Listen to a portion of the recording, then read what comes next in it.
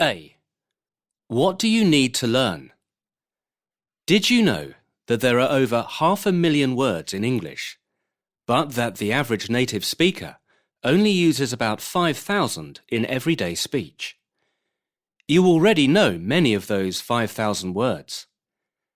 This book will help you to learn many of those that you do not yet know, and it will help you to use them appropriately and accurately. B. What does knowing a new word mean?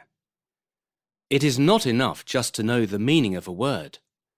You also need to know which words it is usually used with, its grammatical characteristics, how it is pronounced, whether it is formal, informal, or neutral. So when you learn a word, you should make sure that you learn new words in phrases, not in isolation. Notice how words commonly go together. These are called collocations and include adjectives and nouns. For example, rich vocabulary, classical music, common sense. Verbs and nouns. For example, to express an opinion, to take sides. Nouns in phrases. For example, in touch with, a train set, a sense of humour. Words and prepositions. For example, at a loss for words, in particular. Notice special grammatical characteristics of new words. For example, note irregular verbs. For example, undertake, undertook, undertaken. Uncountable nouns. For example, luggage, or nouns that are only used in the plural. For example, scissors. Notice any special pronunciation problems with new words. Check if the word is particularly formal or informal in character. In other words, if it has a particular register. C. How can you help yourself to memorize words? Research suggests that some students find it easier to learn words if they A. learn them in groups, and B. make use of pictures, as shown here. You can group words in any way you like. Topic, grammatical feature, word root, and so on. The unit titles in this book might give you some ideas. D. How can you help yourself learn more words? This book will help you to learn vocabulary in a systematic way. However, you can also help yourself to learn more words and expressions by reading and listening to as much English as possible. Here are some ideas about things you can read or listen to. Websites, recipes, poetry, blogs, audiobooks, radio. For example, BBC World Service, films, magazines, TV, newspapers, fiction, tweets, podcasts, academic or professional literature, songs, sports reports, YouTube, reference material, dictionaries, encyclopedias. Conversations with native speakers. A. Organizing words by meaning. Try dividing your notebook into different broad sections, with sections for words for feelings, words to describe places, words for movement, words for thinking, and so on. Charts and tables of various kinds can help you organize your vocabulary. Here is an example for words connected with music. Instruments: guitar, cello, piano. Types of music: classical, not classic. Folk, not folkloric. World. Verbs: play, strum, a guitar, perform. Related words. Practice, noun. Practice, verb. Track, release, an album. B. Building networks of meaning. A network diagram is useful. It can grow in whatever direction you want it to. The web. Social networks. Unfriend someone. Sign up. Tweet. Surfing. Link. Pop-up. Homepage. Security. Virus. Password. Identity theft. Verbs. Upload. Download. Post. Email. Spam. Junk mail. Forward. C. Collocations and fixed phrases. It is important to know how a word combines with other words, its collocations. Always record the common collocations of a word as you meet them. For example, win, prize, award, medal. Earn, money, a high salary. Gain, time, an advantage. Where a word is often used in a fixed phrase, always record the whole phrase. For example, in a hurry, out of touch, to and fro, now and again. D. Synonyms and antonyms. When you find a synonym, same meaning, or an antonym, opposite meaning, of a word you already have in your book, enter it next to that word with a few notes. For example, urban, antonym or opposite, rural. Stop, synonym, cease. Cease is very formal. E. Organising by word class. Make a note of the word class of a new word, whether it is a noun, verb, adjective, etc. Record words from the same word family together. For example, produce, produce, verb or noun. Product, noun. Productive, adjective. F. Stress. Record where the stress falls on a multi-syllable word, especially if the stress changes between word classes. For example, produce, verb, produce, noun, productive, adjective. A. What a good dictionary tells you. The basics. A good learner's dictionary, in book form or online, can tell you about Pronunciation. This may mean learning some symbols which are different from the letters of the English alphabet. Th. In thick. Th. In then. Ch. In church. Sh. In she. J. In jam. Zh. In pleasure. In ring. A. In bad. O. In top. Or. In form. In put. In about. In up. In bird. Word stress. Often shown by a mark before the syllable to be stressed, or by underlining, or bold type. For example, complicated. Usage.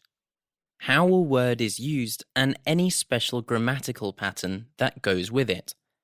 For example, suggest, and clause, not an infinitive.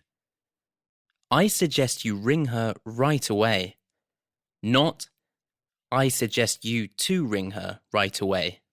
B. Additional information. Synonyms, words of similar meaning, and antonyms, opposites. For example, mislay and misplace, synonyms. Friend, opposite, enemy or foe, antonyms. Collocations, how words go together. For example, the adjective firm is often used in these collocations: firm commitment, firm grip, firm believer. Whether a verb is transitive or intransitive, catch is transitive and must have an object. For example, he caught the ball and threw it back to me. Laugh is intransitive and does not need an object. For example, she laughed when I told her the news. Whether a word is used for people and or things. In this entry for the adjective hurtful in the Cambridge Advanced Learners Dictionary online, we can see that hurtful can be used about what someone says or about someone. Hurtful, adjective, causing emotional pain. That was a very hurtful remark. How can you be so hurtful? Word class, often as abbreviations: N, noun; ADJ, adjective, etc., and whether a noun is countable or uncountable. Information about how words are related to one another through meaning. The Cambridge Advanced Learners Dictionary online allows you to see a visual display of the networks of meaning for a word. As in this display for the adjective fascinating. The visual thesaurus shows related adjectives. Fascinating, entrancing, enthralling, enchanting, captivating, bewitching. Fascinating, absorbing, engrossing, gripping, riveting. The adjectives are grouped according to meaning. This can be very useful when you are writing. If you want to vary your use of adjectives, you can look up the related adjectives to see which one, or ones, most closely expresses or express the meaning you need. A. Working out meaning from context. There are a number of clues you can use to help you understand the meaning of an unfamiliar word. The context in which the word is used. Visual clues. For example, a picture in a book or film footage in a TV news broadcast. Your own background knowledge about a situation. For example, if you already know that there has just been an earthquake in a big city, then you will find it easy to understand the word earthquake when you hear a news broadcast about it. The words around the unfamiliar word. For example, Tara picked one tall yellow gladiolus to put in her new vase. Even if you have never seen or heard the word gladiolus, it is clear from the context that it is a type of flower. Grammatical clues.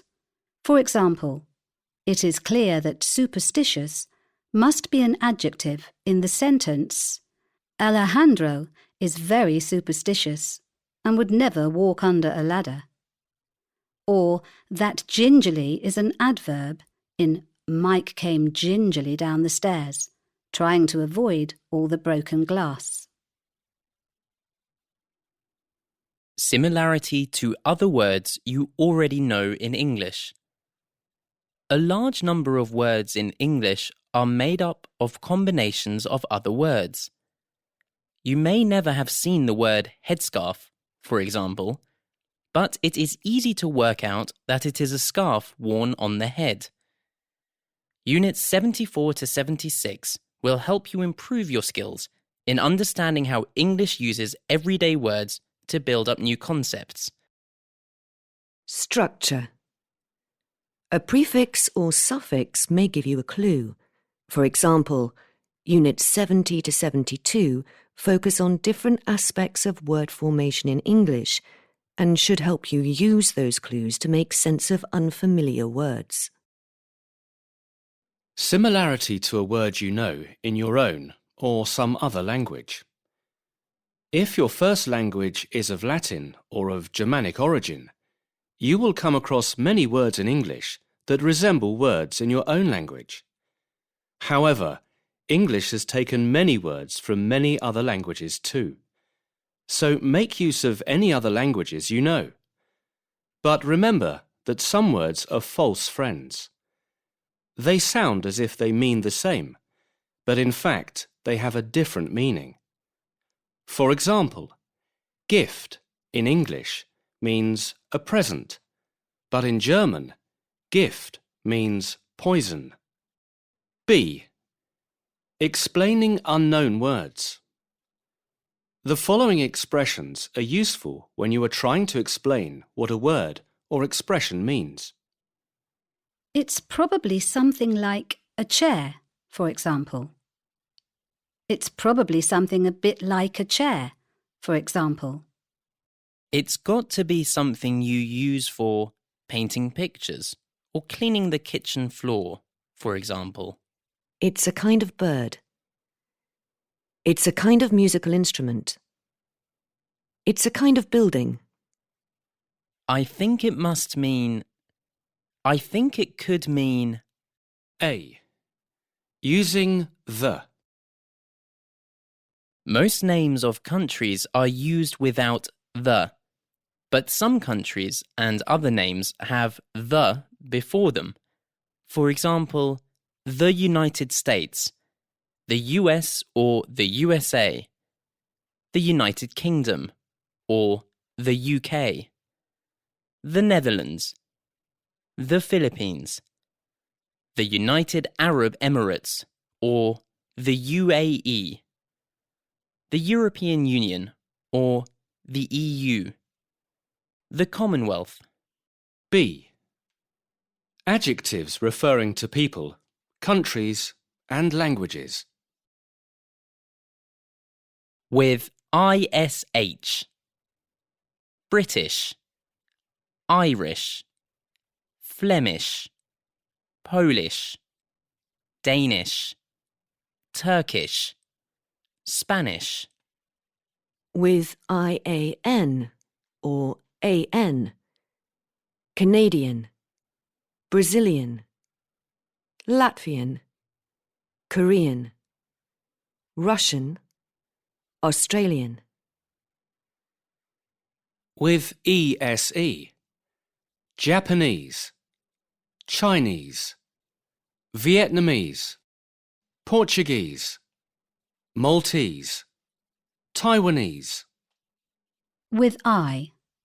Israeli, Iraqi, Kuwaiti, Pakistani, Yemeni, Bangladeshi. With IC. Icelandic, Arabic, Slavonic. Some adjectives are worth learning separately. For example, Swiss, Thai, Greek, Dutch, Cypriot. C. Nationalities. Some nationalities and cultural identities have nouns for referring to people. For example, a Finn, a Swede, a Turk, a Spaniard, a Dane, a Briton, an Arab, a Pole. For most nationalities, we can use the adjective as a noun. For example, a German, an Italian, a Belgian, a Catalan, a Greek, an African, a European. Some need woman or man or person added to them. You can't say a Dutch. So if in doubt, use them. For example, a Dutchman, a French woman, an Irish person, an Icelandic man. D. World regions. The Arctic, Scandinavia, North America, Asia, Europe, the Mediterranean, Central America, the Caribbean, North Africa, the Middle East, the Far East, East Asia, the Pacific, the Atlantic, South America, Southern Africa, the Indian Ocean, Australia, the Antarctic, Antarctica. Regional groups and ethnic groups. People belong to ethnic groups and regional groups, such as African Caribbean, Asian, Latin American, North African, Scandinavian, Southern African, European, Arabic. These can be used as countable nouns or as adjectives. Many Europeans enjoy travelling to the Far East to experience Asian cultures.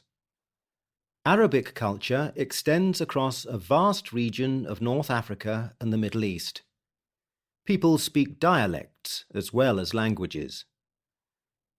Everyone has a native language or first language, sometimes called mother tongue. Many have second and third languages. Some people are expert in more than one language and are bilingual or multilingual. People who only know one language are monolingual. A. Cold weather. In Northern Europe, daytime temperatures are often quite mild, even in late autumn. The days are often misty, foggy and damp. Soon winter arrives with frost, icy roads and severe weather, including heavy snow. As people expect the weather to be bad, they try and keep warm so they don't freeze. Freezing weather may continue in the far north until May or even June, when the ground starts to thaw and the ice melts again. B. Warm or hot weather. In a tropical climate, the weather is often stifling, muggy and humid. In other hot climates, there may be boiling hot days and heat waves may be common. C. Wet weather. Shower, heavy rain, pour down, torrential rain, flood. This wet weather scale gets stronger from left to right. Shower, noun. Heavy rain. Pour down, verb, or downpour, noun. Torrential rain.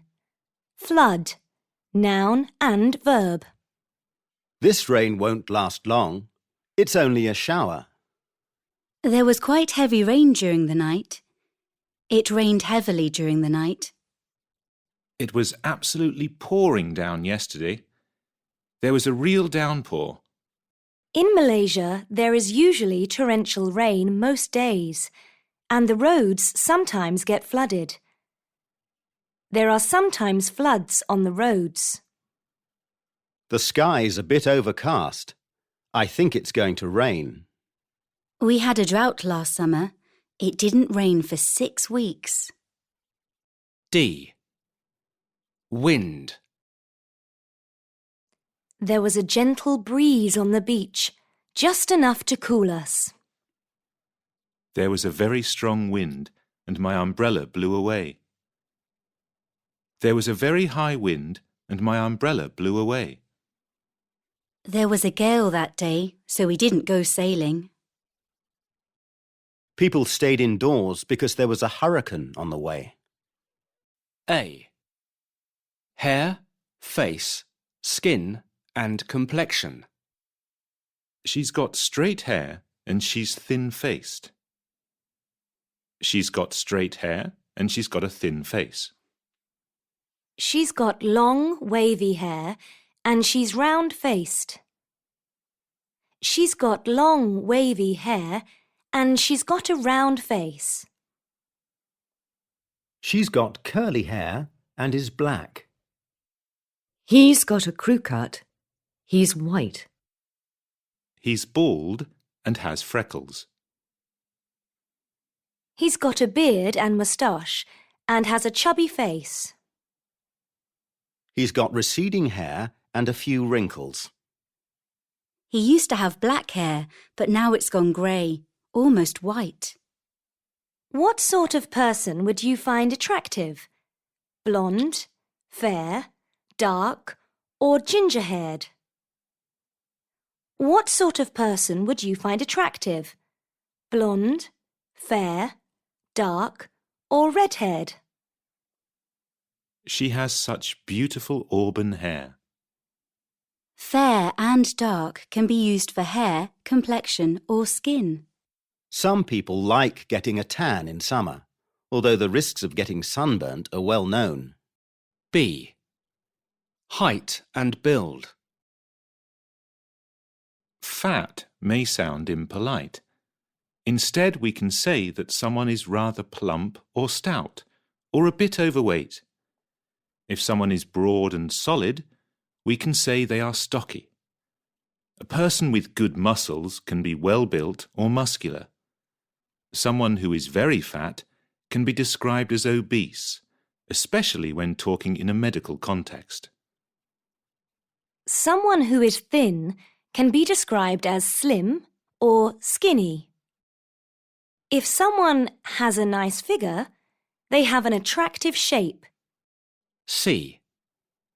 General appearance. She's a very smart and elegant woman, always well dressed. Her husband is quite the opposite. Very scruffy and untidy looking. Very scruffy and messy looking. Chloe looked stunning in her red dress.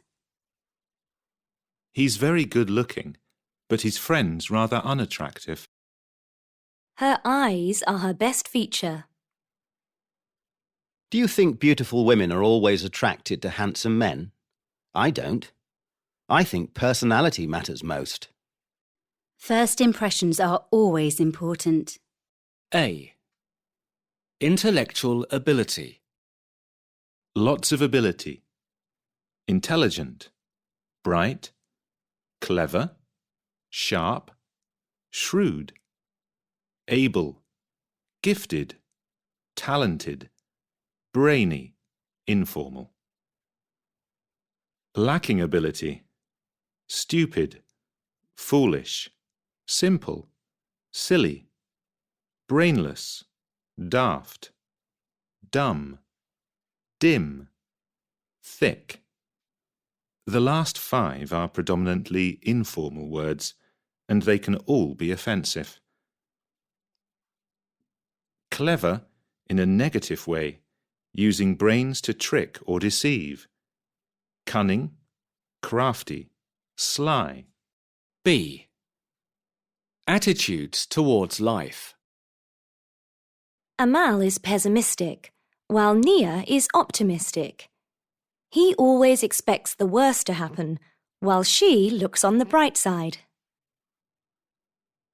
It is strange that one of the twins is so extroverted while the other is so introverted. Ben loves being the focus of attention, while Jake prefers to be alone with his thoughts. I feel very tense after a very busy day at work, but after a hot bath, I'll soon feel relaxed. I feel very wound up after a very busy day at work, but after a hot bath, I'll soon feel relaxed. I feel very stressed out after a very busy day at work, but after a hot bath, I'll soon feel relaxed. Eva is very sensible. She'd never do anything stupid. In other words, she's very practical and down to earth. Roberto is very sensitive. He gets very upset. Or worked up, more informal, if he feels people are criticising him. C. Attitude towards other people. Enjoying others' company. Sociable. Gregarious. Disagreeing with others. Quarrelsome. Argumentative. Taking pleasure in others' pain. Cruel. Sadistic. Relaxed in attitude to self and others. Easygoing. Even-tempered. Laid back. Not polite to others. Impolite. Rude. Ill-mannered. Discourteous. Telling the truth to others. Honest. Trustworthy. Reliable. Sincere. Unhappy if others have what you do not have yourself. Jealous. Envious. D. One person's meat is another person's poison. Some characteristics can be either positive or negative, depending on your point of view. The words in the right-hand column mean roughly the same as the words in the left-hand column, except that they have negative rather than positive connotations. Positive associations. Determined. Negative associations. Obstinate. Stubborn. Pig-headed. Thrifty. Economical. Stingy. Mean. Tight-fisted. Miserly. Self-assured. Confident. Self-important. Arrogant. Full of yourself. Unconventional. Original. Eccentric. Odd. Peculiar. Weird. Frank. Direct. Open. Blunt. Abrupt. Brusque.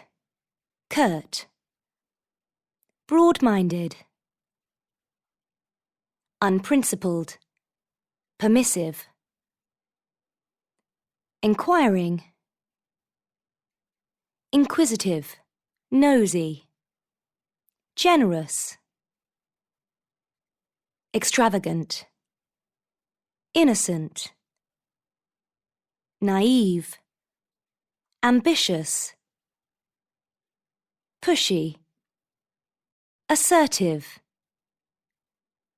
Aggressive. Bossy. A. Positive and negative qualities. Positive. She has a heart of gold. He's as good as gold. Negative. She's as hard as nails. He's a nasty piece of work. Note also, her heart's in the right place. He's such an awkward customer. She's a pain in the neck. Nobody likes her. He gets on everyone's nerves. B. Idioms based on head. You can learn idioms by associating them with a key word or words. Two of the idioms in A, for example, are based on gold and two on heart. Here is a set of idioms describing people based on the word head. To have your head screwed on. To have a head for heights. To have a head like a sieve. To have a good head for figures. To have your head in the clouds. To be head and shoulders above someone. To bury your head in the sand. To keep your head. C. How people relate to the social norm. She's a bit of an oddball. He's really over the top. He's gone round the bend, if you ask me. My politics are very middle of the road. D. Who's who in the class? Idioms for people in the classroom. Sam's teacher's pet. Laura's top of the class. Harry is a real know-all. Ali's a bit of a big head. Anna's a lazybones. The last three idioms are used of people outside the classroom situation too. A. Types of relationship. Are you and Holly best friends? She's a good friend.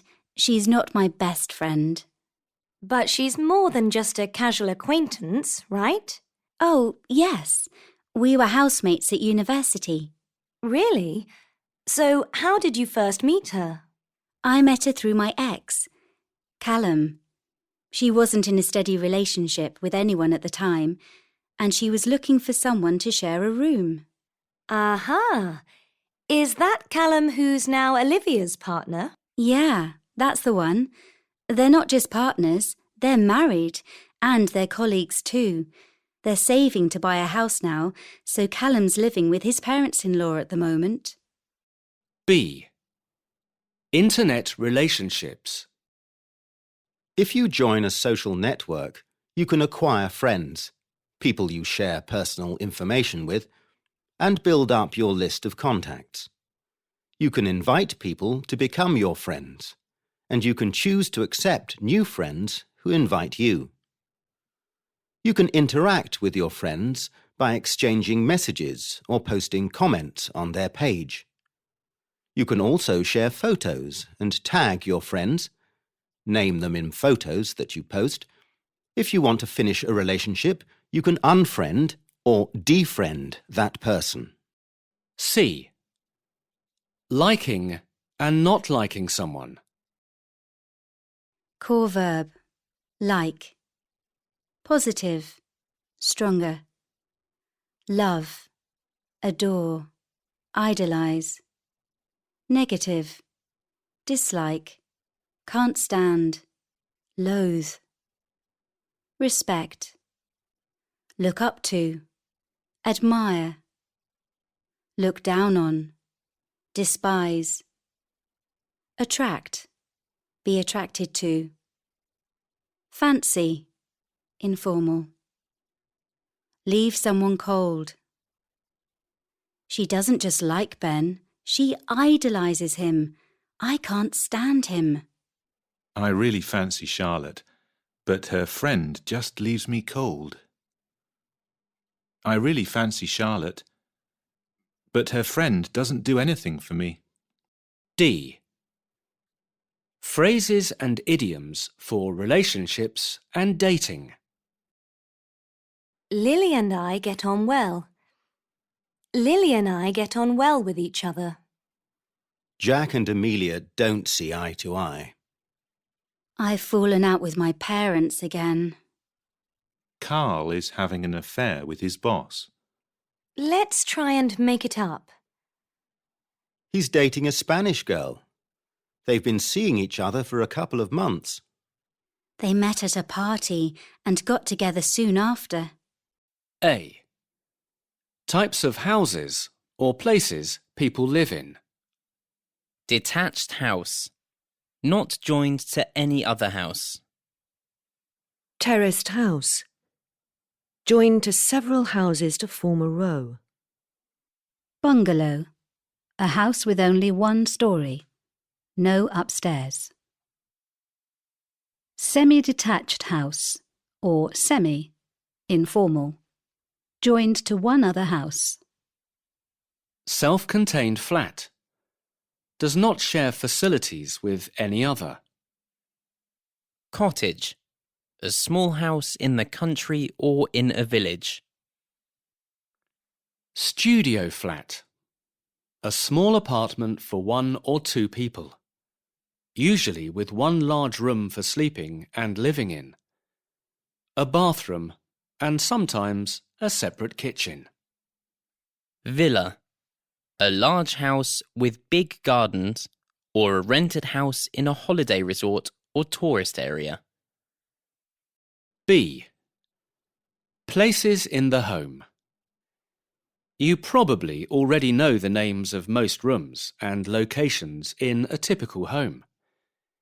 Here are some less common ones and what they are for. Master or main bedroom. The largest, most important bedroom.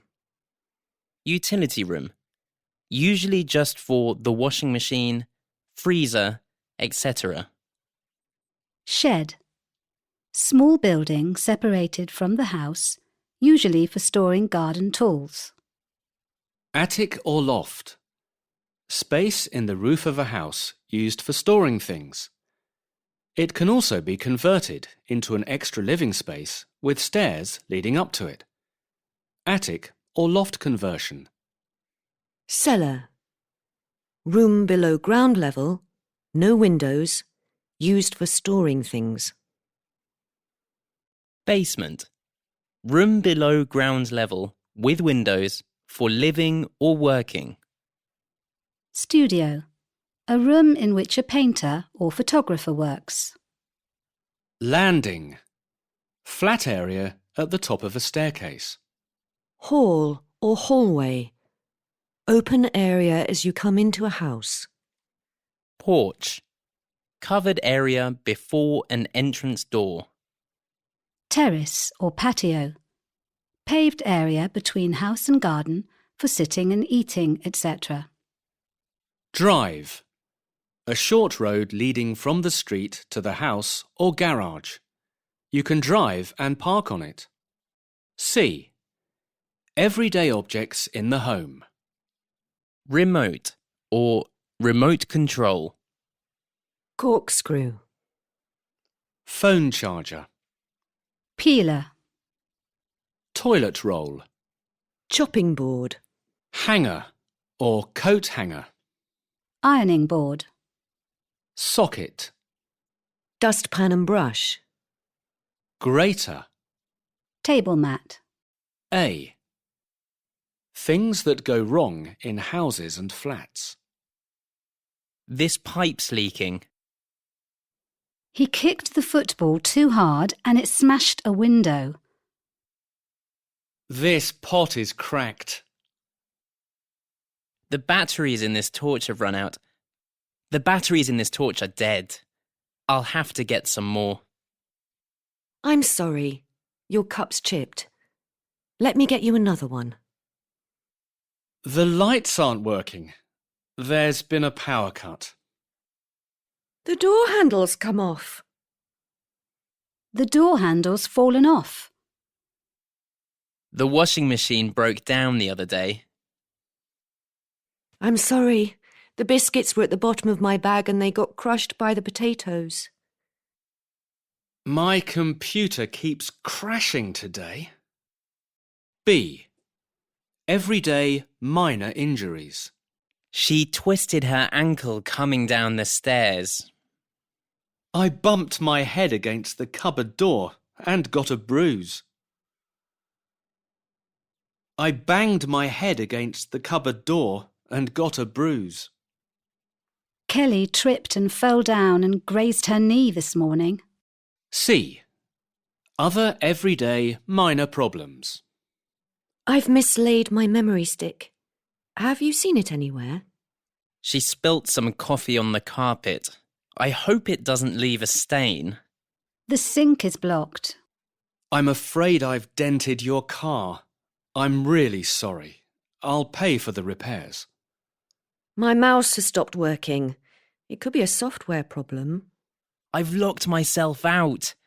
Can I use your phone to ring my wife? The car won't start. I hope it's nothing serious. Perhaps the battery's flat. The kitchen clock's slow. What time do you make it? The kitchen clock's fast. What time do you make it? The kitchen clock's stopped. What time do you make it? A. Disasters and tragedies. Earthquake. Flood. Drought. Volcano. Famine. Landslide. Epidemic. Explosion. For example, a bomb. Major accident or incident. For example, a plane crash. Hurricane. Or tornado. Or typhoon. Or tropical storm. War or civil war.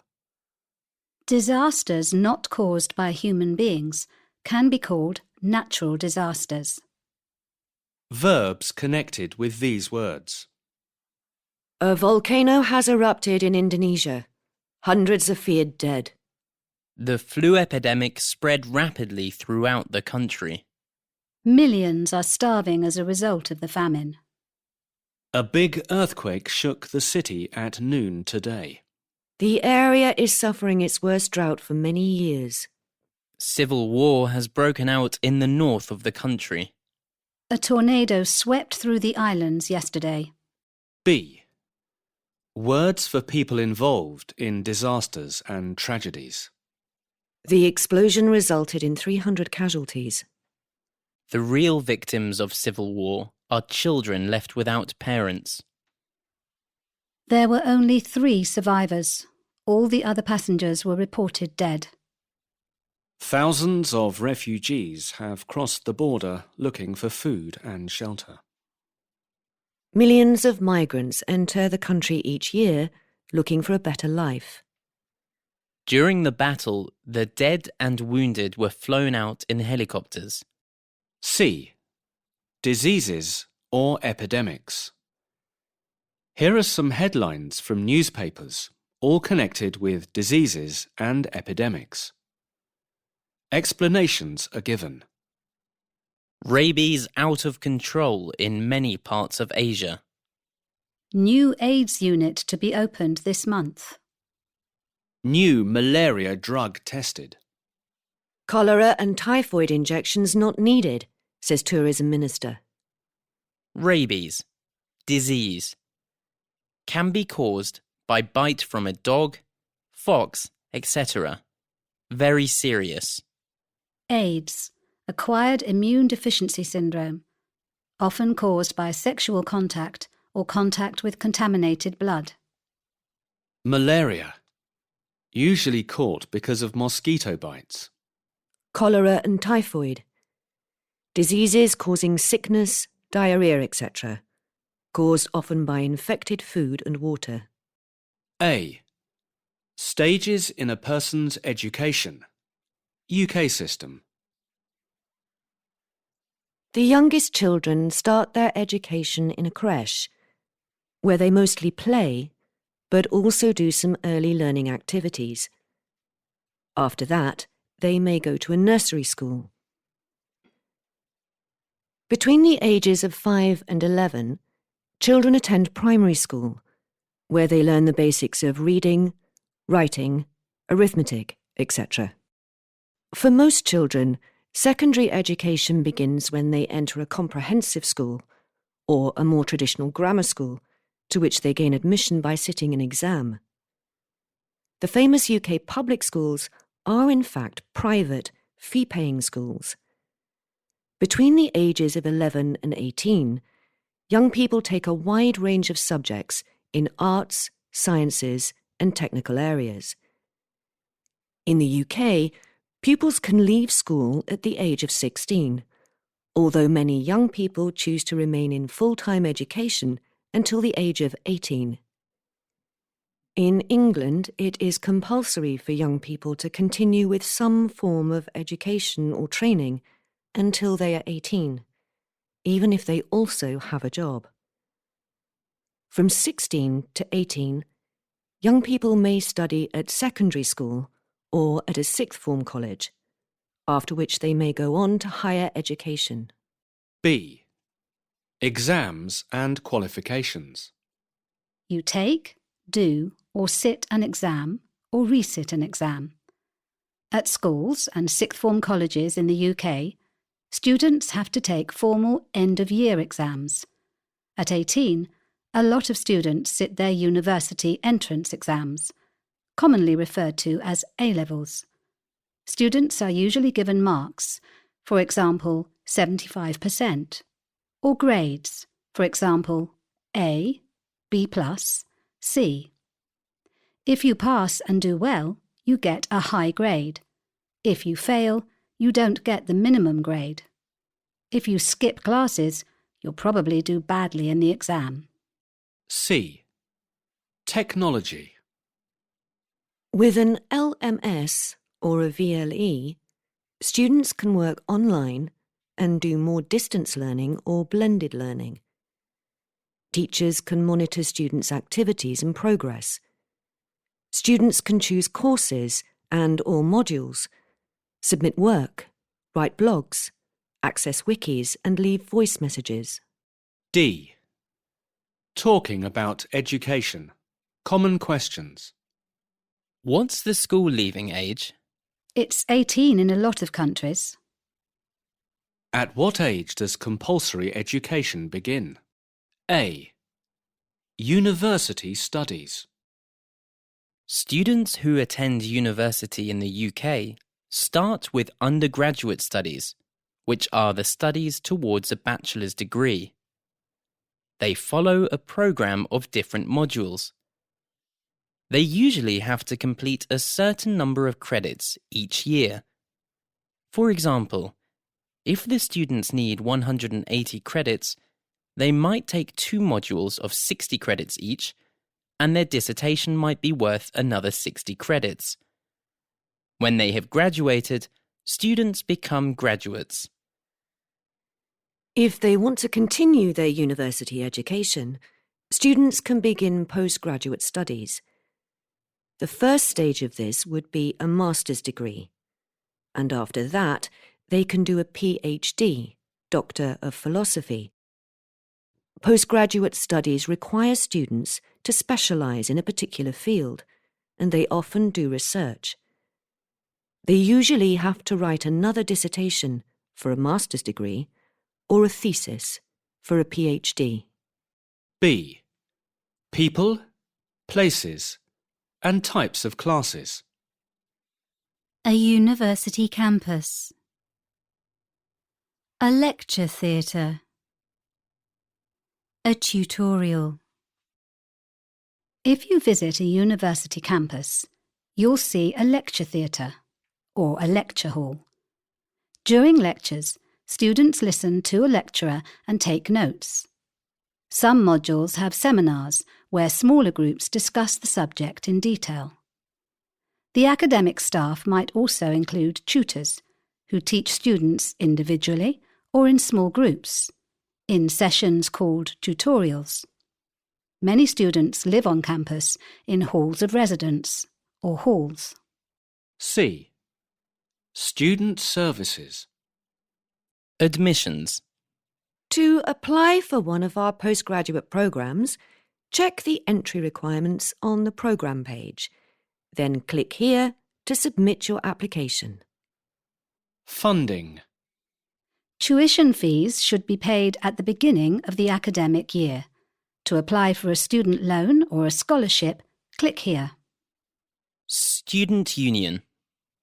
Visit our Student Union page to find out more about student societies and clubs. A. Jobs in a workplace. Director. Executive.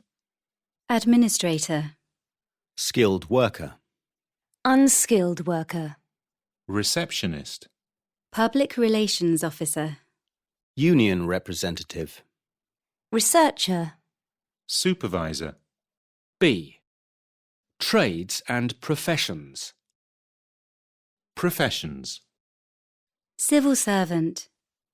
Scientist. Physiotherapist. Designer. Economist. Judge. Lecturer. Ambassador. Banker. Trades. firefighter, childminder, electrician, carpenter, plumber. C. Collocations of words connected with work. It's not easy to get work round these parts. It's not easy to find work round these parts. I've been offered work in Paris. I've been offered a job in Paris. What do you do for a living? I'm in publishing. What do you do for a living? I'm in banking. It's hard to make a living as a freelance writer. She's not prepared to take on that job. Hours of work. To do shift work or to work shifts. To be on flexi time. To work 9 to 5. Not working. To go or be on strike. To get the sack. To be fired. More formal than get the sack. Often used in direct speech. You're fired. To be made redundant. To be laid off. More informal than made redundant.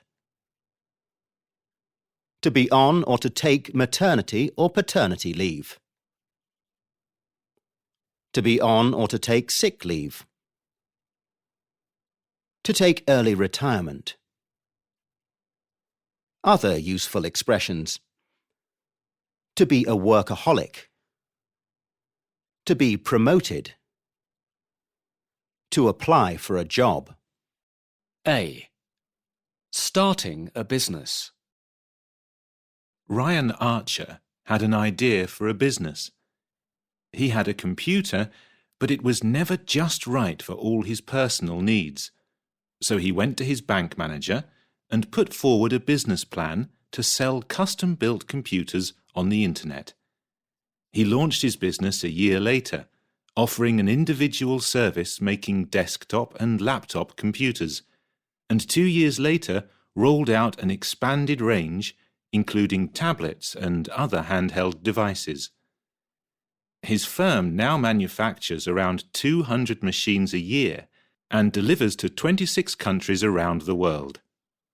Ryan said, "It's all about personal service and customer care. This was our priority from the start. We didn't really do any proper market research, and we weren't sure if such machines would sell, especially during a recession. But I felt there were enough potential customers to make it worth the risk. I was right. Soon, designers, scientists, academics, and other professional people were requesting personalized machines, and our order books were full." Going forward, Archer plans to expand the business further, and a new range of machines will launch next year. B. Common business English phrases and collocations. The CEO of a big corporation gave us these tips for success in business. Do business in the markets you know best before trying to enter new ones. It may be difficult to access new markets. Build contacts, that's the secret. You may not make a profit immediately. Be patient. You will probably face stiff competition, so make sure your product is the best. Get regular feedback from your employees and customers. They know best. A. Some sports whose names you may not know. Hang gliding. Bowling or 10-pin bowling. Fencing. Show jumping. Windsurfing. Snowboarding. Scuba diving. Snooker, pool or billiards. Motor racing. Archery. B. Equipment. What you hold in your hand. Golf, club, squash, tennis and badminton, racket, darts, dart. Archery, bow. Cricket, table tennis and baseball, bat. Ice hockey and field hockey, stick. Snooker, pool and billiards, cue. Canoeing, paddle. Rowing, oar. Fishing, rod or line. C. Athletics. Discus, throw. Javelin, high jump. Long jump. Gymnastics. Pole vault. She's a great sprinter. He's a great long-distance runner. For example, 5,000 metres. He's doing a marathon next month. D. Competition in sport. She set a new Olympic record last year. He holds the record for the 100 metres breaststroke. England qualified for the World Cup but got knocked out in the third round. Our team made it to the semi-final, but then we were beaten. Our team reached the semi-final, but then we were beaten. Most sports are very competitive these days. She felt proud as she held the trophy in her hands. Players who disagree with the referee set a bad example to the spectators and to their fans. E. People who do particular sports. ER can be used for many sports. For example, footballer, swimmer, etc. Player is often necessary. For example, tennis player, squash player. Some names must be learnt separately. For example, canoeist, mountaineer, jockey, archer, not archerer, gymnast. A. Art and the arts. Literature. Biographies. Novels. Short stories. Drama. Poetry.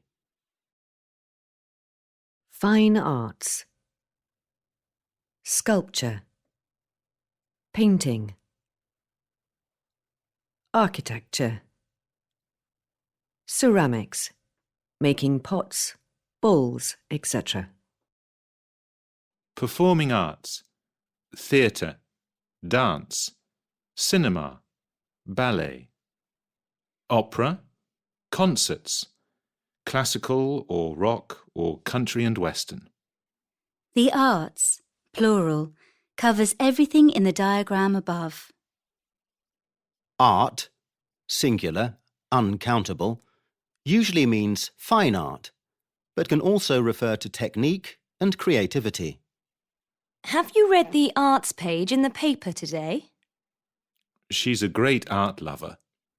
Shakespeare was skilled in the art of poetry. Ask Sarah to help you decorate your room. She's very artistic. A work of art, plural equals works of art, is an object made by a skilled artist, typically a painting, drawing, or statue. The phrase arts and crafts is used to refer to the skills of making objects such as decorations, jewellery and furniture by hand. B. Types of art and artists. This is a sculptor. He's creating a statue. His type of art is called sculpture. This is a potter. She's throwing a pot. Her type of art is called pottery. Henry is an architect. He's designing a building. His type of art is called architecture. An abstract painting involves shapes and colours, rather than images of real people or things. A portrait is a painting of a person. A landscape is a painting of a scene in the countryside. A still life is a painting of a set of objects that do not move, usually fruit or flowers. An original painting is one produced by the painter himself or herself, rather than a copy or reproduction. C. Literature. Lisa O'Donnell is one of the country's most popular novelists. She has written a series of romantic novels, all with a historical setting. These have all been bestsellers, although the critics complain that her plots are predictable and her characters are not very realistic.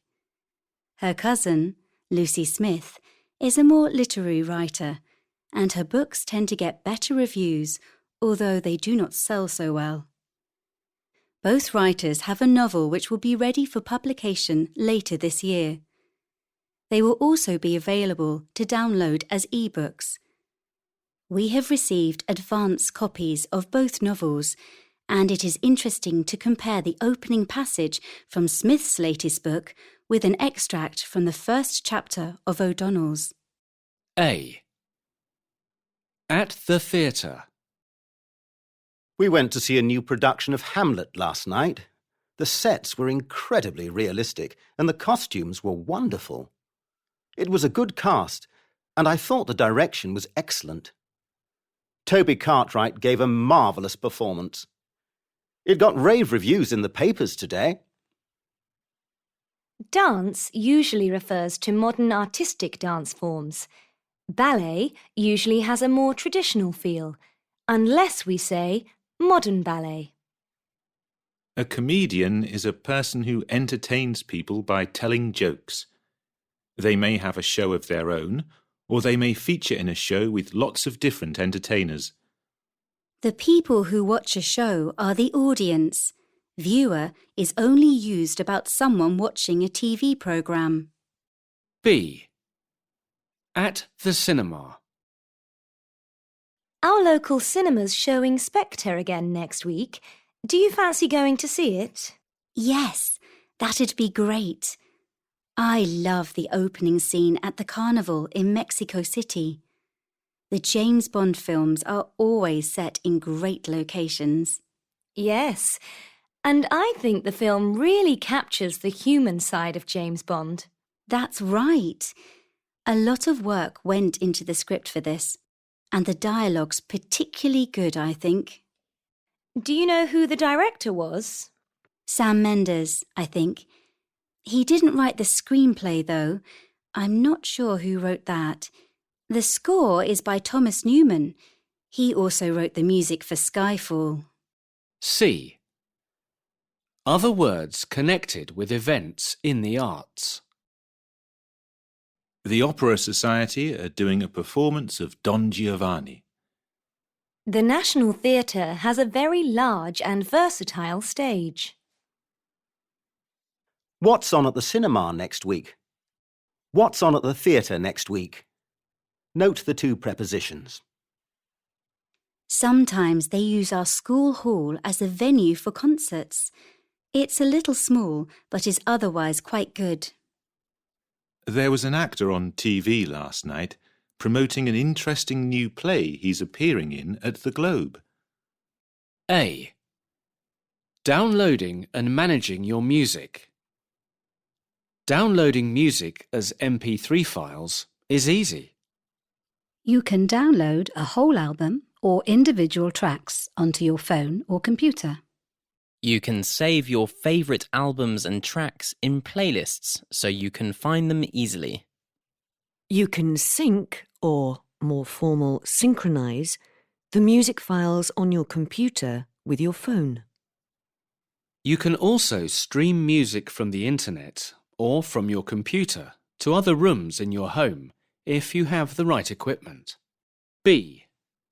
A typical rock band. She's lead singer in a rock band. One of her brothers plays lead guitar, and her other brother is a keyboard player, so it's a real family band. What would you rather play in a band, drums or bass? I could never be a drummer, but I think I could become a fairly good bass guitarist. Bass. Singer. Drums. Guitar. Keyboard. C. Types of music. My family all have different tastes in music. My sister Nikki loves classical music. My uncle Ben's a folk fan, and my father loves jazz. I like R&B and hip-hop. I even compose a bit of rap myself. My older brother is into the Beatles and other 60s music. My mother loves film soundtracks, but I just find them uninteresting. One type of music I can't stand is the canned music you get in supermarkets and airports. It drives me crazy. D. Collocations for musical activities. She plays the guitar, but she doesn't read music. She plays by ear. She's got a good ear. She can pick out a tune on almost any instrument. She's a very talented musician. You can make music in lots of ways. You don't need to be a trained musician to enjoy music to the full. A. Talking about flavours and tastes, adjectives and some opposites. Hot, spicy. For example, curry. Opposite, mild, bland, salty, sugary, sickly, savoury, sour, bitter, tasty, opposite, tasteless, Moorish. I love spicy food, especially curries. The hotter the better. My sister prefers mild curries. Those cakes are too sugary for me. They have a sickly taste. They had some delicious savoury snacks at the party. They were very Moorish. The breakfast buffet was very poor quality. The coffee tasted bitter and the fruit juice was sour. The food on the plane was bland and tasteless. It was like eating cardboard. B. Appearance, presentation, and quality of food. This meat is overcooked, or overdone, or undercooked, or underdone. I'm afraid this mango is a bit unripe. They're not really in season at the moment. This butter has gone off. I think we should throw it out. I don't feel like anything heavy. I just want something light. A salad would be fine. British cooking can be very stodgy. Zoe will only buy organic fruit and vegetables. We should try to have a balanced diet without too much or too little of any particular thing. A diet of junk food can cause long-term health problems. Processed food in general is not good for you. C. Eating out. At most good restaurants, you usually have to book a table or make a reservation beforehand. If something happens or you are ill, you may need to cancel the booking or reservation. In the UK, a meal in a restaurant is typically 3 courses: a starter, a main course, then a dessert. You can often order side dishes. Some restaurants may have a set menu, or you can order individual dishes called ordering à la carte. Restaurants often have specials advertised on a board. They often cater for vegetarians, non-meat eaters, and vegans. D. Eating at home. Right, there's more soup. Who wants seconds? Oh, yes, please. It was absolutely delicious. There's bread here. Just help yourself. Thanks. Be sure to keep a bit of room for some pudding. Can I refill your glass? Ah, yes, thank you. Say when. When? That's fine. Thanks. A. Geographical features. You have to be careful about the use of the with geographical features.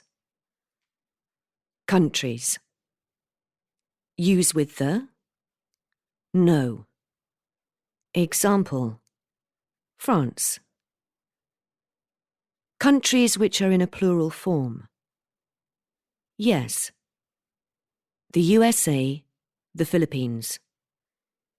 Individual mountains. No. Mount Everest. Mountains in the Bernese Oberland.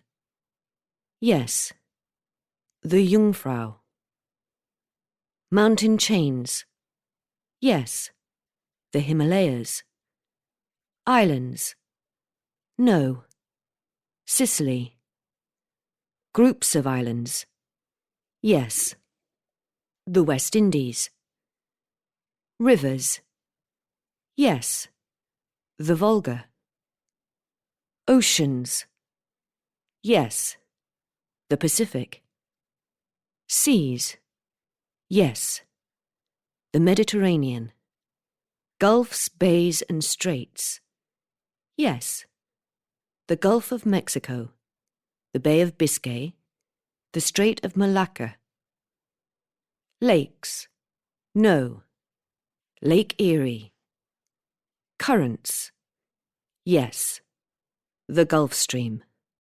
B. Geographical features in Iceland. Iceland, an island republic in the North Atlantic. The landscape consists largely of barren plains and mountains with large ice fields, particularly in the southwest. The island has active volcanoes and is known for its thermal springs and geysers. With less than 1% of the land suitable for growing crops, the nation's economy is based on fishing, and fish products account for 80% of the exports. Area, 103,000 square kilometers. Population, 318,000. Capital, Reykjavik. C. The sea, rivers and mountains. Where land meets sea. Coast. Shore. Beach. Words connected with rivers. Valley. Gorge. Stream. Words connected with mountains. Foot. Ridge. Peak. Summit. Glacier. Cape. Cliff. Bay. Peninsula. Source. Waterfall. Tributary. Mouth. Delta. Estuary. A. The problems and their causes.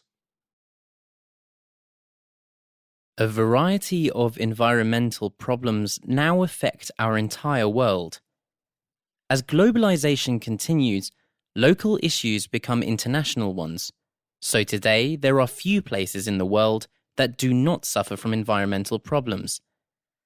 Some of the major problems now affecting the world are acid rain, air pollution, global warming, hazardous waste, ozone depletion, smog, water pollution, overpopulation, and rainforest destruction.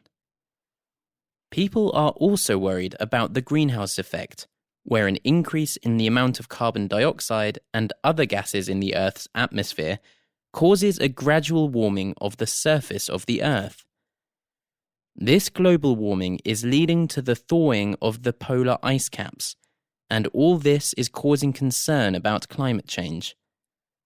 Both human behavior and climate change have led to many animal and plant species becoming endangered or even extinct. B. Dealing with the problems. Worldwide efforts are being made to improve the situation. Green parties and green or ecological policies are mainly concerned with protecting the environment. Conservation organisations are developing nature reserves where plants and animals are protected. Some farmers produce organic food, which avoids the use of harmful chemicals. More companies try to behave in a way that is environmentally friendly or ecologically sound. Societies attempt to dispose of waste in a more responsible way by, for example, recycling as much as possible. People aim to reduce their carbon footprint by using cars less, so that they cut down on their use of fossil fuels, for example. C. Word families. Noun, globalization. Verb, globalize. Adjective, global. Adverb, globally.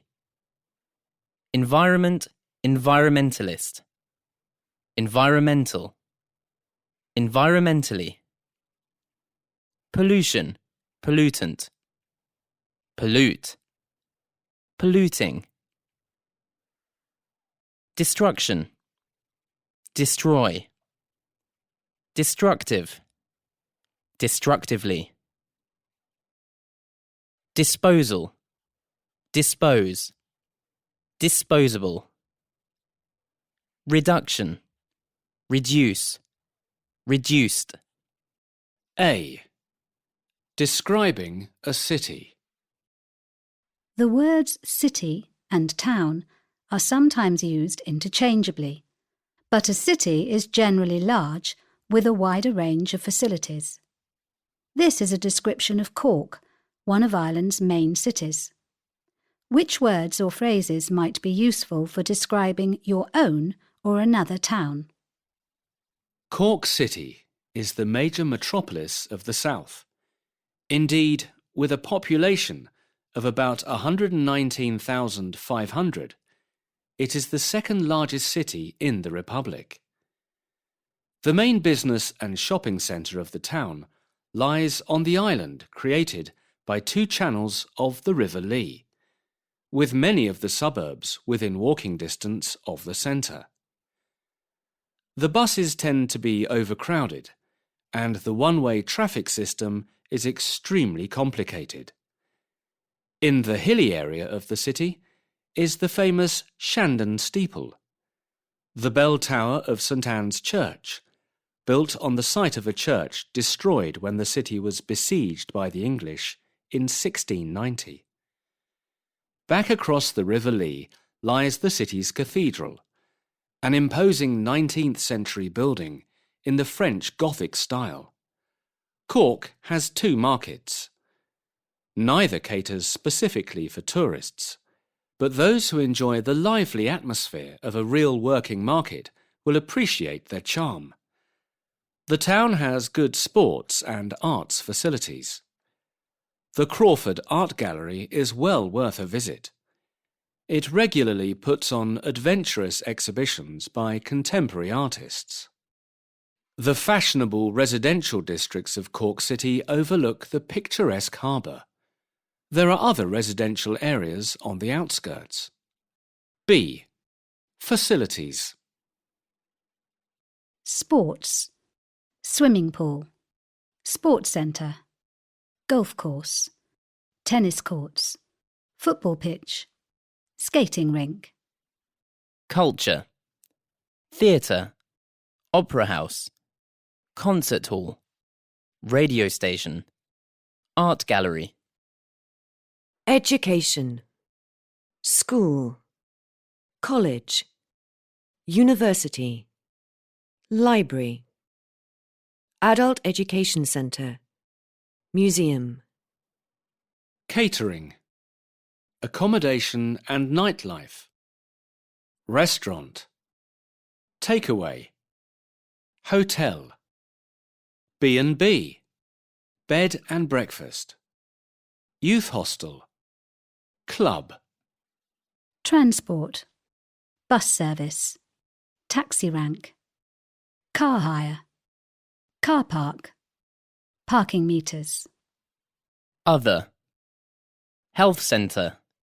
Law courts. Registry office. Citizens Advice Bureau. Job centre. Department store. Chemists. Garden centre. Police station.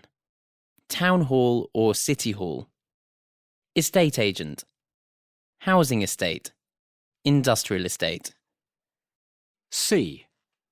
Problems in cities. Problem. Traffic jams. Effect. Traffic very slow. Commuters get very stressed. Cause. Too much traffic, especially in the rush hour. Slums. Housing in a bad condition. Poverty. People don't have money to spend on housing. Vandalism. Pointless destruction of property. Poverty. Lack of hope. Overcrowding. Difficult living conditions. Too many people living in one place. Pollution. Deterioration in health. Traffic and industrial. D. Adjectives to describe a city. Picturesque. Historic. Spacious. Elegant. Magnificent. Lively. Deserted. Bustling. Packed. Filthy. Run down. A. Birds and animals. Wing. Beak. Eggs. Nest. Feather. Whiskers. Fur. Claws. Paw. Tail. Mane. Hoof. Horns. B. Flowers and trees. Petals. Pollen. Bud. Thorn. Leaf. Stem. Bough. Twig. Roots. Leaves. Branch. Bark. Trunk. C. Specific animals. Here are the English names of some creatures that you may not know. Frog, whale, shark, bat, worm, deer, singular and plural, owl, fox, snail, crab, pigeon, peacock, seal. D. Some verbs and collocations for talking about processes in nature. Our apple tree flowers in April. Our apple tree blossoms in April. Let's pick some flowers. These birds lay their eggs on the ground. Bees collect pollen from flowers to make honey. Some verbs can be intransitive, no object, or transitive, with an object. These flowers grow very quickly. We grew some tomatoes in our garden last year. These animals breed in the spring. My neighbour breeds Burmese cats and sells them. A. Some items of clothing. At this level, you probably already know most of the everyday words for clothes. Here are some items of clothing, or parts of them, which are perhaps less familiar. Pyjamas. Collar. Zip. Hoodie. Cuff. Hood. Sleeve. Hem. Badge. Bikini. Belt. Buckle. Bra. Laces. Heel. Sole. Helmet. Slippers. B. Verbs associated with clothing. Can I try on these grey shoes in the window? I love dressing up for parties, as I normally wear jeans. The skirt is too tight and too short. It needs letting out and letting down. The dress is too loose and too long. It needs taking in and taking up. He changed out of his weekend clothes into his uniform. Red usually doesn't suit people with ginger hair.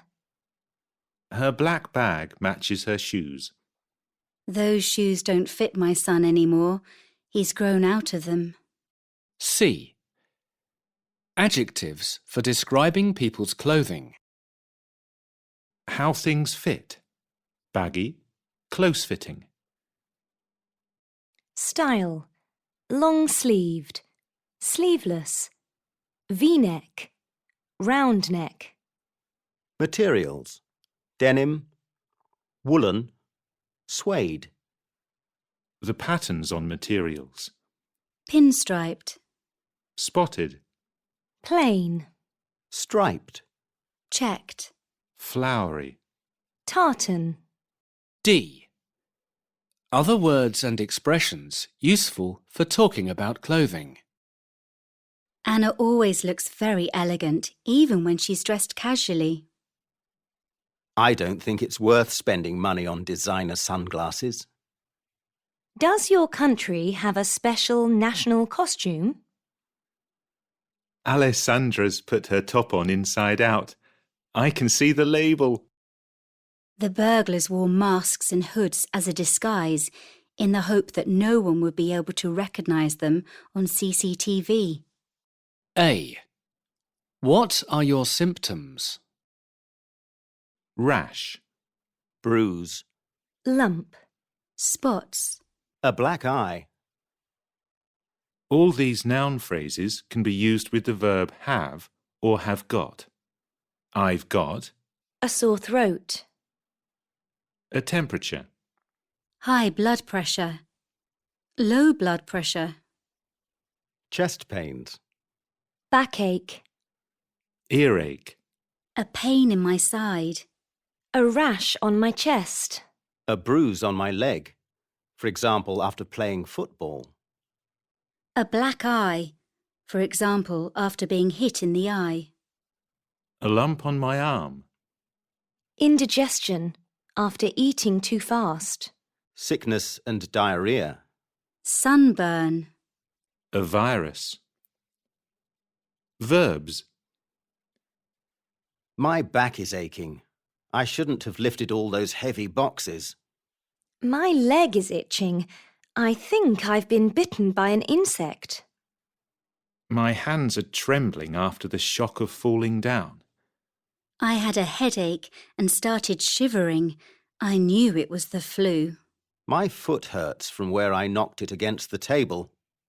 I had a cold and it took me 2 weeks to get over it. Adjectives: I feel sick. I feel breathless. I feel dizzy. I am depressed. I am exhausted. I am stressed. Other expressions: I've lost my appetite. I've lost my voice. I think I've picked up a bug somewhere. I've broken my wrist. I've sprained my ankle. I've dislocated my shoulder. She died of a heart attack. He contracted AIDS. My uncle suffered a stroke. B. What does the doctor prescribe? Take a teaspoonful of medicine last thing at night. We'll get the nurse to put a bandage on your wrist. You'll need to have some injections before you go to the Amazon. I'm afraid you're going to need an operation. You'll have to have your leg put in plaster until the break mends. I'm going to give you some tablets. Take one in the morning and one at night. A. A history of health technology. Ancient Egypt. The earliest crutches were in use. Middle Ages. Spectacles, probably invented by Arab scientists, were used to correct vision. 1500 to 1600. The first wheelchairs were developed. 1800 to 1900. 1804. The first general anaesthetic was used in an operation in Japan. 1896. X-rays were first used in medicine. 1960 to 1970, the first contact lenses were manufactured. B. The present day. Medical technology has made rapid advances in recent decades. Nowadays, a vast range of devices is available. People with hearing difficulties wear sophisticated hearing aids. People with heart problems wear tiny pacemakers. Artificial hips and knees are common and are highly efficient. People who have lost an arm or a leg can have a prosthetic leg or a modern robotic arm and hand, which they can use to pick things up like a natural hand. Eyesight problems can be corrected by laser surgery. C. The future. A recent TV documentary predicted the following developments in medical technology. Scanners which can identify health problems at an early stage will become more and more sophisticated. Diagnosing illnesses from a distance. Patients will sit at their home computers, describe their symptoms, and send information automatically to their doctor. For example, their blood pressure or body temperature, using instruments such as thermometers connected to their computer. Computers and huge databases will provide doctors with more and more information and the tools to treat diseases. Keyhole surgery will become more common. It will not be necessary to cut open a person's body to operate on them. A. Diet. Some types of food are considered to be good for our health. Others can cause long-term health problems if they are consumed in large quantities. Here are some examples.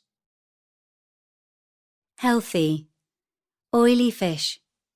For example, salmon, fruit and nuts, wholemeal bread.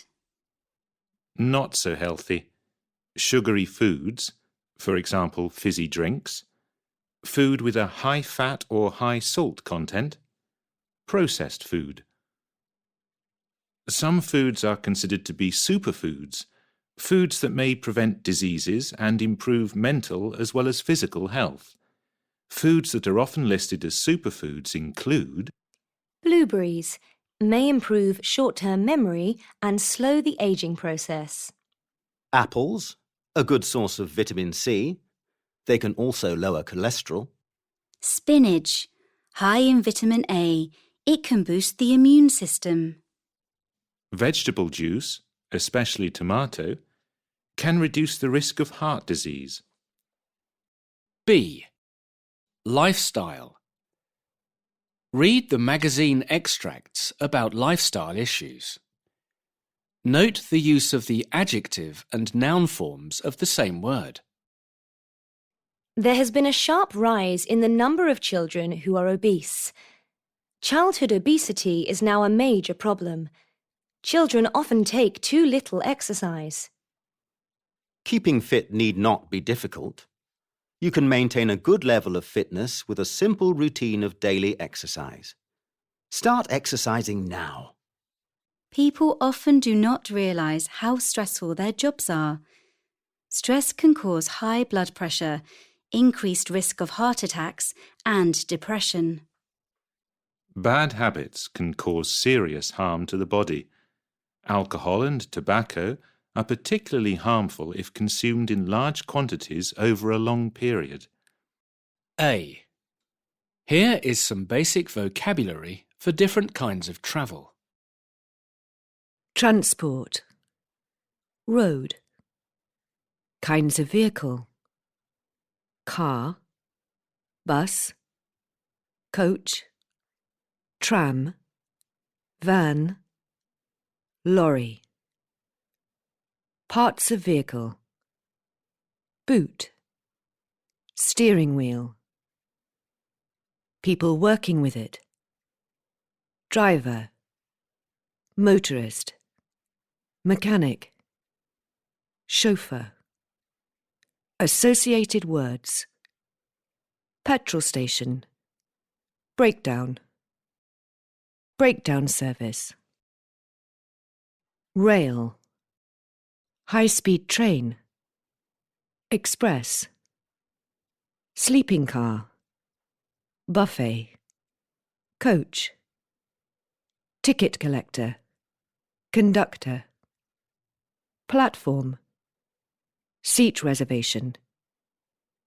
Sea, liner, ferry, yacht, deck, bridge, gangway, captain, steward or stewardess, port, cabin, cruise. Air, aircraft, jumbo jet, helicopter, cockpit, wings, aisle, ground staff, cabin crew, air traffic controller, duty-free shop, terminal, runway, security. B. Journey, trip, travel, voyage. A trip is usually shorter than a journey. We had a long journey by coach from the north to the south of the country. We usually say business trip, not business journey. We took a trip to the beach last weekend. We went on a trip to the beach last weekend. Go on a trip suggests an organised short excursion, whereas take a trip or have a trip could be something you do yourselves in your own car.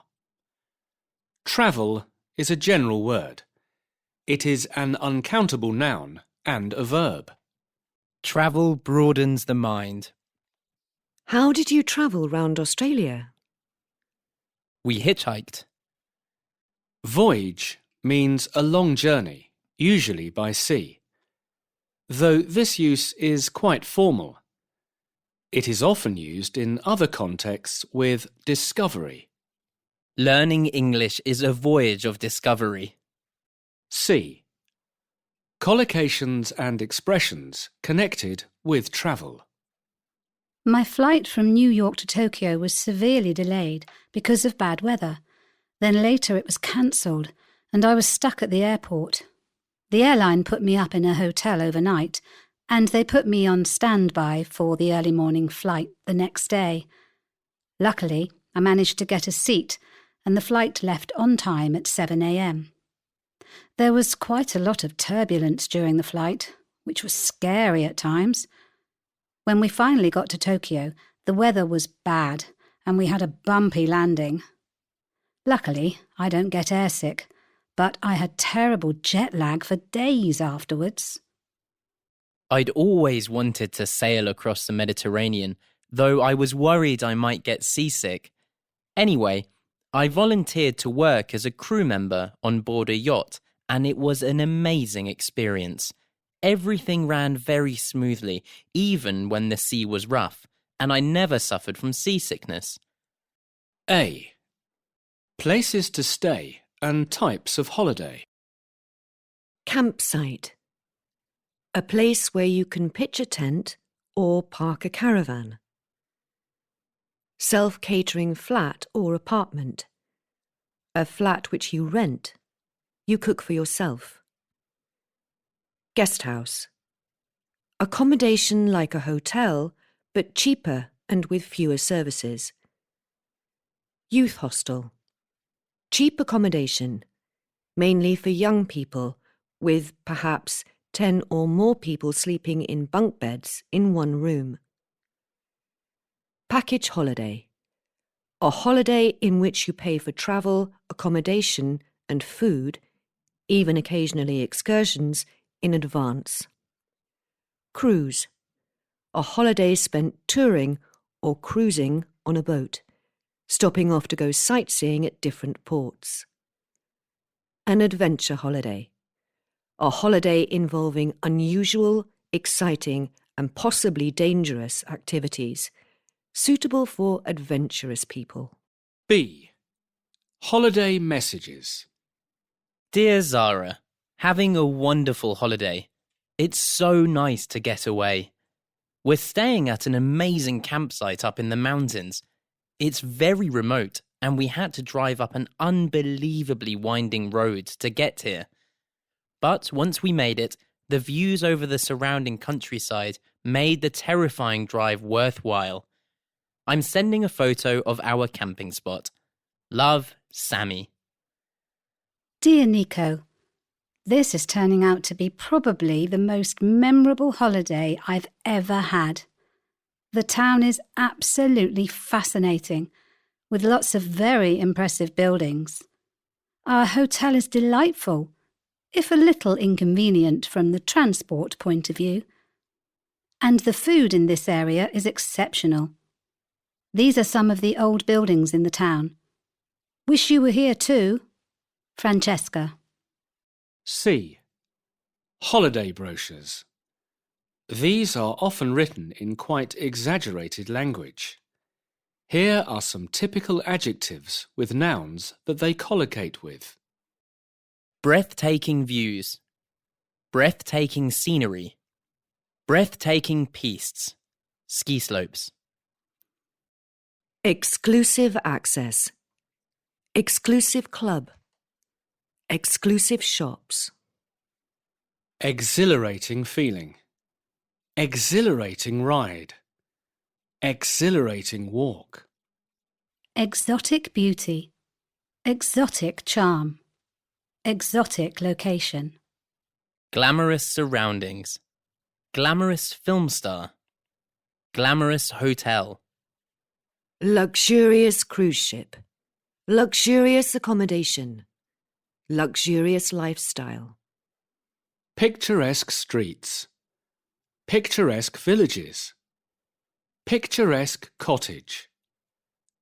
Unspoilt charm. Unspoilt village. Unspoilt woodland. Unique opportunity. Unique charm. Unique facilities. A. New sciences. You are probably familiar with the traditional branches of science. For example, chemistry, physics, botany, and zoology. But what about these more recently established fields? Field, definition, or applications. Field, genetic engineering. Definition or applications. Works with genetic material, DNA, of living things to alter features. GM foods, genetically modified foods, are grown in some parts of the world. Ergonomics studies the design of physical working spaces and how people interact with them. Molecular biology, the study of the structure and function of the molecules associated with living things. Voice technology, technology which enables machines to interpret speech. For example, voice-to-text software. Stem cell research, the study of the use of human cells to treat diseases and injury, and to repair the body. Cloning, the creation of exact copies of plants or animals with the same genes as the original plants or animals. Hydroponics, the science of growing plants without using soil. B. Everyday technology. Smartphone. Tablet. 3D TV. High definition HD camcorder. Satnav. GPS. Digital photo frame. C. Verbs used in science and technology. Note the collocations in bold. He experimented with different materials before utilising the most suitable one. The technician pressed a button and lights started flashing. When she pulled the large lever, the wheel began to rotate. The zoologist dissected the animal and extracted its organs. When they were combined, the two chemicals reacted violently with each other. After analysing the problem, she concluded that there was a flaw in the theory. Insert the disc into the DVD drive to install the software, or visit the website to download it. A. Hardware, computer equipment or machinery. Personal computer, or PC, or desktop computer. A computer that fits on a desk used by individuals at work or at home. Laptop. Computer. A lightweight portable computer that usually fits in a briefcase. Tablet. A portable personal computer operated by a touchscreen. Hard disk. A device inside a computer that stores large amounts of information. Disk drive. A device that allows information to be read from a disk. Scanner. Device for transferring pictures and texts into a computer. Memory stick. A small device that lets you carry computer data anywhere conveniently. You can then plug the stick into any machine. RAM. Random access memory or memory.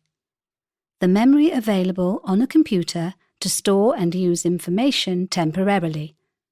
Can be measured in gigabytes. Microchip. Chip. A very small piece of semiconductor, especially in a computer, that contains extremely small electronic circuits and devices and can perform particular operations. Network. When a number of computers, for example in one office, are connected together or networked so that they can share information. B. Software. Computer programs that you install. An application is a piece of software designed for a specific purpose. This is often shortened to app. You can get mobile phone apps for all sorts of things these days. Word processing. Writing and storing printed text on a computer. Spreadsheet. Program. A program, or the grid you create with it, to perform mathematical operations. Database. A large amount of information stored in a computer system in such a way that it can be easily looked at or changed. Computer graphics. Pictures, images, and symbols that you can form on a computer. Virus. Hidden instructions in a program designed to destroy information. Display. What you see on the screen of an electronic device. A computer shows a range of icons on its display. You put the cursor on the one you want to use and click on it to open it. C. Some computing verbs. You probably store a lot of important information on your computer, so it's sensible to back up all your files on a regular basis. Then it'll be less of a problem if you delete something accidentally or if your computer crashes. A particularly useful feature of most applications is the one that allows you to undo what you have just done. Just click on Undo and it's quick and easy to correct anything that you have keyed in by mistake. After a few years, you may want to upgrade your computer, as they are always developing machines which are faster and more powerful. If you don't do this, you may not be able to run all the software you need.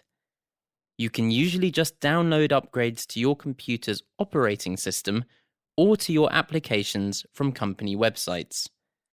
A. The Internet. The Internet, or the Net, is a network connecting millions of computer users worldwide. The World Wide Web, or the web, is a huge portion of the Internet, containing linked documents called pages. If you have a broadband connection, then your access to the Internet should be fast. Many cafes and other public places now offer people a Wi-Fi connection to the Internet. This means that you can access the Internet through a wireless network, that is, without needing a cable of any kind. When you browse, you look for information on the Internet. The software that helps you do this can be called a browser, for example, Internet Explorer or Firefox. You use a search engine to help you locate what you want. Google is one of the best-known search engines, and people now talk about Googling someone or something. You can easily spend a lot of time surfing the net or the web. A website is a document on the web giving information about a particular subject, person, or institution. The introductory page is called the home page. From this, there are links to other pages. Good websites are easy to navigate or find your way around. One option on many websites is an FAQ page. This stands for Frequently Asked Questions, a list of common questions and helpful answers. You can bookmark websites that you log on to frequently. If a website gets a lot of hits, that means that it has been visited by a lot of people.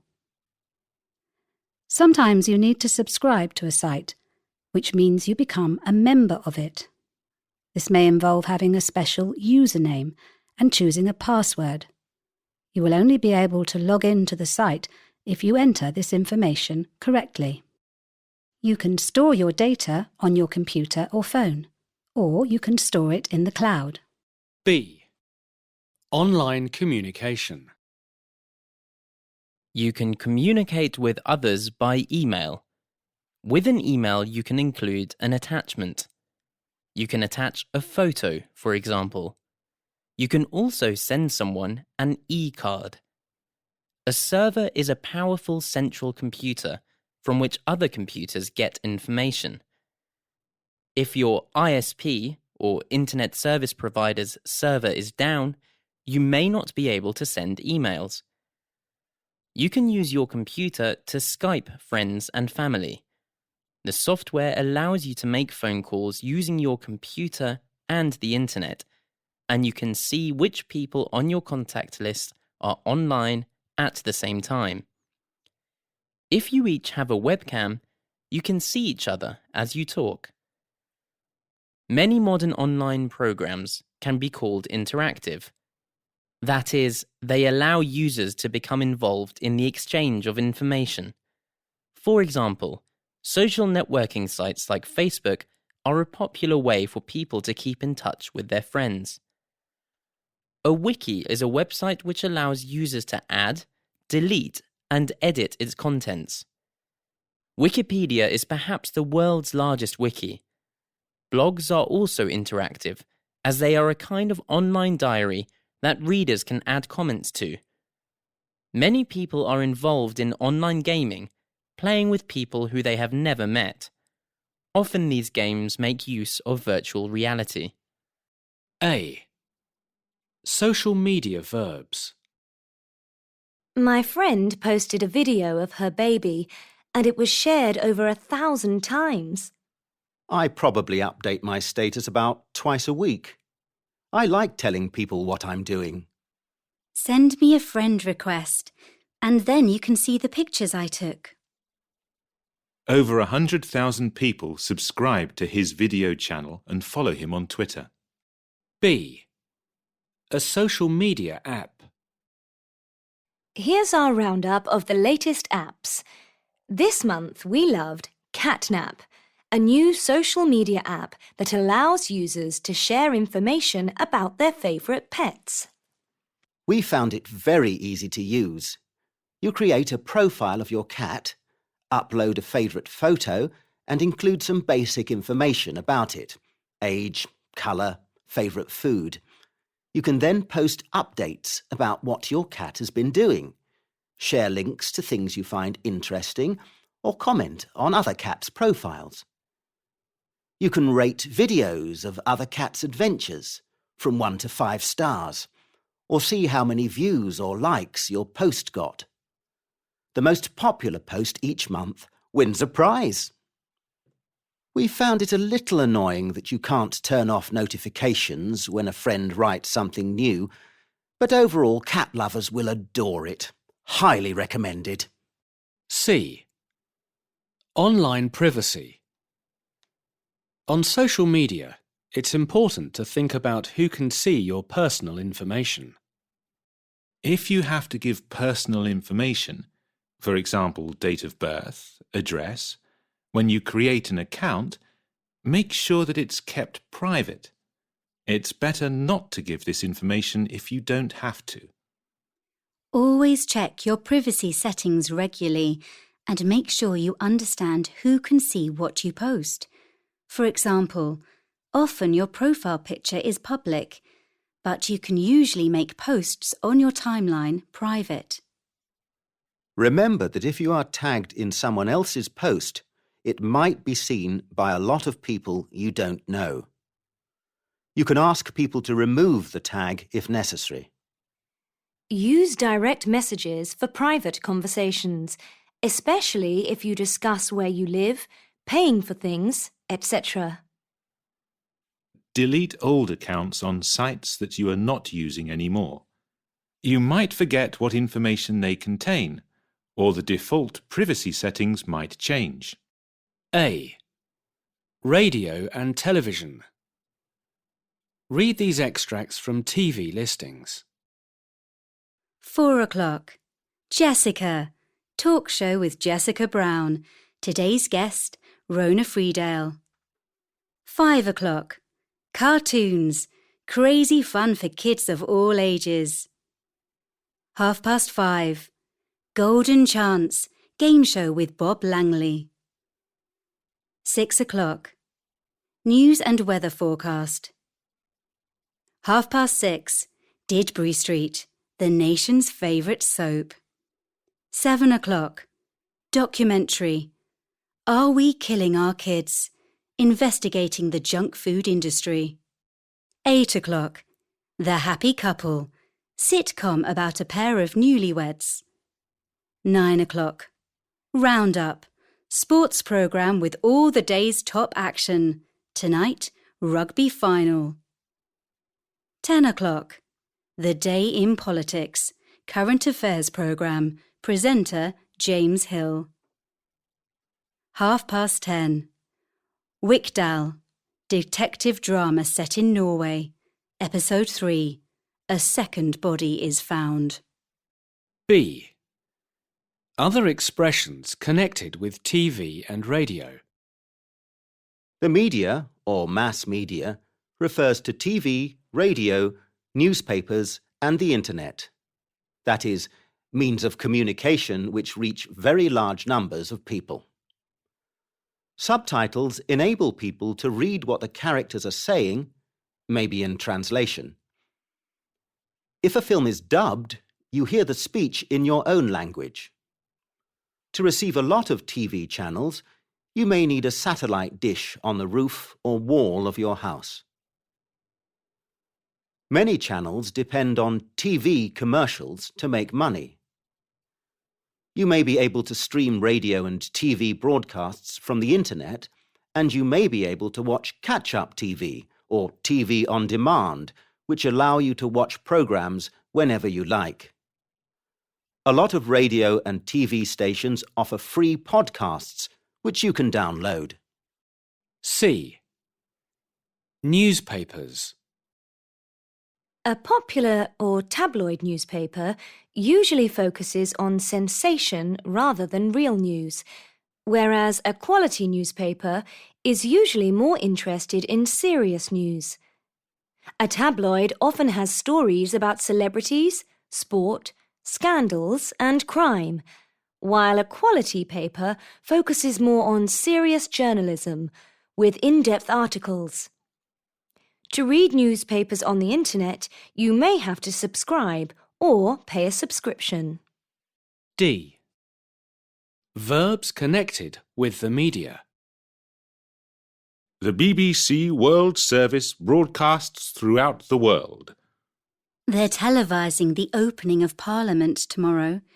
Or, less formal, they're showing the opening of Parliament tomorrow. The film was shot on location in Australia. The film was made on location in Australia. The series is set in London in the 1980s. Within minutes of the event, people were tweeting about it. A. Types of government.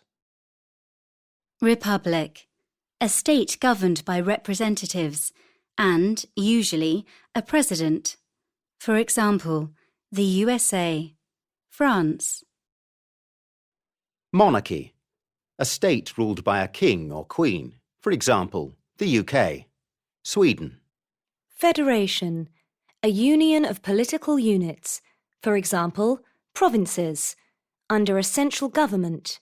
For example, the USA. Democracy, government of, by and for the people. Dictatorship, system of government run by a dictator. Independence, freedom from outside control. Self-governing. B. Presidential and parliamentary government, US and UK. United States presidential government. The powers of the President and the legislature, Congress, are separate. These branches of government are elected separately. The President is elected for a 4-year term and can appoint or nominate high officials in government, including cabinet members, who advise, and federal judges. The President leads a major party, usually but not always the majority party in Congress. Congress consists of 2 houses, the House of Representatives and the Senate. United Kingdom parliamentary government. The government consists of a legislature, Parliament, and a cabinet of ministers from the majority party in Parliament. If no party has an overall majority, there may be a coalition government formed from more than one party. The Prime Minister is the head of the government and the leader of the majority party in the House of Commons. The Prime Minister selects high officials and heads the cabinet. Parliament consists of 2 chambers, the House of Commons and the House of Lords. MPs are members of Parliament elected from each constituency to the House of Commons. C. Parliamentary elections. During a general election, each constituency has to choose which politician it wants as its representative. Usually, there are several candidates to choose from. These candidates are all standing, or running, for Parliament. They present the policies, that is, their party's plans. On polling day, every adult goes to the polling station and casts a vote by marking a cross on their ballot paper. The candidate who gets the majority of votes wins the seat. If the vote is very close, the constituency may be referred to as a marginal seat. A. Crimes and criminals. Crime, murder. Definition, killing someone. Criminal, murderer. Verb, murder. Shoplifting, stealing something from a shop. Shoplifter, shoplift. Burglary. Stealing something from someone's home. Burglar. Burgle. Smuggling. Taking something illegally into another country. Smuggler. Smuggle. Kidnapping. Taking a person hostage in exchange for money or other favours, etc. Kidnapper. Kidnap. Terrorism. Violent action for political purposes. Terrorist. Terrorise. Fraud. Deceiving people in order to take money from them. Fraudster. Defraud. Abduction. Taking someone, especially a child, usually in order to harm them. Abductor. Abduct. All the verbs in the table above are regular. Note that the verb terrorise is mainly used in a general way, meaning to make others very frightened, rather than just relating to the crime. B. Investigating crime. Ross committed a crime when he robbed a bank. Someone witnessed the crime and told the police. The police arrested Ross and charged him with bank robbery. They also accused his twin brother, Ben, of being his accomplice. The police investigated the case and collected evidence at the crime scene. They found Ross's fingerprints, and they also found DNA evidence that linked him to the crime, so they were confident they had proof that the two men were guilty. C. Trial and punishment. The case came to court, and Ross and Ben were tried.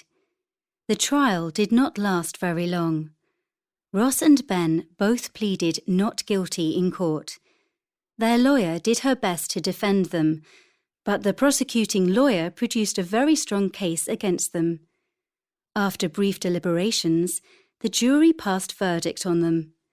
They decided that Ross was guilty, and he was convicted of robbery, but Ben was innocent. The judge acquitted Ben of any involvement in the robbery, but sentenced Ross to 3 years in prison or jail.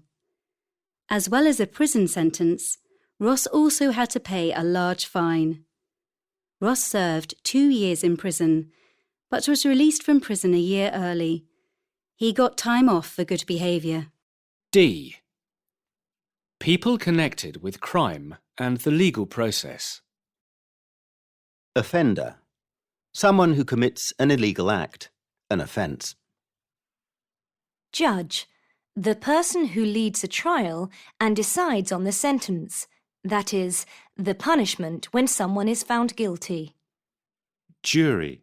Group of citizens, 12 in the UK and usually the US, who decide on the verdict, that is, whether the accused is guilty or not. Victim. A person who suffers as the result of a crime. Suspect. A person who is suspected of committing an offence. Witness. A person who sees a crime being committed. A. Personal finance. Read these advertisements about personal finance. New bank. Your bank. Need a good current account with the best interest rates and a guaranteed overdraft facility? Pop into one of our branches. Short of cash? Need a loan? Need to raise money for that round-the-world trip? For a loan with competitive interest rates, visit our website at www.cashforyou.com. Too many credit cards? Consolidate all your cards and debts into one convenient payment.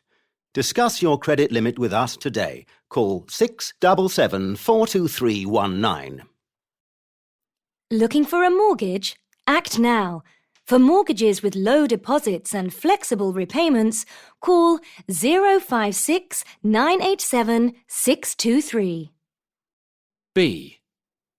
Bank accounts and services.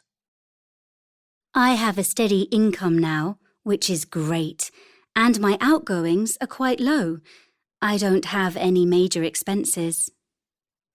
I pay all my bills by direct debit, so I don't have to worry about them. It also means I have a good credit rating, so I can borrow money if I need to. I need to buy a car, but I'm not sure how I'm going to finance it. I've just opened a savings account and I transfer money into it regularly. My account is usually in credit at the beginning of the month, but by the end of the month it's always overdrawn. I hate being in the red, and the banks all charge interest on overdrafts. I try not to go over my overdraft limit, though. I use online banking most of the time. I only go to the bank occasionally to use the cash machine. C. Public finance. The government collects money through taxes. Income tax is the tax collected on wages and salaries. Inheritance tax is collected on money people get from people who have died. Customs or excise duty is paid on goods imported from other countries. Airports usually have duty-free shops. VAT, value added tax, is a tax paid on most goods and services. Companies pay corporation tax on their profits. A. Some pairs of opposite adjectives. Cotton is a natural material and nylon is artificial. Red and yellow are vivid colours, while grey is a sombre colour. You can see through a transparent material, but you can't see through an opaque material. A machine that has no problems at all is perfect, while one that doesn't work properly is faulty. Something that is hard and doesn't move or bend easily is stiff, while something that bends easily is flexible. A material that can be easily spoilt by, for example, washing, can be called delicate, while something that is hard to spoil can be called tough. A material like glass that can be easily broken can be called fragile, while something that does not break easily can be called strong or sturdy. I prefer strong coffee to weak coffee. I can't stand coffee that has too much water or milk in it. I like to be able to really taste my coffee. The painting is not a genuine Picasso. It's a fake. A conventional chair. A bizarre chair. A plain frame. A decorative frame. B. Adjectives and nouns. Adjective, decent. Noun, decency. Example: I'd like to get a table that's a decent size so we can have 10 people to a meal. Meaning, good. Entire, entirety. Between them, they ate the entire cake. Whole. Characteristic, character, characteristic. Big windows are characteristic of houses built in the early 1900s. Typical. Precise, precision. We need to take precise measurements before we decide which fridge to get. Exact. Severe, severity. It's a severe building, all concrete and straight lines. Very serious. Solid, solidity. The table is made of solid oak. Hard all through. Trivial, trivia, triviality. He doesn't write serious novels, just trivial romances. Insignificant. The only verbs that can be formed from adjectives in the above table are characterize, solidify, and trivialize. C. Phrases typical of speech. Did you see that great big cat run across the grass? This photo isn't half as interesting as that one. Jessie's car is nowhere near as powerful as mine. Tamara makes an unusually strong cup of coffee. It's a reasonably good piece of sculpture. It's a pretty thick book. A. Verbs connected with beliefs and opinions. You probably already know think and believe. Here are some more verbs. I'm convinced we've met before. Very strong feeling that you're right. I've always held that compulsory education is a waste of time. Used for very firm beliefs. Formal. Maintain could be used here. She maintains that we're related, but I'm not convinced. Insists on believing, often against the evidence. Formal. Hold could not be used here. I feel she shouldn't be forced to do the job. Strong personal opinion. I reckon they'll get married soon. Used for an opinion about what is likely to happen or to be true. Informal. I doubt we'll ever see total world peace. Don't believe. I suspect a lot of people never even think about pollution when they're driving their own car. Have a strong feeling about something negative. Fairly formal. B.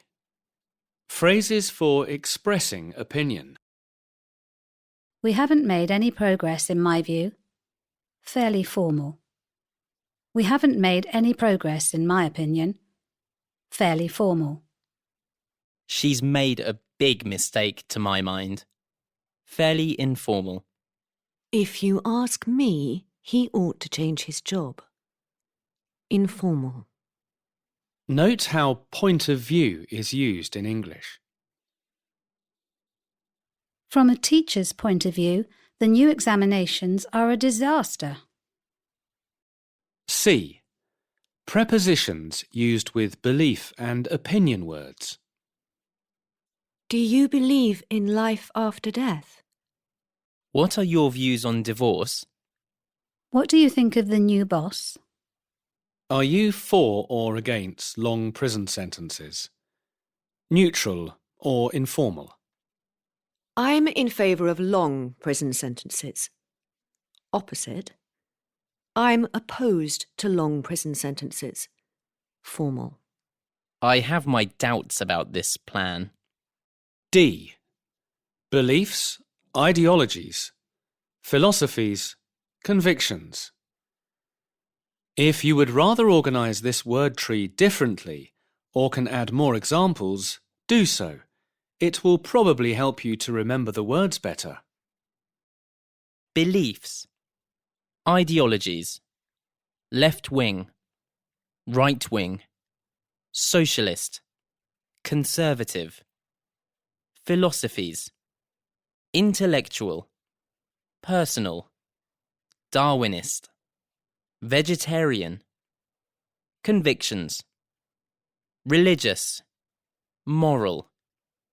Muslim. Pacifist. E. Adjectives for describing beliefs and opinions. These are in sets which have similar but not exactly the same meaning. Fanatical or obsessive. Eccentric or odd or weird. Conservative or traditional. Middle of the road or moderate. Dedicated or committed. Firm or strong. Radical or extreme. Jason is a fanatical supporter of the Green Party. Grandpa has rather eccentric views. Maria is a moderate liberal. Rosie is a committed Christian. Emma is a firm believer in free speech. Tom is a radical Marxist. A. Happiness and unhappiness. You feel content or contented when you are satisfied with what you have. Content is not used before a noun. You can say she is content or she is contented, but only a contented person. He's very content with his life. He's always been a contented person. You feel grateful when someone has done something thoughtful for you. Note, you feel thankful if something bad that could have happened did not happen. I'm really grateful to you for helping me with my project. You feel delighted when something has happened that gives you great pleasure. When you hear news of someone's good fortune, for instance. I was delighted to hear you're getting married. You feel miserable when everything seems wrong in your life. I felt miserable all day yesterday. Maybe it was just the grey, cold weather. You feel discontented when your life is not giving you satisfaction. She's very discontented with her job and is going to look for a new one. You feel fed up or sick and tired when you have had enough of something disagreeable. I'm fed up with Olivia's rudeness and sick of her bad behaviour. I'm fed up with Olivia's rudeness and sick and tired of her bad behaviour. You feel depressed when you are miserable over a long period of time. Depression is considered an illness in some severe cases. I felt depressed after having 10 job interviews and not getting a job. You feel confused when you cannot make sense of different conflicting feelings or ideas. I feel so confused. Last week she said she loved me passionately. This week she said we were just good friends. B. Excitement, upset, anger, and anxiety. I felt inspired after the concert. I've decided to take piano lessons. The argument I had with Eva the other night really upset me. I was quite enthusiastic about my tennis lessons at first, but the teacher isn't very good, and now I just feel frustrated. She was so thrilled when she got a job with a TV company. She's always wanted to work in the media. I was so nervous before the exam, and then I felt anxious before the results came out, but I passed with a high grade. I was furious with the waiter. The service was slow, and he spilt coffee over my shirt. A. Words and expressions relating to liking. Dear Anna, good to hear from you after so many years. Fancy you being married. I'm not married, but I've got a boyfriend called Tom. I must tell you about him. We've known each other for 3 years. I quite liked him when we first met, but I didn't really fancy him in any big way. I did like being with him. He fascinated me with his stories of his travels around the world, and something mysterious about his past attracted me. What's more, we were both keen on sailing. Little by little, I fell in love with him. His sense of humour appealed to me, and I was captivated by his smiling eyes. Now, 3 years later, I can't see why I didn't fall for him the moment we met. He's a very caring person, fond of animals and small children. He's always affectionate and loving towards me, and passionate both about me and about the things he believes in, and the people he cares for. I hope we'll always be as devoted to each other as we are now. Do write again soon and tell me all about your life. Love, Amy. B. Words and expressions relating to disliking. Loathe, detest, despise, cannot stand, and cannot bear are all stronger ways of saying dislike, and they are all followed by a noun or an ing form. I loathe bad-mannered people. I detest bad-mannered people. I despise bad-mannered people. I can't stand bad-mannered people. I can't bear bad-mannered people. I can't bear listening to her stupid stories. Repel, revolt, appall, and disgust are strong words used to describe the negative effect which something has on a person. His films disgust me. I was revolted by the way he spoke. We were appalled by the conditions in the refugee camp. His behaviour repels everyone. C. Words and expressions relating to desiring. Desire is either a formal verb to express a sexual wish for someone or a formal word for wish. He desired her the moment he saw her. I have a strong desire to see the Himalayas before I die. Look forward to means think about something in the future with pleasant anticipation. It is followed by a noun or an ing form. The opposite is dread, which is rather strong. I'm looking forward to going to Fiji, but I'm dreading the long flight. Long for means to wish for something very much. Yearn for is a more poetic way of saying long for. After this long, cold winter, I'm longing for spring. He will never stop yearning for his country, although he knows he can never return. A. Reporting verbs. We can use these verbs to report people's speech and how they speak, including how loudly and what their mood is. Verb, whisper. Loudness, very soft. Most likely mood, telling someone a secret. Murmur, soft. Romantic or complaining. Mumble, soft and unclear. Nervous or insecure. Mutter, soft. Irritated. Shout, loud. Angry or excited. Scream, loud, usually without words.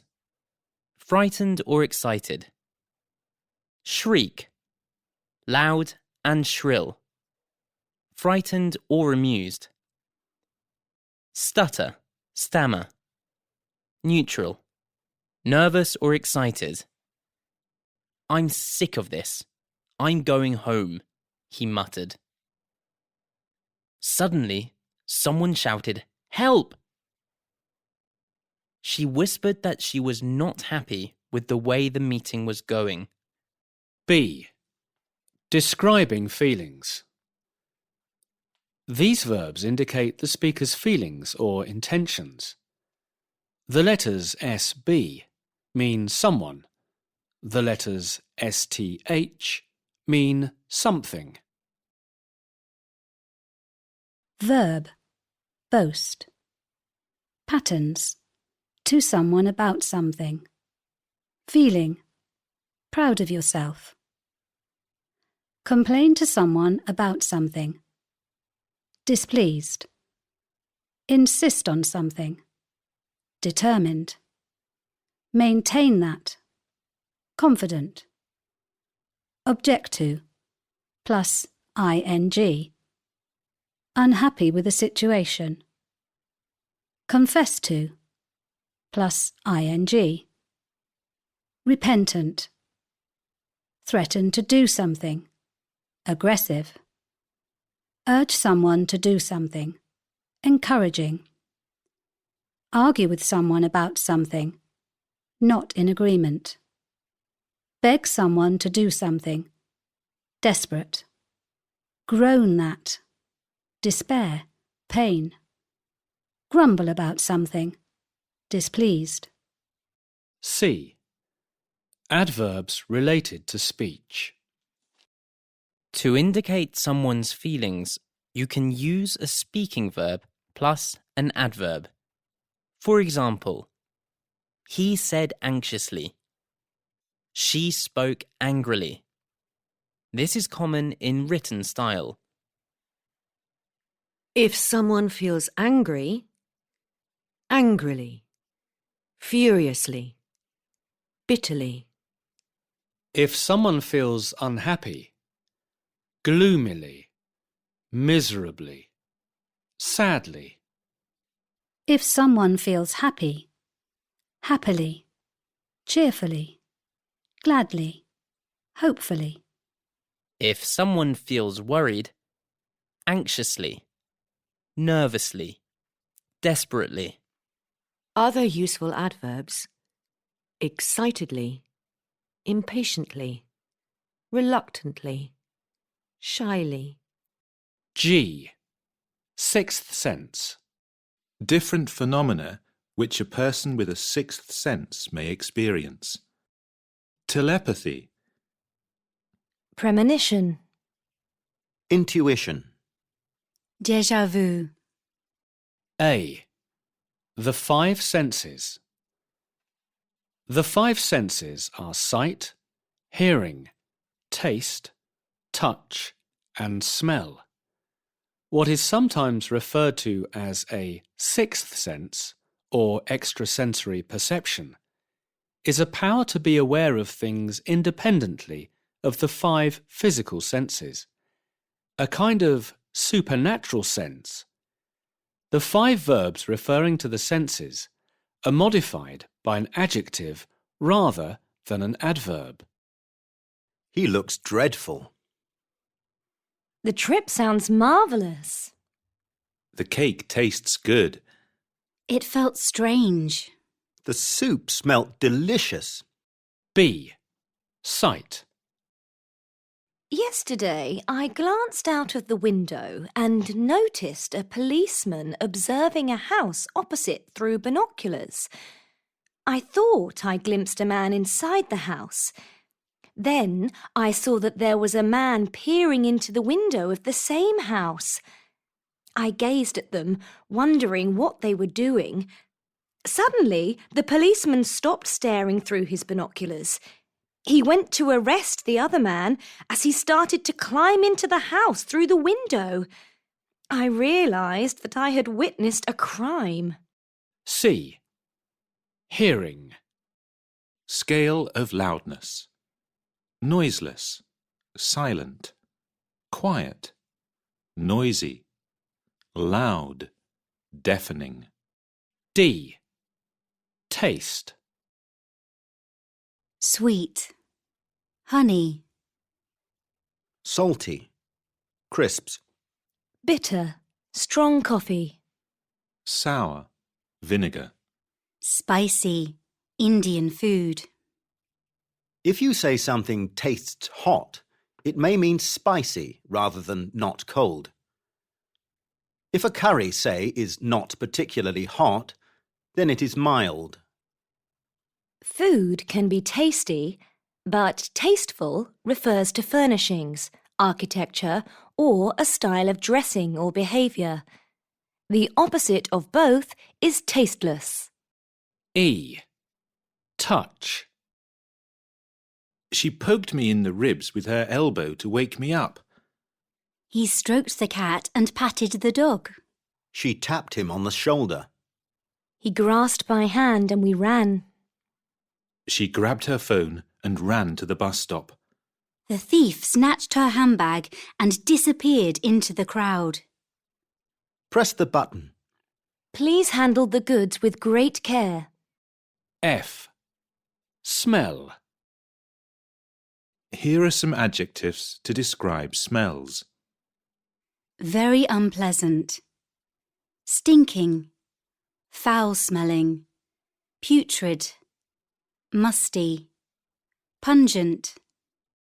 Pleasant, fragrant, aromatic, sweet-smelling, perfumed or scented. A. Verbs connected with the mouth and breathing. Yawn. Why are you yawning? Are you feeling sleepy? Sneeze. Dust often makes me sneeze. Snore. He snored in his chair with his mouth wide open. Cough. It was so smoky in the room that he couldn't stop coughing. Sigh. She sighed with relief when she heard the plane had landed safely. Be out of breath. I ran for the bus and now I'm out of breath. Take a deep breath. He took a deep breath and jumped into the water. Hold your breath. How long can you hold your breath underwater? B. Verbs connected with eating. Chew. My granny used to say you should chew every mouthful 10 times. Rumble. It's embarrassing if your stomach rumbles during an interview. Swallow. Take a drink of water to help you swallow the pills. Suck. In an aeroplane, if you suck a sweet, it can stop your ears popping. Lick. The cat licked the bowl clean. Bite. Don't bite that hard sweet. You'll damage your teeth. C. Verbs connected with the eyes and face. Wink. He winked at me across the room to try to make me laugh. Frown. Why are you frowning? What's the problem? Grin. She was so delighted with the present that she grinned from ear to ear. Blink. She blinked several times to try and get the dust out of her eye. Blush. He blushed with embarrassment when she smiled at him. D. Verbs connected with the whole body. Perspire or sweat. When it's hot, you sweat or perspire. Perspire is more formal. Shiver. Look at him. He's so cold that he's shivering. Tremble. My hands tremble when I've been drinking too much coffee. Shake. She laughed so much that her whole body shook. A. Praising. You praise someone for something. The teacher praised the children for their hard work. Highly praised is a common collocation. William's acting in this film has been highly praised. She plays the guitar brilliantly, just like her father. He's the very best, a really first-rate administrator. He's the very best, a really top-notch administrator. When it comes to grammar, she's really on the ball. Ben has a way with foreign students. The other teachers envy him. Emma really has green fingers. Look at those flowers. Let him do the talking. He's got the gift of the gab. Imogen is head and shoulders above the rest of the girls at maths. She's miles better than the other girls at maths. When it comes to technology, Japan is streets ahead of most other countries. As far as sport is concerned, Sam is among the best in his class. That meal was just out of this world. B. Criticizing. The verb criticise can mean to say that someone or something is bad. For example, Paige's parents are always criticising her appearance. Notice that it can also be used to mean give an opinion or judgment about a book or film. For example, I belong to a writers' group. We read and criticise each other's work. Critical. Adjective. Not pleased. 1. Saying that someone or something is bad or wrong. A critical report. The report is highly critical of safety standards at the factory. Adjective. Important. 2. Of the greatest importance to the way things might happen. The President's support is critical to this project. A critical decision. Adjective. Giving opinions. 3. Giving opinions or judgments on books, plays, films, etc. She has written a major critical appraisal or study of Saul Bellows' novels. His last film won or received critical acclaim. Was praised by film critics. Adjective. Serious. 4. Extremely serious or dangerous. Both drivers are critical or in a critical condition. So badly hurt that they might die after the 120 miles per hour crash. The adverb critically can relate to any of these 4 meanings of critical, although the following are the most frequent uses. Critically important, meaning 2. Critically acclaimed, meaning 3. Critically ill, meaning 4. Note these idiomatic synonyms of the verb to criticise with its meaning of saying something is bad. You shouldn't run down your own country when you're abroad. Why do you always have to pick holes in everything I say? Here are some criticisms of people. I think Antonio's being totally absurd. You are undoubtedly at fault and you should apologise. You are undoubtedly to blame and you should apologise. She thinks she's the cat's whiskers. She thinks she's the bee's knees. When it comes to timekeeping, he's the world's worst. Jack is so rude, he really takes a biscuit. Jo wants to have her cake and eat it. In this unit, we focus on fixed expressions describing various emotions. You may not need to use them often yourself, but you need to understand them when you read or hear them. A. Positive feelings, moods and states. Maria seems to be on cloud 9 these days. Everyone seemed to be in high spirits. She seems to be keeping her chin up. Jo's as happy as Larry. Jo's as happy as can be. B. Negative feelings, moods and states. He had a long face. She certainly looked down in the dumps.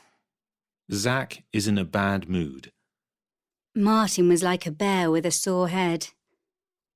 See Unit 97. Alice threw a wobbly the other day. C. Physical feelings and states. I'm feeling done in. You're looking a bit under the weather. She looked and felt on top form. I suddenly felt my head was spinning. I was almost at death's door last week. Old Nora's as fit as a fiddle. D. Fear or fright. She was scared stiff. She frightened the life out of him. We were all shaking in our boots. We were all shaking in our shoes. The poor lad was scared out of his wits. I jumped out of my skin when I heard the bang. E. Other expressions for actions and feelings. Capricorn, 21st of the 12th to the 19th of the 1st. Don't get carried away by promises that won't be kept. Keep a cool head and take everything as it comes. On the work front, things are looking up. Taurus, 21st of the 4th to the 20th of the 5th. If someone says something that makes you swell with pride and feel on top of the world, enjoy the moment. A. Types of problems and difficulties. There are many words for different types of difficulties. Chaos is a state of total confusion, where there is no order at all. A disaster is an event which causes great harm or damage. If you are facing a dilemma or are in a dilemma, you are in a situation where you have to make a difficult decision between two things. The earthquake was a dreadful disaster for the country. The transport system was in chaos for some time afterwards. The government were faced with a dilemma: start reconstruction work at once, or wait until the likelihood of aftershocks had passed. To be in a fix means be in a difficult situation. To be in a tight corner means be in a situation that is hard to get out of. To be in a muddle means be confused or mixed up.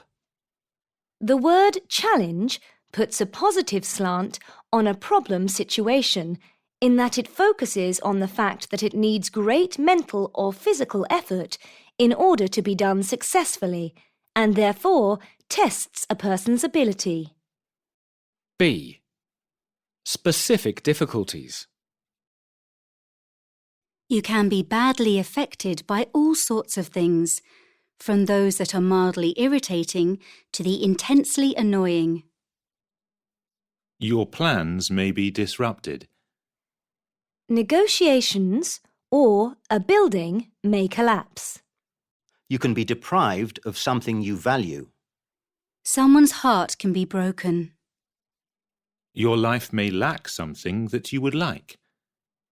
The nouns related to the words in this section are affect, irritant or irritation, annoyance, disruption, collapse, deprivation, heartbreak, and lack. C. Idioms about dealing with problems and difficulties. To take a back seat. Opposite, to take the bull by the horns. To stir things up. Opposite, to pour oil on troubled waters. I can't face the thought of clearing up all this mess today. I can't face clearing up all this mess today. I thought it would be best just to lay my cards on the table. This has to be done by next week. We must get our act together before it's too late. Informal.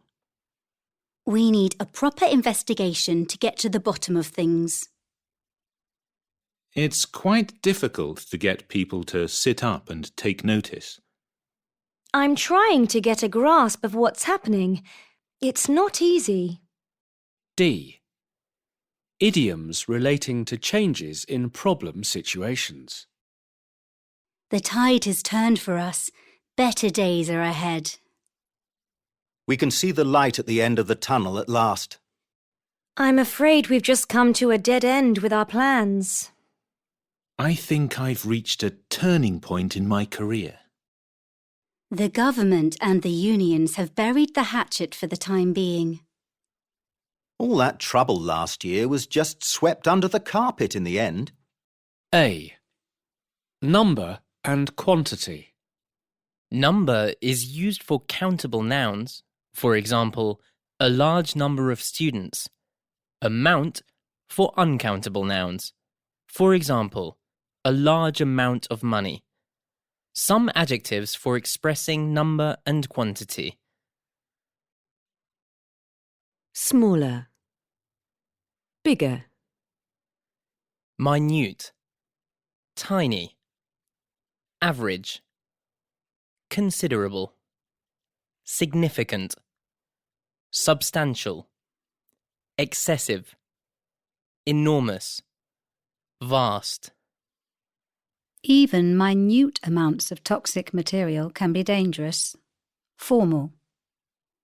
Add just a tiny amount of chili pepper, or else it may get too hot. Were there many people at the airport? Oh, about average, I'd say. Fairly informal.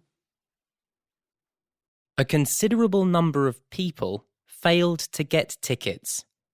Formal. A significant number of students have dropped out of university in the last year. Substantial amounts of money have been wasted on this project. Formal. There is an excessive amount of sugar in many soft drinks. A vast quantity of sand was blown onto the road during the storm. An enormous quantity of sand was blown onto the road during the storm. B. Informal words for number or quantity. I've got dozens of nails in my toolbox. Scores of people were injured when the gas tank exploded. There's heaps of time yet. Slow down. There's bags of time yet. Slow down. There's loads of time yet. Slow down. Usually with singular, there is, not there are. Countable or uncountable. Informal. There was absolutely tons of food at the party. Far too much. Again, note singular there was, especially used for things, not so often used for abstract nouns. There are tons of apples on this tree this year. Last year there were hardly any. Note, the verb here is plural because of apples, but singular in the example before with food.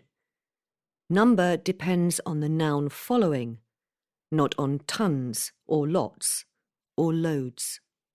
Just a drop of milk for me, please. C. Degree and intensity. Collocations with utter, total, utterly, totally, wholly. Utter and total mean complete. Utterly, totally, and wholly mean completely. Utter combines with strong nouns like nonsense, contempt, silence, confusion, chaos, and despair. There was utter chaos during the transport strike. Utterly combines with adjectives such as ridiculous, confused, and impossible. I was utterly confused by the instruction manual that came with my camcorder. Total combines most often with disbelief and ban. For example, she looked at him in total disbelief. The government introduced a total ban on smoking in public places. Totally combines most often with different, unexpected, unsuitable, and wrong. For example, the two brothers have totally different personalities. Wholly combines most often with dependent, inadequate, and unacceptable. For example, the success of the project was wholly dependent on the weather. A. Pronunciation of numbers. Notice how we say the following. 28%. 10 metres by 12 metres. 1 2/3. 4/5. 9/13 or 9/13. 4 squared. 7 cubed. 8 to the power of 4. 10.3. 32 degrees Celsius or Fahrenheit. Decimal fractions are separated by a dot and not a comma in English, and this is pronounced point. Note how commas are used to separate each set of 3 numbers in long numbers. 1, 623, 457 means 1,623,457. Telephone numbers are usually said like this: 01223 20675. B. Two-dimensional shapes. Circle, square, pentagon, octagon, rectangle, oval, triangle. The corresponding adjectives are circular, pentagonal, rectangular, triangular, square, octagonal, oval. A rectangle has 4 right angles. A pentagon has 5 sides. A circle is cut in half by its diameter. Its 2 halves can be called semicircles. The radius of a circle is the distance from its centre to the circumference. C. Three-dimensional shapes. Sphere, cube, pyramid, spiral. The corresponding adjectives are spherical, cubic, pyramidal, spiral. The 2 halves of a sphere can be called hemispheres. D. Arithmetic. Addition, subtraction, multiplication, division. 2x plus 3y minus z equals 3z divided by 4x, or 3z over 4x. 6 times 7 is 42. 6 multiplied by 7 is 42, or 6 sevens are 42. A. Periods of time. Words and typical contexts. The Ice Age, the Stone Age, the Middle Ages, the Computer Age, major historical or geological periods. After the war, a new era of stability began. A spell of hot weather. He's had a couple of spells in hospital in the last 2 or 3 years. The city went through several stages of development to become what it is today. Most teenagers go through a phase of being lazy, a period which is part of a longer period. Phase can also mean the same as stage. B. Useful expressions with time. During the 1980s, I lived in Barcelona for a time. The doctor says you should stay in bed for the time being. She can get a bit bad-tempered at times. By the time we get home, this pizza will be cold. Note, followed by present tense, not future with will. I'm not in regular contact with her. I just send her an email from time to time. 1 at a time, please. I can't deal with you all together. We arrived just in time to hear the Prime Minister's speech. Our plane was on time and she was waiting for us at the airport. I've told you time and time again not to ring me at the office. The city has changed a great deal over the course of time. Used about long periods of time. The city has changed a great deal over the course of the last 2 centuries. Used about long periods of time. C. Verbs associated with time passing. From 2002 to 2012. 10 years had elapsed since they last saw each other, normally used in the perfect or past, without adverbs, formal. Time seems to fly as you get older. This film lasts for 3 hours. The meeting went on or dragged on for 2 hours. Suggests longer than expected or desired. Drag on is stronger. D. Adjectives describing duration. how long something lasts. There was a momentary loss of electrical power and the data was lost. I just got a fleeting glimpse of the President as his car drove past.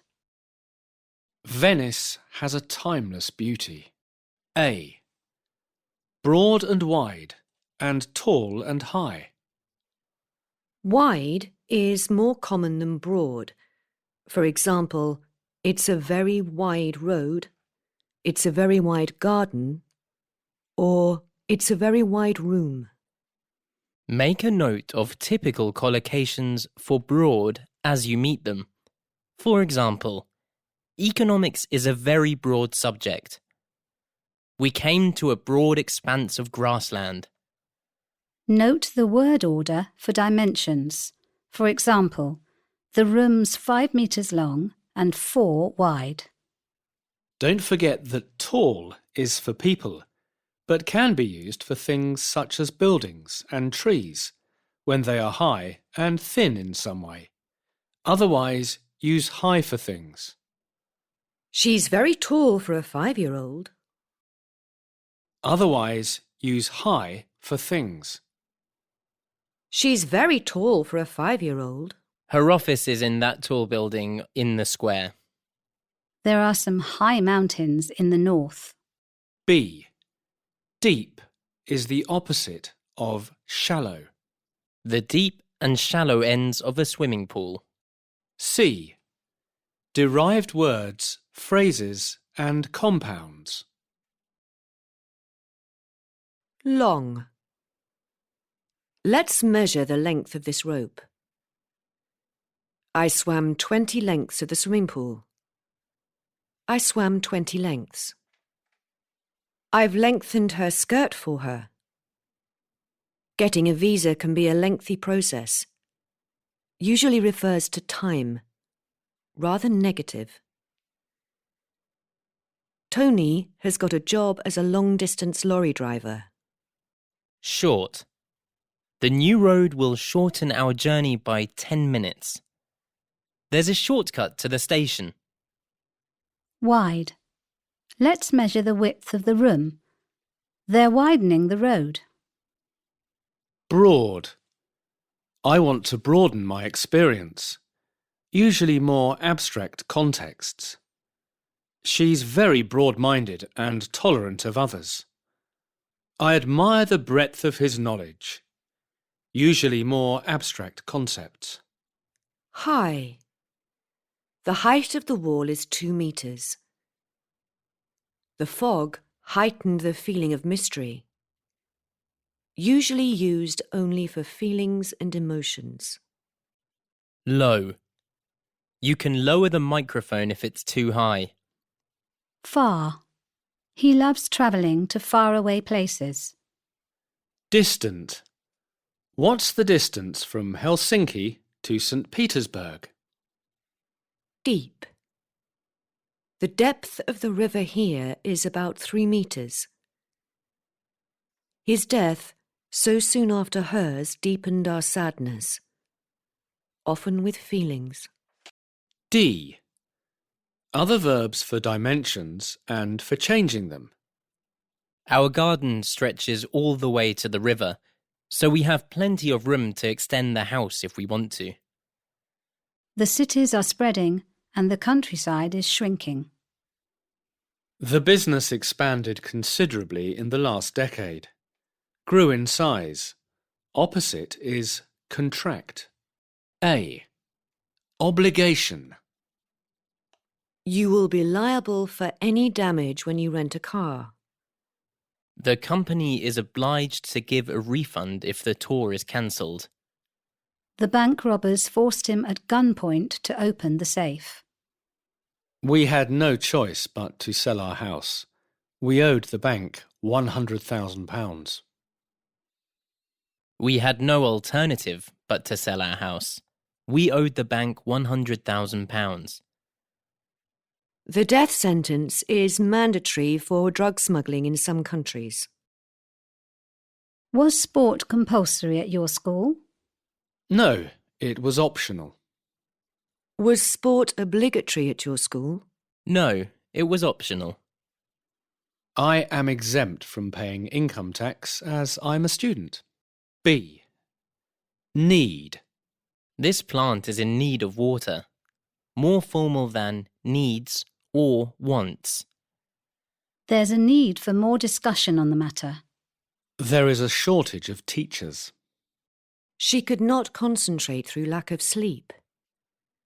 A car is an absolute necessity if you live in the countryside and there is no public transport. You just can't do without one. What are the requirements for a master's course in English? C. Possibilities. I've been given an opportunity to work in Berlin. Is there any chance you'll be free next week? Chance is less formal than possibility.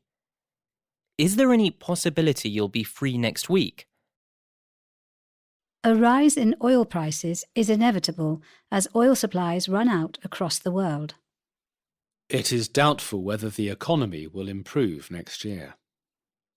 It is probable that the next government will change the tax laws. Most scientists believe that climate change is no longer just a possibility, but is now an absolute certainty. A. General words to describe sound. I could hear the sound of voices coming from the next room. Neutral. I could hear the sound of music coming from the next room. Neutral. The noise of the traffic here is pretty bad. The children are making a terrible racket upstairs. Could you go and tell them to be quiet? Sound and noise can both be countable or uncountable. When they are of short duration or refer to different sounds or noises, they are countable. When they mean a lot of continual or continuous sounds, they are uncountable. I heard some strange sounds in the night. I heard some strange noises in the night. Countable. I wish the children wouldn't make so much noise when I'm working. Uncountable. The sound of the sea is very relaxing. Uncountable. B. Sound words and things that typically make them. All the words in this section can be used as nouns or verbs. I could hear the rain pattering on the roof. We heard the patter of a little child's feet. Verb or noun. Bang. Example or examples of what makes the sound. A door closing in the wind. A balloon bursting. Chime. A big public clock on a building sounding the hour. Clang. A big bell ringing. A hollow metal object being struck. Clatter. A metal pan falling onto a concrete floor. Crash. A big, solid, heavy object falling onto a hard floor. Hiss. Gas or steam escaping through a small hole. Hum. An electrical appliance when switched on. For example, computer, freezer. Rattle. Small stones in a tin being shaken. Ring. A small bell. A telephone. Roar. Noise of heavy traffic. Noise of a huge waterfall. Rumble. Distant noise of thunder. Noise of traffic far away. Rustle. Opening a paper or plastic bag. Dry leaves underfoot. Screech. A car's tires when the brakes are suddenly applied. Thud. A heavy object falling onto a carpeted floor. C. Darkness. Here are some adjectives for dark conditions. For adjectives describing brightness, see Unit 59. These brown walls are a bit gloomy. We should paint them white. This torch is getting a bit dim. I think it needs new batteries. It was a sombre room with dark, heavy curtains. D. Types of light. Note these collocations. A torch gives out a beam of light. A diamond ring sparkles. A camera gives a flash of light. Stars twinkle. A candle flame flickers in the breeze. White-hot coal on a fire glows. The sun shines and gives out rays of light. A gold object glitters. A. Possession. All his possessions were destroyed in the terrible fire. Don't leave any of your belongings here. We've had a few thefts recently.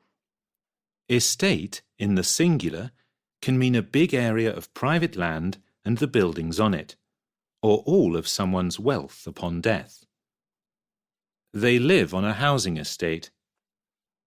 They live on an estate. She owns a huge estate in Scotland. After his death, his estate was calculated at 10 million euros. Property, uncountable, is used in a general sense for houses, land, etc. He's only 14. He's too young to own property. A property, countable, is a building, for example, house, office block, or land. She owns some valuable properties in the town centre. B. Words for people connected with ownership. The proprietor of this restaurant is a friend of mine. Used for shops, businesses, etc. Formal. Owner is less formal. The landlord has put the rent up. The landlady has put the rent up. Do you own this house? No, we're just tenants. He inherited a big house in the country when his parents died. C. Giving. The river provides the village with water. The river provides water for the village, or supplies. Jake's Limited supplies our school with paper and other items, often for selling contexts. It gives me pleasure to present you with this gift from us all. His parents supported him while he was at college, but now he's independent. The school restaurant caters for 500 people every day. That uncle of mine that died left £3,000 to an animal shelter. When she died, she donated all her books to the library for large gifts to institutions. I'm running a marathon next week for a cancer charity. Will you sponsor me? D. Phrasal verbs connected with giving. When I left the job, I had to hand over the keys to my office to the new person.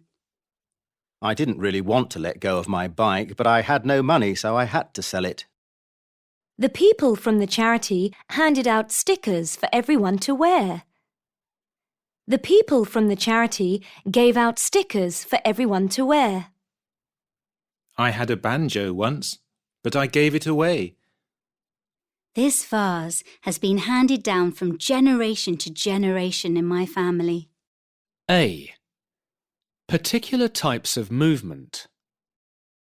Move is the basic verb for all movement, but don't forget, it also means to move to a new house or flat. For example, we've moved. Do you want our new address? Cars, lorries, etc. travel or drive along roads. Trains travel along rails. Boats or ships sail on rivers or across the sea. Rivers or streams flow or run through towns or villages. Things often have particular verbs associated with their types of movement. You should learn these as typical collocations when you meet them and record them with a phrase or sentence. For example, The car swerved to avoid a dog which had run into the road. White clouds drifted across the sky. The flag fluttered in the wind. The leaves stirred in the light breeze. The trees swayed back and forth as the wind grew stronger. B. Verbs to describe fast and slow movement. The traffic was crawling along because of the roadworks. Stop dawdling, we'll be late. Suddenly, a car came round the bend and tore along the road at high speed. Seconds later, a police car shot past after it. Everyone was hurrying to get their shopping done before closing time. Everyone was rushing to get their shopping done before closing time. The train was just creeping along at about 20 miles per hour. I knew we'd be late. The donkey was plodding along the road.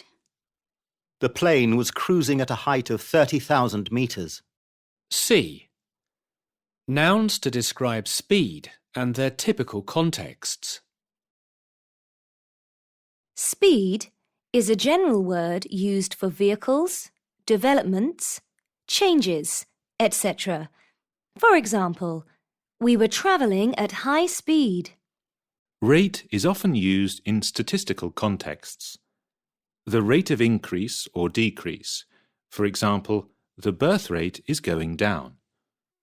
Pace shows how you experience something as happening fast or slow. For example, the lesson was going at a very slow pace. Velocity is used in technical or scientific contexts. For example, the velocity of a moving object. A. Texture. How something feels when you touch it. Adjective, smooth. Typical examples, the paper in this book. Polished, varnished wood, a shiny metal surface. Silky, silk itself, fine expensive tights or stockings. Slippery, a fish just out of the water. Furry, a thick sheepskin rug. Rough, new unwashed denim jeans. Bark of a tree. Coarse, sand. Jagged, sharp irregular edges of broken glass or metal. Prickly, a thistle, a cactus, thorns on a rose. Your hair has a silky feel. This cotton is very smooth to the touch. The table had a beautiful polished surface. The ground was rough underfoot.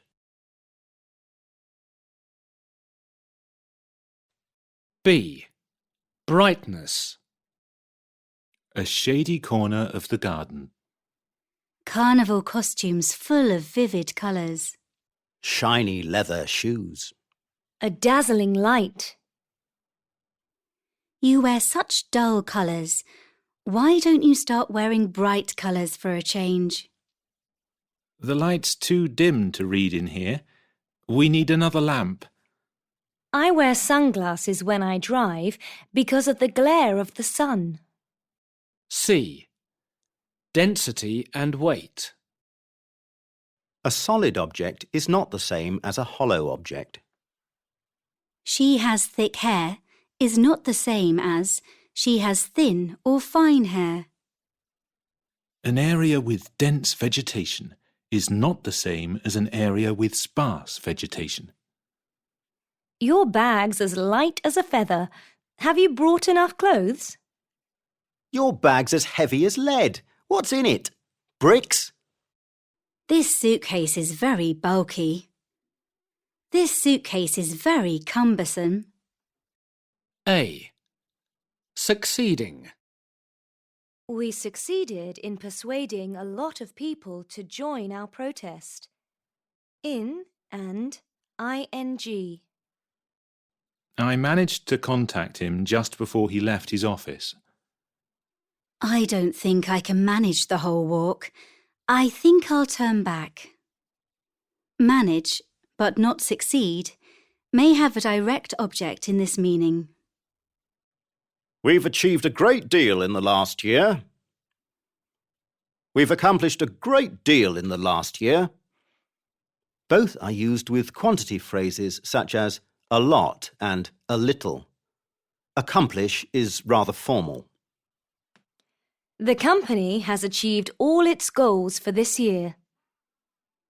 The company has achieved all its aims for this year. The company has achieved all its targets for this year. Achieve is more common than accomplish with nouns expressing goals and ambitions. Do you think his plan will come off? Here is a matrix for some typical collocations with succeeding verbs. Reach, attain, secure, realize, fulfill, achieve, an ambition, a dream, an agreement, an obligation, a target, a compromise. Realize an ambition, fulfill an ambition, achieve an ambition. Realize a dream, fulfill a dream. Reach an agreement. Secure an agreement. Fulfill an obligation. Achieve an obligation. Reach a target. Attain a target. Achieve a target. Reach a compromise. B. Failing and difficulty. Plans and projects sometimes go wrong or backfire. Companies, clubs and societies often fold or go under through lack of success. A plan or project may falter, even if it finally succeeds. All your plans and hard work may come to nothing. All your plans and efforts may come to nothing. I have great difficulty in getting up in the morning. I have great difficulty getting up in the morning. I find it difficult to remember the names of everybody in the class. Hard can also be used here. It is more informal. It's hard to hear what she's saying. It's difficult to hear what she's saying. I often have trouble starting the car on cold mornings. More informal. We've had a lot of bother with the neighbours lately. Very informal. Can you cope with 3 more students? They've just arrived. I've got no money and my girlfriend's left me. I need help. I can't cope anymore. C. Word formation. Verb, succeed. Noun, success. Adjective, successful. Adverb, successfully. Accomplish, accomplishment, accomplished. Achieve, achievement, achievable. Attain, attainment, attainable. Fulfill, fulfillment, fulfilling. Harden, hardness, hard, hard. A. One thing before another. I had written to her prior to meeting the committee. Formal or written style. It was nice to be in Venice. Previously, I'd only been to Rome. Fairly formal. More informal would be, before that I was in the office from 2:30. I was out earlier on. The street is now called Treetop Avenue. Formerly, it was Hedge Lane. Fairly formal, typically written, used when something has changed its name, state, etc. Dinner will be ready in about an hour. In the meantime, relax and have a drink. Dinner will be ready in about an hour. Meanwhile, relax and have a drink. B. Things happening at the same time. She was entering at the very time I was leaving. She was entering at the very moment I was leaving. These two are stronger and more precise than as or just as. The two events happened simultaneously. During the war, she lived in Dublin. Throughout the war, they remained in the city. C. One thing after another. Read this personal statement by someone hoping to work for an international corporation in China. The words in bold are rather formal. Following my first visit to Beijing, I read several books about China and subsequently decided to take a 6-month course in Mandarin Chinese. I revisited China on several occasions thereafter, and now feel that I have a good knowledge of the country and its culture. Note also immediate, adjective. For example, the government removed the price regulations and the immediate result was a 10% price rise. D. Time when. The moment I saw his face, I knew I'd met him before. The minute I saw his face, I knew I'd met him before. I stayed in that hospital the time that I broke my leg. I stayed in that hospital the time I broke my leg. I met Paula at Mark's wedding. On that occasion, she was with a different man, more formal. E. Non-specific time expressions. We can discuss the budget now. At a later stage, we can discuss the detailed arrangements. At some point, we will have to replace our computers, but we're okay for the moment. A. Words connecting sentence parts. In addition to if, there are several other words and phrases for expressing condition. 1. You can't come in unless you have a ticket. 2. You can borrow the bike on condition that you return it by 5 o'clock. 3.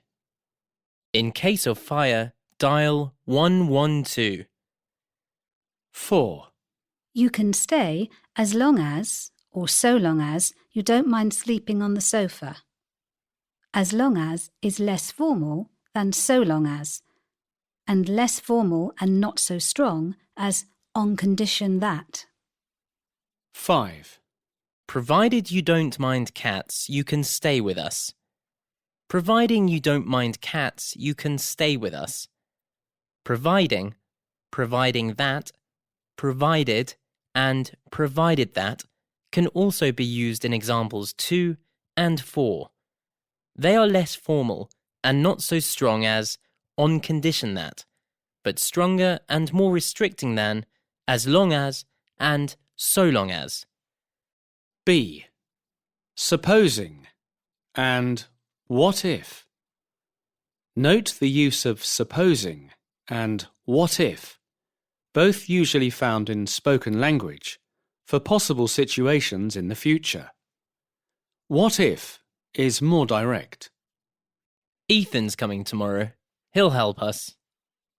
Supposing he doesn't turn up, what shall we do then? Ethan's coming tomorrow. He'll help us. What if he doesn't turn up? What shall we do then? C. Conditions with ever. The ever suffix means it does not matter which. The stress is normally on ever. What's the best way to travel in your country? However you decide to travel in this country, it'll cost you a lot of money. For example, you'll end up paying at least €70, whichever means of transport you take from the airport to the city centre, train or bus. Public transport is expensive wherever you go here.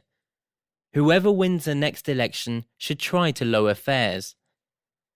These sentences can also be expressed using no matter. Note the stress. No matter how you decide to travel in this country, it will cost you a lot of money. No matter who wins the next election, they should try to lower fares. D. Some nouns which express condition. Certain conditions must be met before the peace talks can begin. Rather formal. A good standard of English is a prerequisite for studying at a British university. What are the entry requirements for doing a diploma in management at your college? I would not move to London under any circumstances. Fairly formal. A. Cause and reason.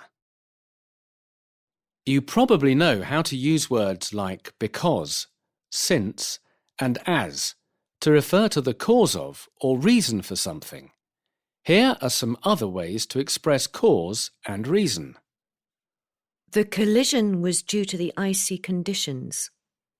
The collision was caused by ice on the road. The cause of the collision was ice on the road.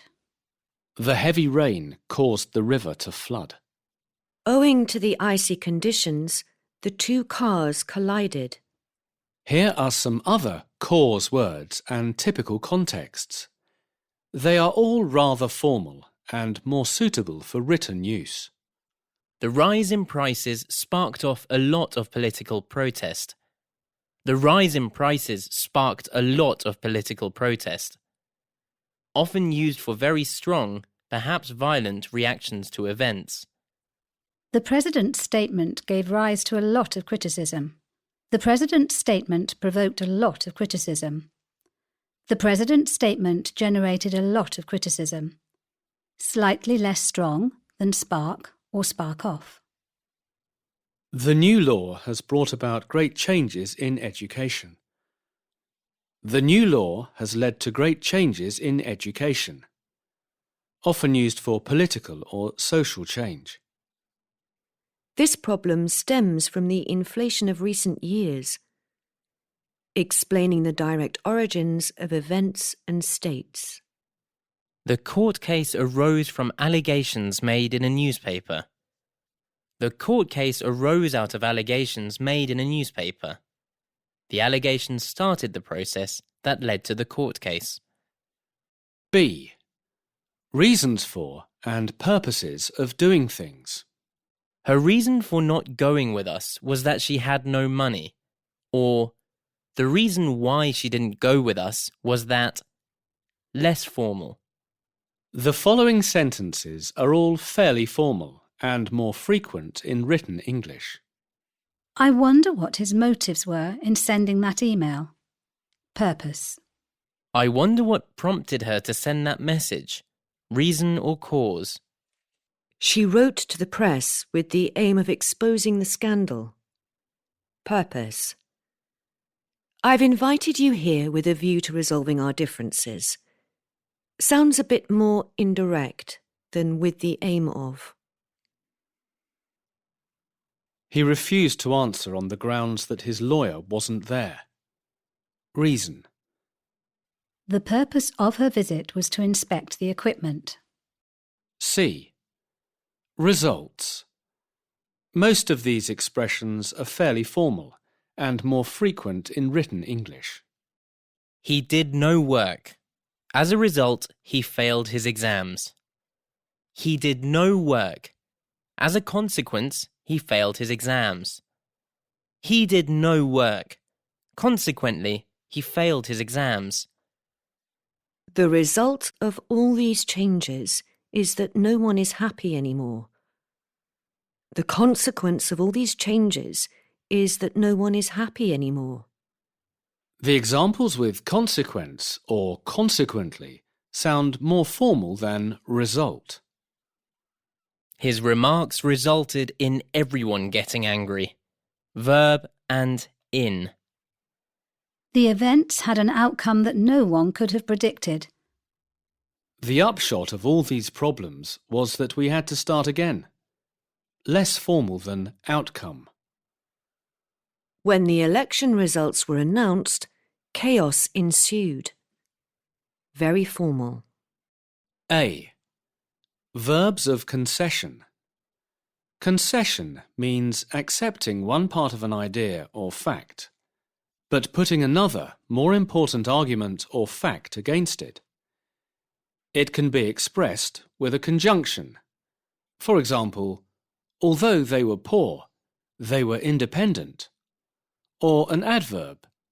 For example, he is a bit stupid. He's very kind, nevertheless. Or through verbs like those in the table below. Example: paraphrase and comments. I acknowledge that he has worked hard, but it isn't enough. Or, I accept that he has worked hard, but it isn't enough. Paraphrase and comments. I agree, but accept is less formal than acknowledge. I admit I was wrong, but I still think we were right to doubt her. I accept I'm guilty of what I'm accused of. I concede that you are right about the goal, but not the method. You have won this point in our argument. Rather formal, used in debates and arguments. B. Adverbs and other phrases showing contrast. These examples are fairly informal. Okay, you're sorry. That's all well and good, but how are you going to pay us back? Okay, you're sorry. That's all very well, but how are you going to pay us back?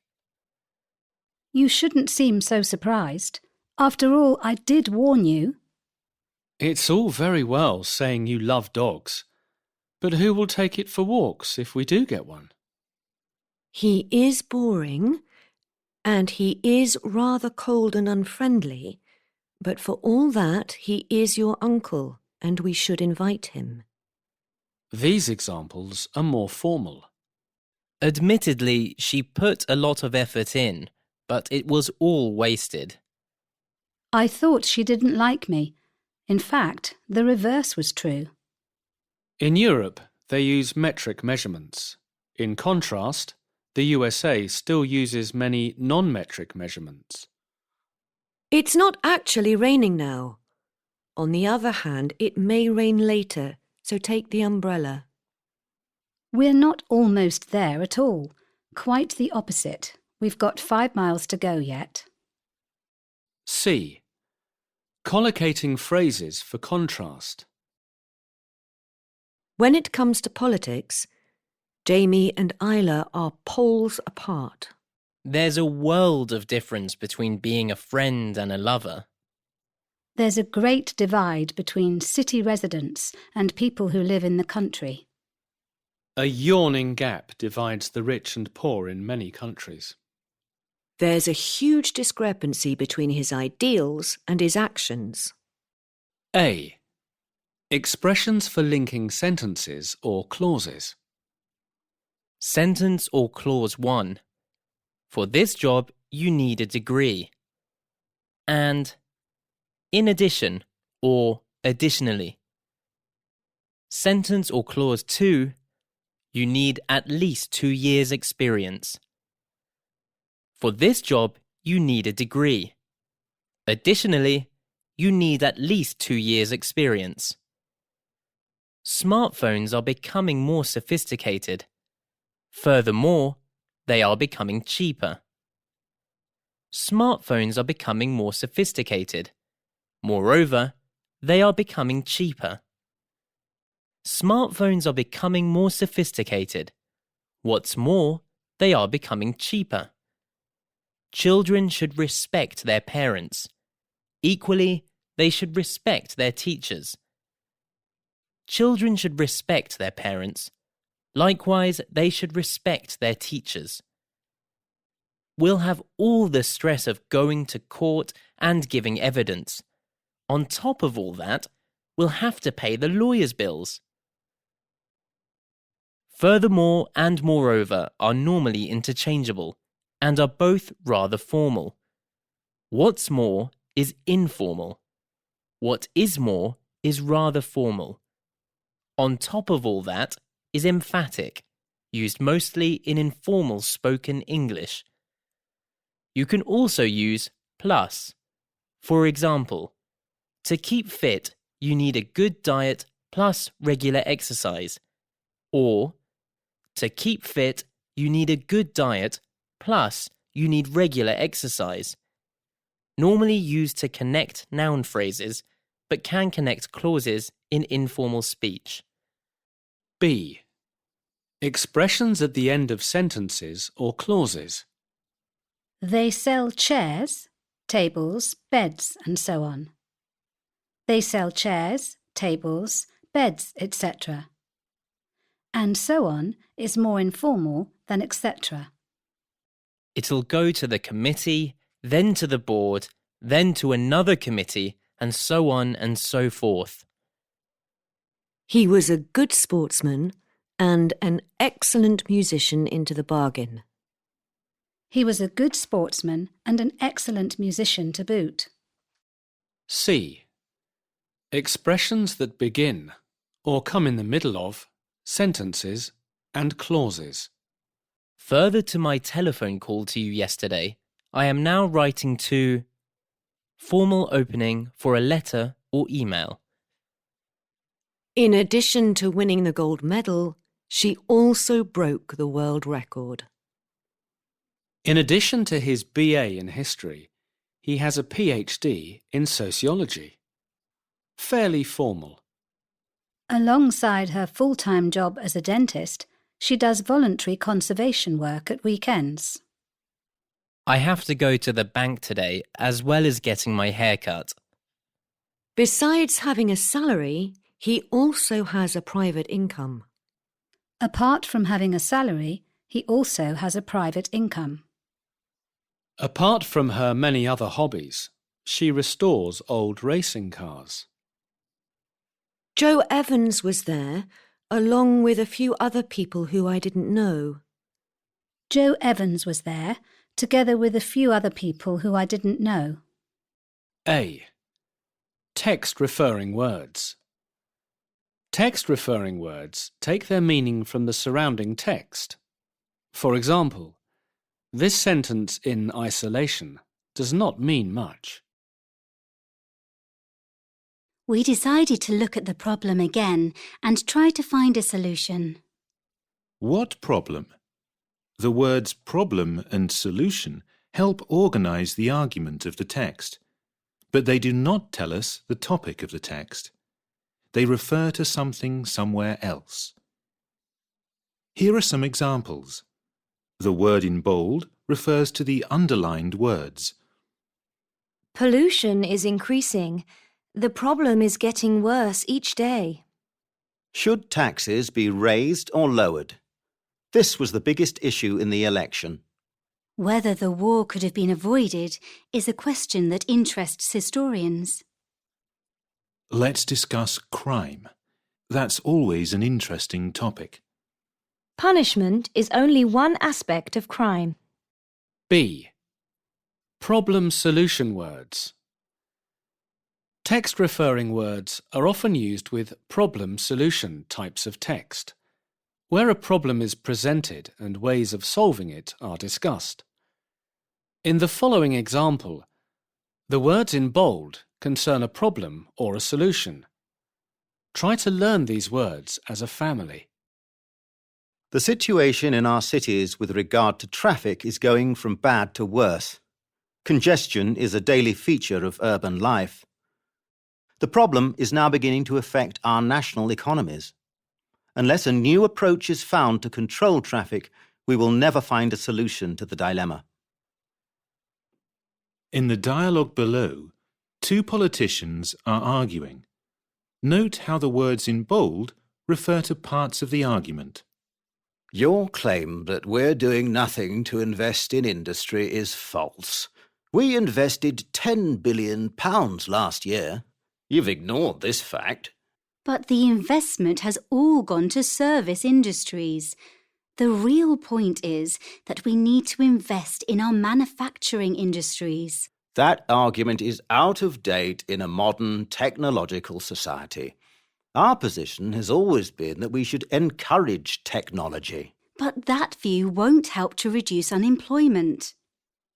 The following problem-solution words are grouped in families associated with the underlined keywords. The prepositions normally used with them are given in brackets. Situation, state of affairs, position, with regard to. Problem, difficulty, crisis, matter.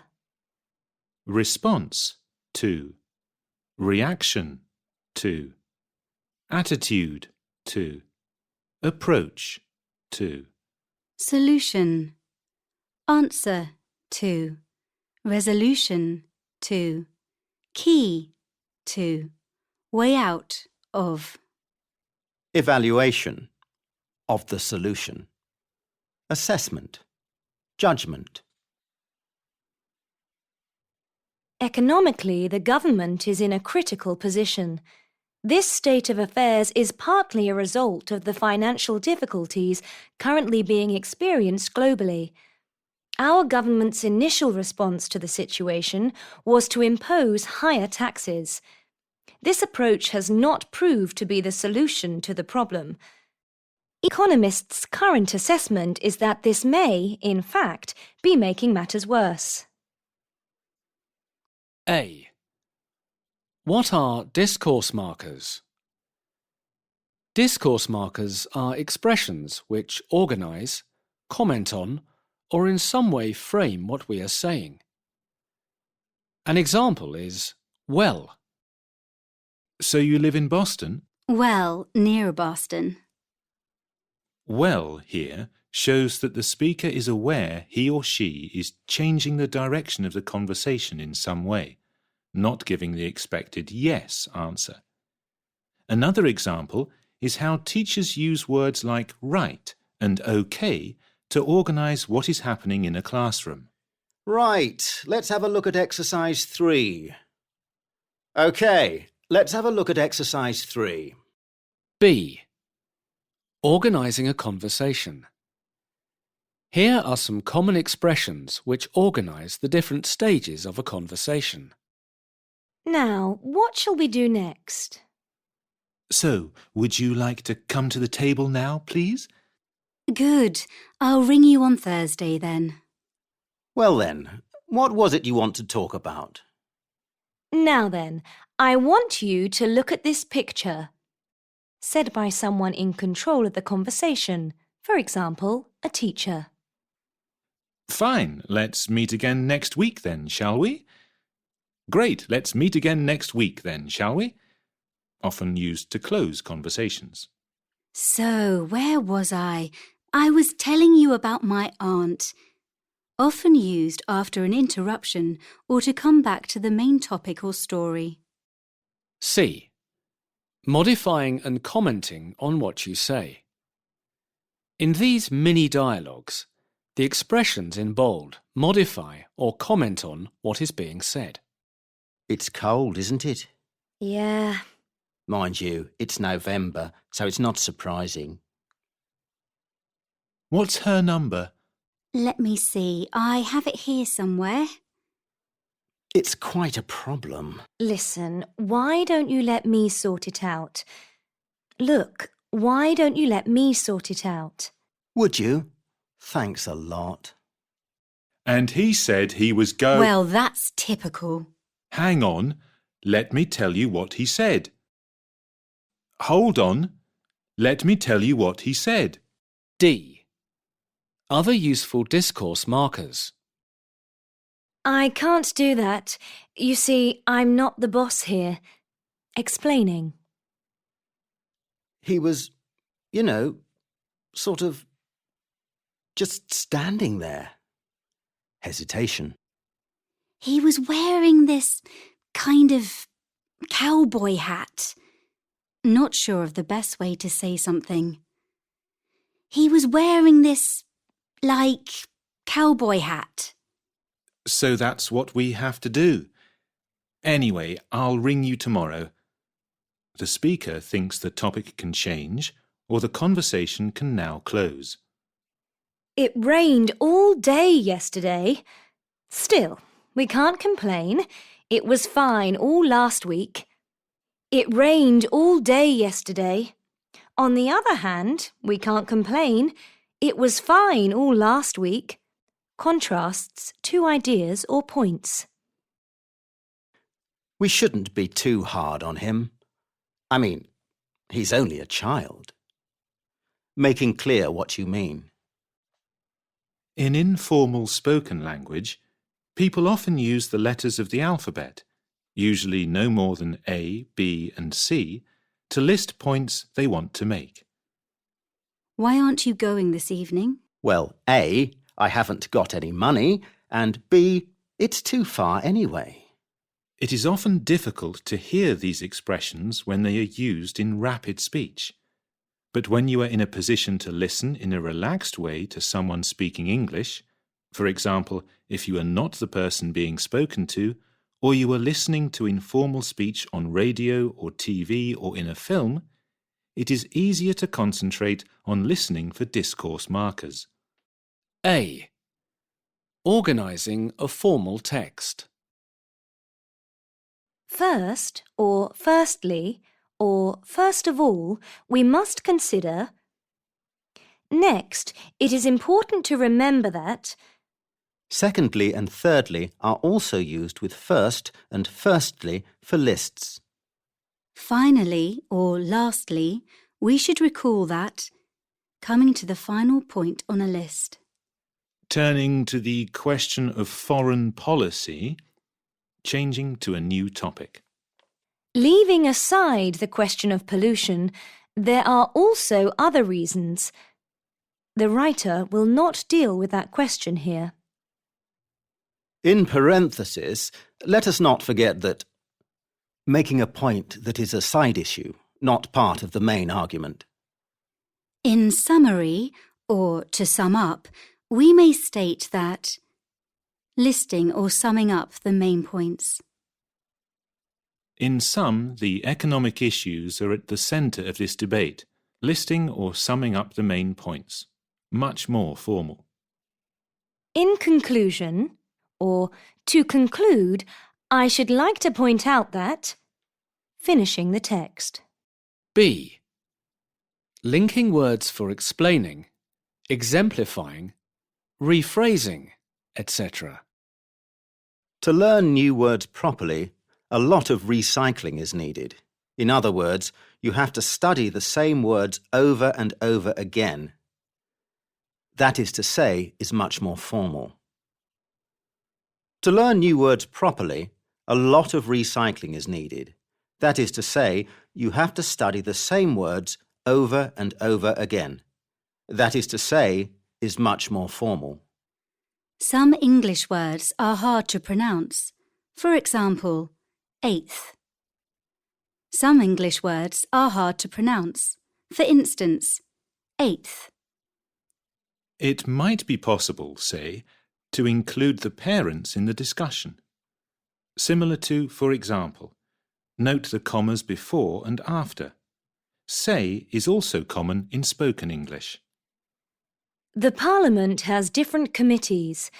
Briefly, these consist of two main types. She is, so to speak, living in a world of her own. She is, as it were, living in a world of her own. Makes what you are saying sound less definite or precise. As it were, is more formal. C. Referring backwards and forwards in the text. The following points will be covered in this essay, used to introduce a list. It was stated above, or earlier, that the history of the USA is... See page 238 for more information. Many writers have claimed this. See below. A full list is given over leaf. For further details, see Chapter 4. For further discussion, see Chapter 4. May I refer you to page 3 of my last letter to you? With reference to your email of the 12th of March, often used at the beginning of a letter or email to link it with an earlier text. Formal. A. Idioms connected with communication problems. So, see you then. Friday. Monday. Yes. They're talking at cross purposes. I really like you as a friend. Wow, she's in love with me. He's got the wrong end of the stick. Can... And that means, but if not, it could be, Why... and another thing. She can't get a word in edgeways. Notwithstanding any other proviso not stated. He can't make head or tail of what she's saying. B. Good talk, bad talk. The boss always talks down to us. My workmates are always talking behind my back. It was just small talk, nothing more, I promise. Let's sit somewhere else. They always talk shop over lunch and it bores me rigid. Hey, your new friend's become a real talking point among the staff. Did you know? It's gone too far this time. I shall have to give him a talking to. C. Talk in discussions, meetings, etc. Who's going to start the ball rolling? To put it in a nutshell, this is a waste of time. I hope they get to the point soon. I want to speak my mind today. I hope we wrap up the discussion by 12:30. I hope Will speaks. He always talks sense. Sophie always talks rubbish. Alex is so long-winded. A. Common noun suffixes. Is used for the person who does an activity. For example, writer, painter, worker, shopper, teacher. You can use with a wide range of verbs to make them into nouns.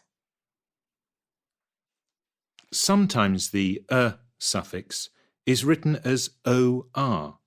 It is still pronounced It is worth making a special list of these words as you meet them. For example, actor, donor, operator, sailor, supervisor. ER and OR are also used for things which do a particular job. For example, pencil sharpener, bottle opener, grater, projector, stapler, coat hanger. ER and double E, pronounced E, can contrast with each other, meaning person who does something, ER, and person who receives or experiences the action, double E.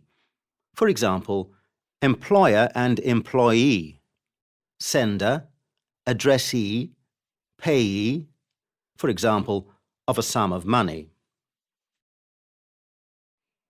TION, SION, and ION are used to form nouns from verbs.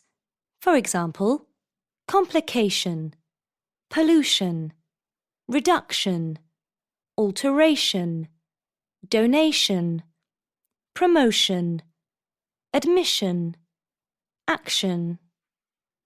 Ist and ism are used for people's politics, beliefs and ideologies, and sometimes their profession. Compare with ER and OR professions above. For example, Marxist, typist, physicist, terrorist, Buddhism, journalism. Ist is also often used for people who play musical instruments. For example, pianist, violinist, cellist.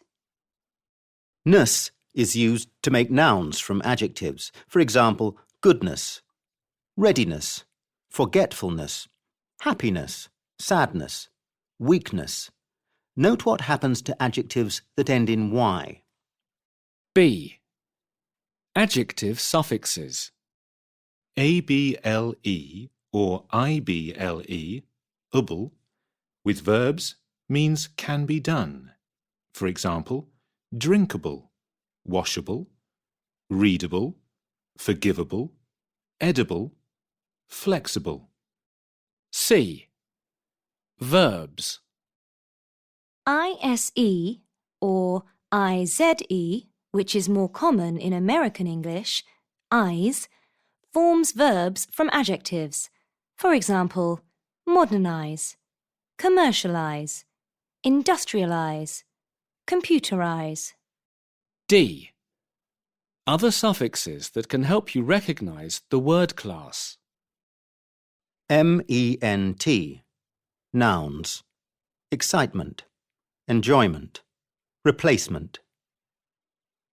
ITY. Nouns. Flexibility, productivity, scarcity. Hood. Abstract nouns, especially family terms. Childhood, motherhood, brotherhood. Ship. Abstract nouns, especially status. Friendship, partnership, membership. IVE. Adjectives. Active. Passive. In language, the passive is when the receiver of an action becomes the subject. For example, the bank was robbed. Productive. AL. Adjectives. Brutal, legal. Nouns.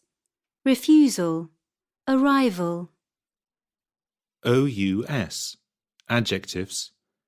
Delicious, outrageous, furious. FUL. Adjectives.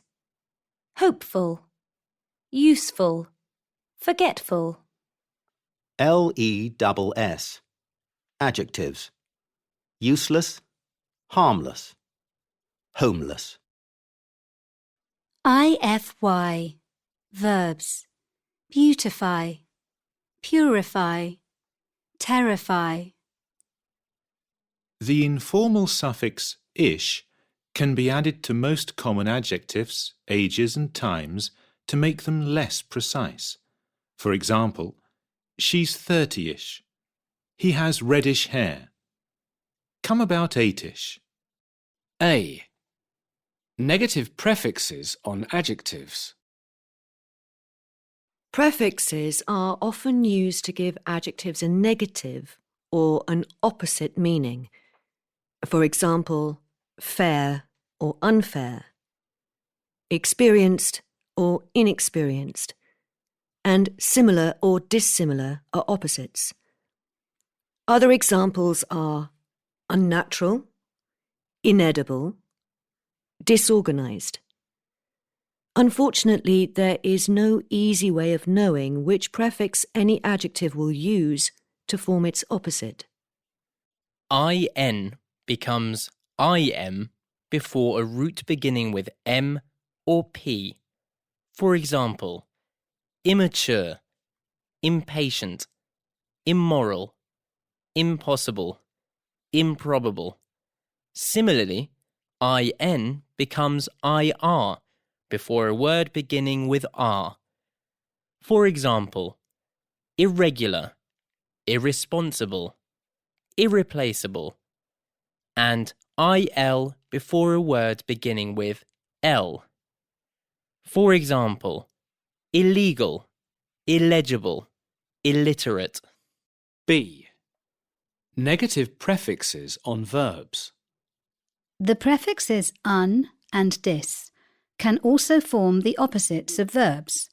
For example, tie or untie, appear or disappear. These prefixes are used to reverse the action of the verb. Here are some more examples. Disagree, disapprove, disbelieve, disconnect, discourage, dislike, disprove, disqualify, unbend, undo, undress, unfold, unload, unlock, unveil, unwrap, unzip. C. Other common prefixes.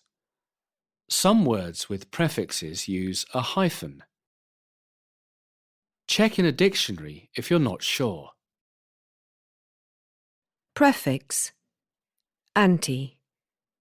Meaning, against. Examples, anti-war, antisocial, antibiotic, antiseptic.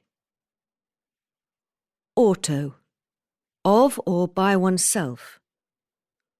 Autograph, autopilot, autobiography.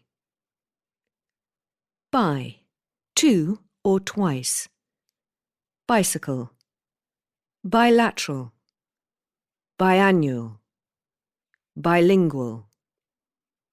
Ex, former. Ex-wife, ex-smoker, ex-boss. Ex, out of, extract, exhale, excommunicate. Micro, small. Microbiology, microchip, microscopic. Microwave. Miss, badly or wrongly.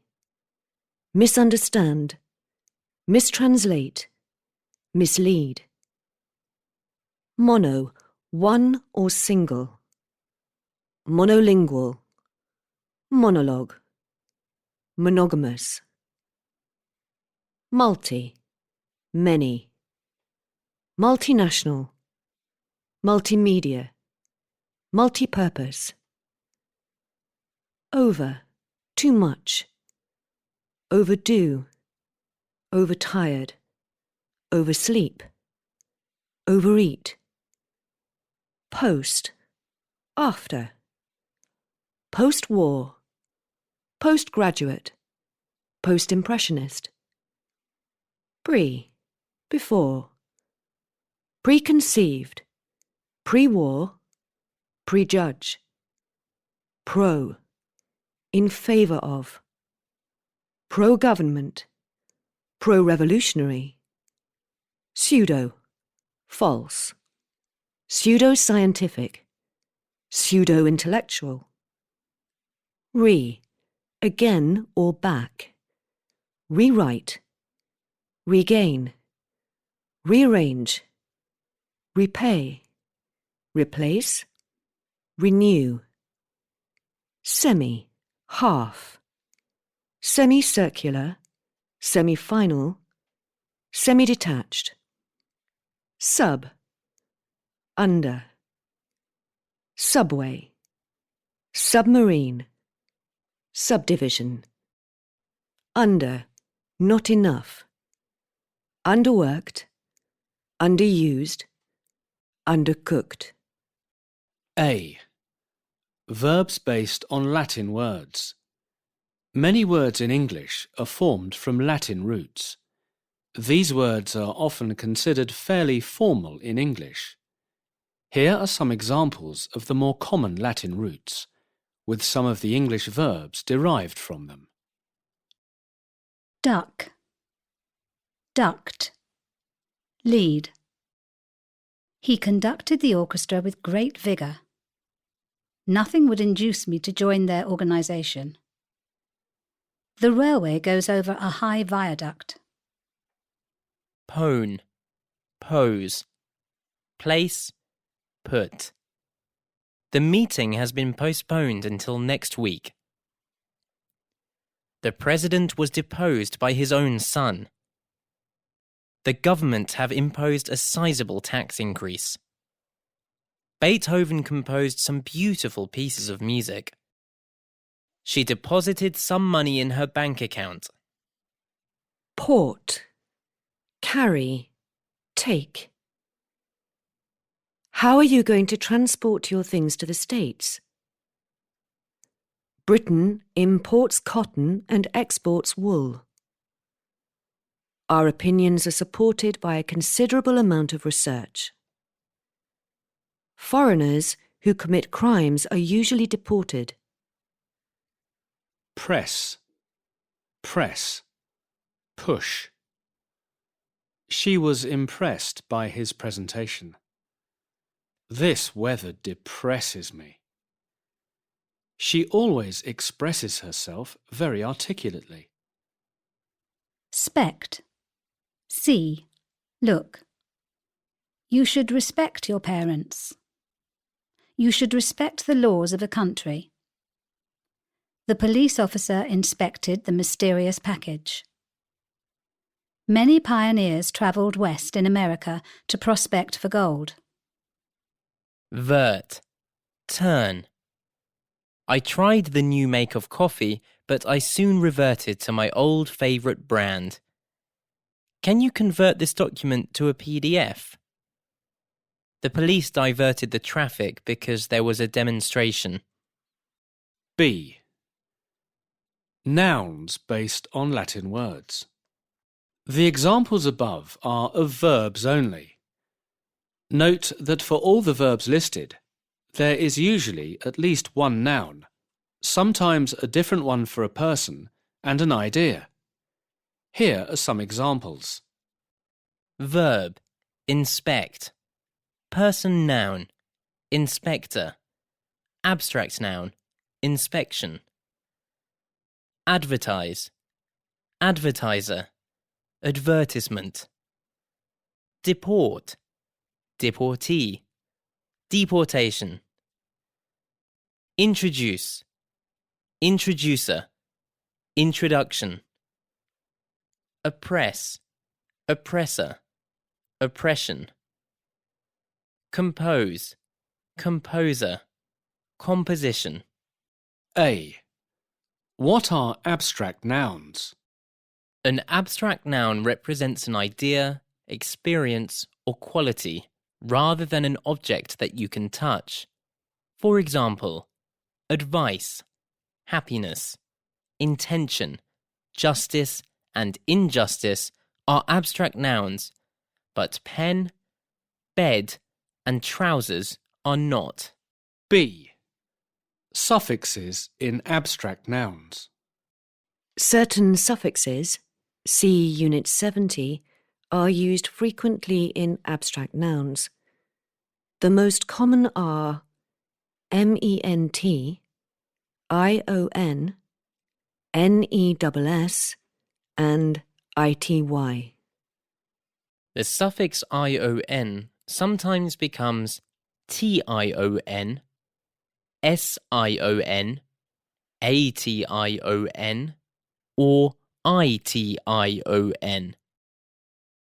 MENT and ION are usually used to make verbs into abstract nouns. The suffixes ness and ity are added to adjectives. Here are some examples of abstract nouns using those suffixes. Achievement, adjustment, amazement, disagreement, improvement, investment, replacement, retirement. Affection, collection, combination, expectation, frustration, limitation, recession, reduction. Carelessness, consciousness, eagerness, friendliness, kindness, laziness, politeness, weakness. Activity, authority, creativity, curiosity, generosity, hostility, popularity, sensitivity. C. Less common suffixes forming abstract nouns.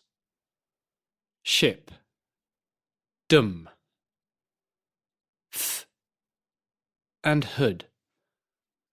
The suffixes ship and hood are usually added to other nouns to form abstract nouns. The suffix th is added to an adjective to form an abstract noun, and dm can combine with either a noun or an adjective. Here are some examples of abstract nouns using those suffixes.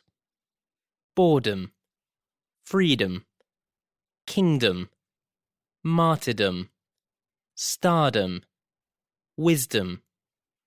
Breadth, depth, length, strength, warmth, width. Adulthood, brotherhood, childhood, motherhood, neighbourhood, womanhood, manhood. When he left school, Rolf trained as an electrician with a large company. There were 2 other boys in a similar position, and he enjoyed their companionship. They developed such a good relationship that once they'd completed their apprenticeship, they decided to go into partnership together. Now, they have set up a business under joint ownership. They have taken out membership of the Association of Electricians and are beginning to attract a great deal of work. D. Abstract nouns with no suffix. Anger, faith, luck, sense. Belief, fear, principle, sight. Calm, humour, rage, speed. Chance, idea, reason, thought. A. Form and meaning. A compound adjective has 2 parts. It is usually written with a hyphen. For example, well-dressed, never-ending, sky blue. Its meaning is usually clear from the combined words. The second part of the adjective is often a present participle, ending in ing, or past participle, ending in ed, except for irregular verbs. B. Personal appearance. A number of compound adjectives describe personal appearance. Here is a rather far-fetched description of a person, starting from the head down. Tom was a curly-haired, sun-tanned, blue-eyed, rosy-cheeked, thin-lipped, broad-shouldered, left-handed, long-legged young man, wearing an open-necked shirt, brand-new tight-fitting jeans, and open-toed sandals. C. Personality and character. Other compound adjectives describe a person's character. Melissa was absent-minded, easygoing, good-tempered, warm-hearted, and quick-witted, if perhaps a little big-headed, two-faced, self-centred, and stuck up, informal, at times. D. Prepositions and particles. Another special group of compound adjectives has a preposition or particle in its second part. The workers' declaration of an all-out strike forced management to improve conditions. Once there were fields here, but now it's a totally built-up area. That student's parents are very well off, but they don't give him much money, and he is always complaining of being hard up. I love these shoes, and although they're worn out, I can't throw them away. This area was once prosperous, but it now looks very run down. E. Collocations. Here are some other compound adjectives with typical noun collocations. Air-conditioned rooms. Bulletproof windows on the president's car. Business class ticket. Cut price goods in the sales. Duty-free items. Handmade furniture. Interest-free credit. Last-minute revision for an exam. Long-distance lorry driver. Long-standing relationship. Off-peak train travel. Part-time job. So-called expert. Sugar-free diet. Time-consuming writing of reports. Top secret information. World-famous film star. F. Changing compound adjectives. You can vary the compound adjectives listed by changing one part of the adjective. For example, curly-haired, long-haired, red-haired, and wavy-haired. First-hand, knowledge, first-class, ticket, and firstborn, child. A. What are compound nouns? A compound noun is a fixed expression which is made up of more than one word and functions as a noun. Such expressions are frequently combinations of two nouns. For example, car park, human being, science fiction. A number of compound nouns are related to phrasal verbs, and these are dealt with in Unit 76. B. How are compound nouns written? If you understand both parts of the compound noun, the meaning will usually be clear. Compound nouns are usually written as two words. For example, tin opener, bank account, pedestrian crossing. But sometimes they are written with a hyphen instead of a space between the words. For example, self-control.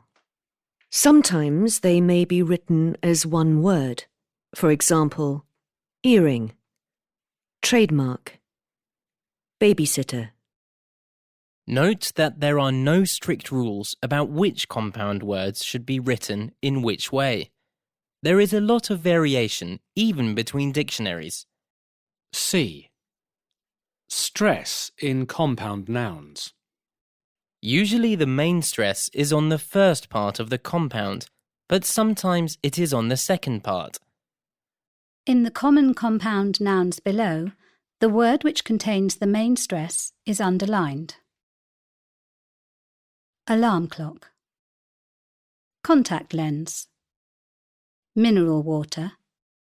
Voicemail. Blood donor. Credit card. Package holiday. Windscreen. Burglar alarm. Heart attack. Steering wheel. Windscreen wiper. Bus stop. Light bulb. Tea bag. Youth hostel. D. Grammar of compound nouns.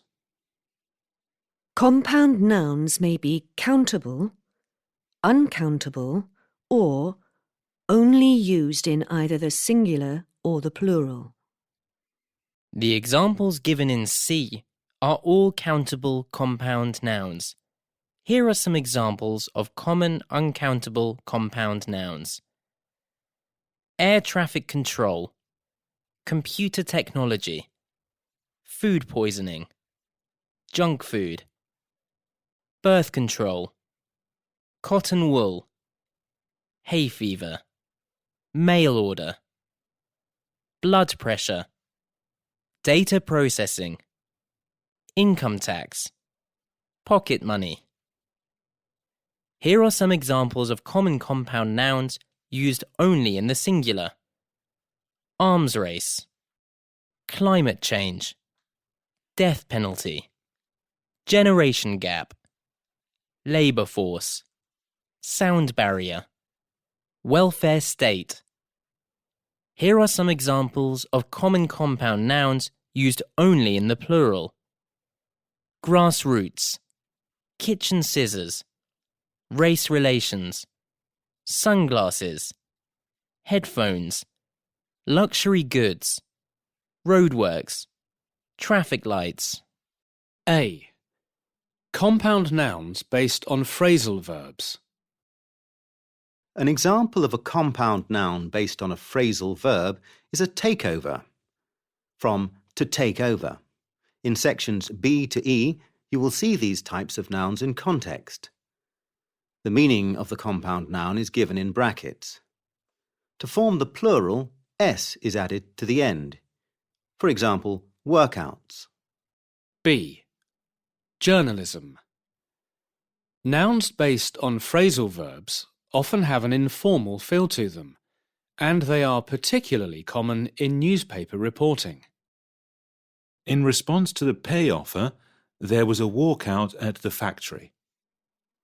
There is going to be a crackdown on public spending. An inquiry into the recent breakout from the local prison has recommended measures to tighten security there. Last month saw a tremendous shake-up in personnel. Last week we reported on the break-up of the mayor's marriage. C. The economy. The takeover of one of our leading hotel chains has just been announced. We're trying to find some new outlets for our products. Take your things to the checkout to pay for them. Cutbacks will be essential until the recession is over. Our profit was £1,000 on a turnover of £10,000. The banks were given a huge bailout by the government. D. Aspects of modern life. What the computer produces depends on the input. Output has increased thanks to new technology. We have a rather rapid staff turnover. Just after leaving school, he went through a stage of being a dropout. The consequences of fallout from the explosion at the nuclear reactor were felt for many years. I can easily get you a printout of the latest figures. A breakthrough has been made in AIDS research. E. General. The following words can be used in more general circumstances. Many of the problems were caused by a breakdown in communications. The outlook for tomorrow is good. Sunny in most places. There are drawbacks as well as advantages to every situation. The outcome of the meeting was not very satisfactory. TV companies always welcome feedback from viewers. It was clear from the outset that the setup would cause problems. We parked in a lay-by on the bypass. The outbreak of war took many people by surprise. A. What are binomials? Binomials are expressions, often idiomatic, where two words are joined by a conjunction, usually and. The order of the words is normally fixed. For example, odds and ends. Small, unimportant things. For example, let's get the main things packed. We can do the odds and ends later. Not ends and odds. Give and take. A spirit of compromise. For example, every relationship needs a bit of give and take to be successful. You can often tell something is a binomial because of the sound pattern, which may be a repetition of the same first sound or a rhyme. Tears are part and parcel of growing up. The boss was ranting and raving at us. The old cottage has gone to rack and ruin. He's so prim and proper at work. The hotel was a bit rough and ready. She has to wine and dine important clients. They stole my wallet. I was left high and dry with no money. B. Pairs of near synonyms. At other times, the clue is that the words are near synonyms. You can pick and choose. It's up to you. My English is progressing in leaps and bounds. My English is progressing by leaps and bounds. It's nice to have some peace and quiet now that the children have left. The doctor recommended some rest and recreation, or R&R. First and foremost, you must work hard. C. Binomials composed of grammar words. Many grammar words combine to form binomials. There are cafes here and there along the seafront. We've had meetings on and off, or off and on. I've been running back and forth, or to and fro, all day. She's better now and out and about again. She ran up and down the street. D. Binomials linked by words other than and. You've got your sweater on back to front. He won't help her. She'll have to sink or swim. Slowly but surely, I realised the boat was sinking. Sooner or later, you'll learn your lesson. She didn't want to be just friends. It had to be all or nothing. Well, I'm sorry. That's all I can offer you. Take it or leave it. It's about the same distance as from here to Dublin, give or take a few miles. A. Abbreviations pronounced as individual letters. Most abbreviations are pronounced as individual letters. Abbreviations for groups or organisations. BBC, British Broadcasting Corporation. CIA, Central Intelligence Agency, US government agency collecting information about other countries. EU, European Union. FBI, Federal Bureau of Investigation. MI6, Military Intelligence 6, UK equivalent of CIA. WHO, World Health Organization. Other abbreviations pronounced as individual letters. ID, identity, an identity card or passport. GM, genetically modified. DNA, deoxyribonucleic acid, chemical at the centre of living cells. FAQ, frequently asked questions. AKA, also known as. IOU, IOU. ATM, automated teller machine, cash machine usually outside a bank. ASAP, as soon as possible. B. Abbreviations pronounced as words. Abbreviations pronounced as individual words are called acronyms. NATO, North Atlantic Treaty Organization. PIN, personal identity number. For example, for a bank or credit card. SAD, seasonal affective disorder, lacking energy and enthusiasm in winter in latitudes where there is little sunlight at that time. AWOL, absent without leave. Some acronyms have become so normal as words that people do not think of them as abbreviations any longer, and so they are not written in capital letters. Laser, radar, scuba, sonar. C. Clippings. Some words are often used in an abbreviated form in informal situations. We say, for example, kilo instead of kilogram, or gig for gigabyte. Other examples include Aircon, air conditioning. Satnav, satellite navigation system. Uni, university. Mobile, mobile phone, or US, cell, cell phone. Carbs, carbohydrates. Sci-fi, science fiction. High-tech, high technology. D. Written abbreviations. Some abbreviations are most frequently used in writing. PTO. Please turn over. Turn to the next page. PS. Postscript. Written at the end of a message or letter, when you want to add something else.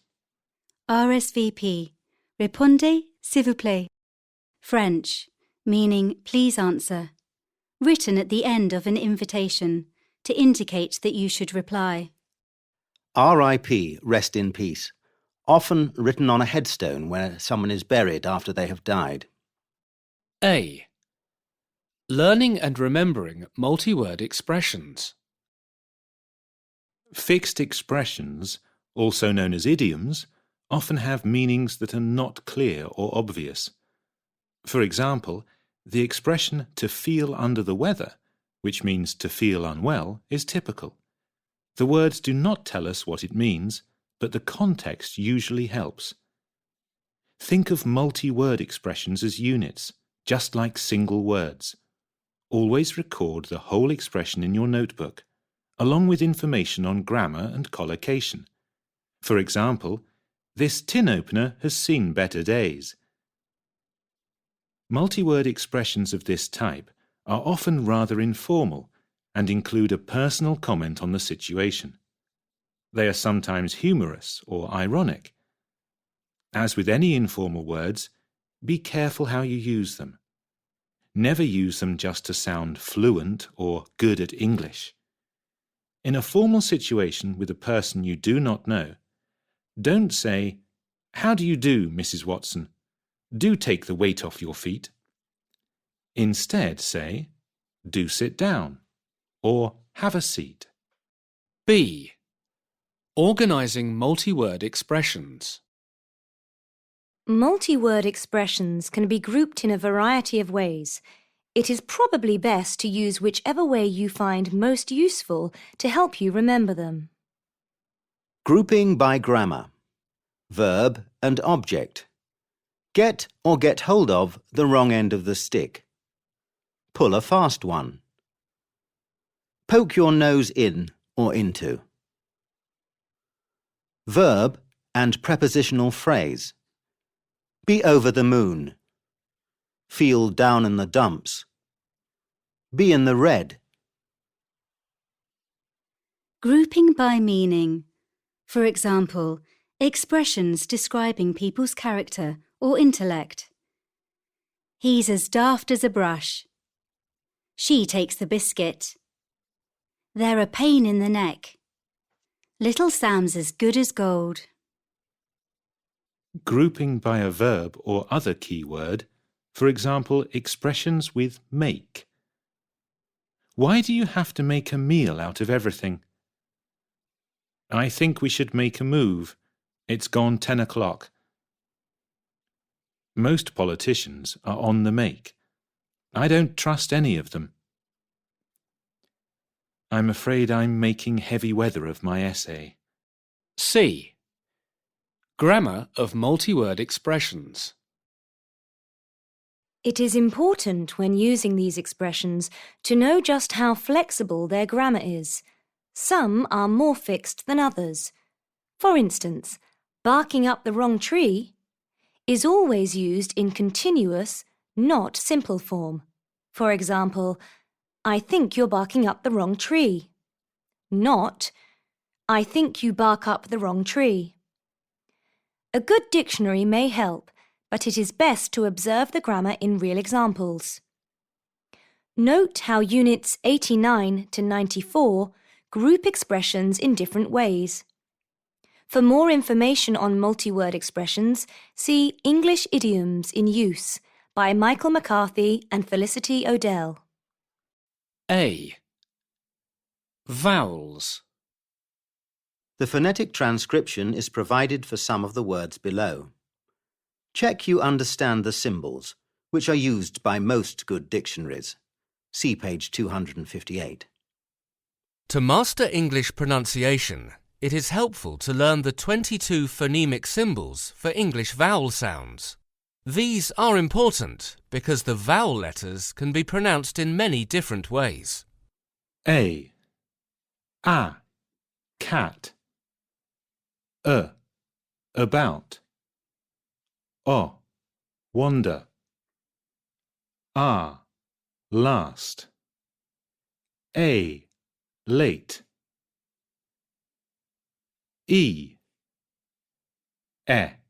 Met. Meter. I, alive. Give.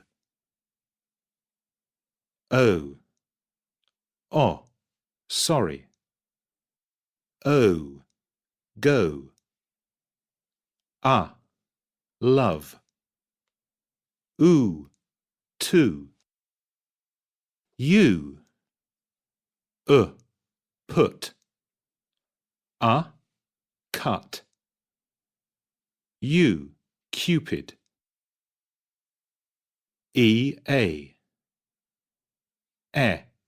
Head. Team. React.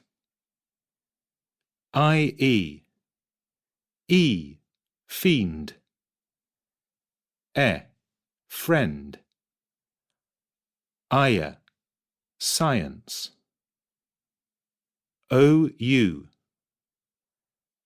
Hour. Root. Wood.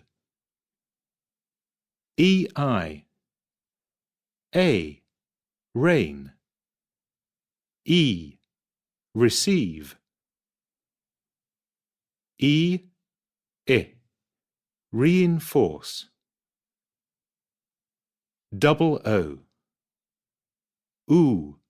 Cool. Cook. Co-opt. B. Silent letters. The letters below in bold are silent in the examples. P. Psychic. Psychiatry. Pneumatic. Receipt. Pseudonym. Psychology. B.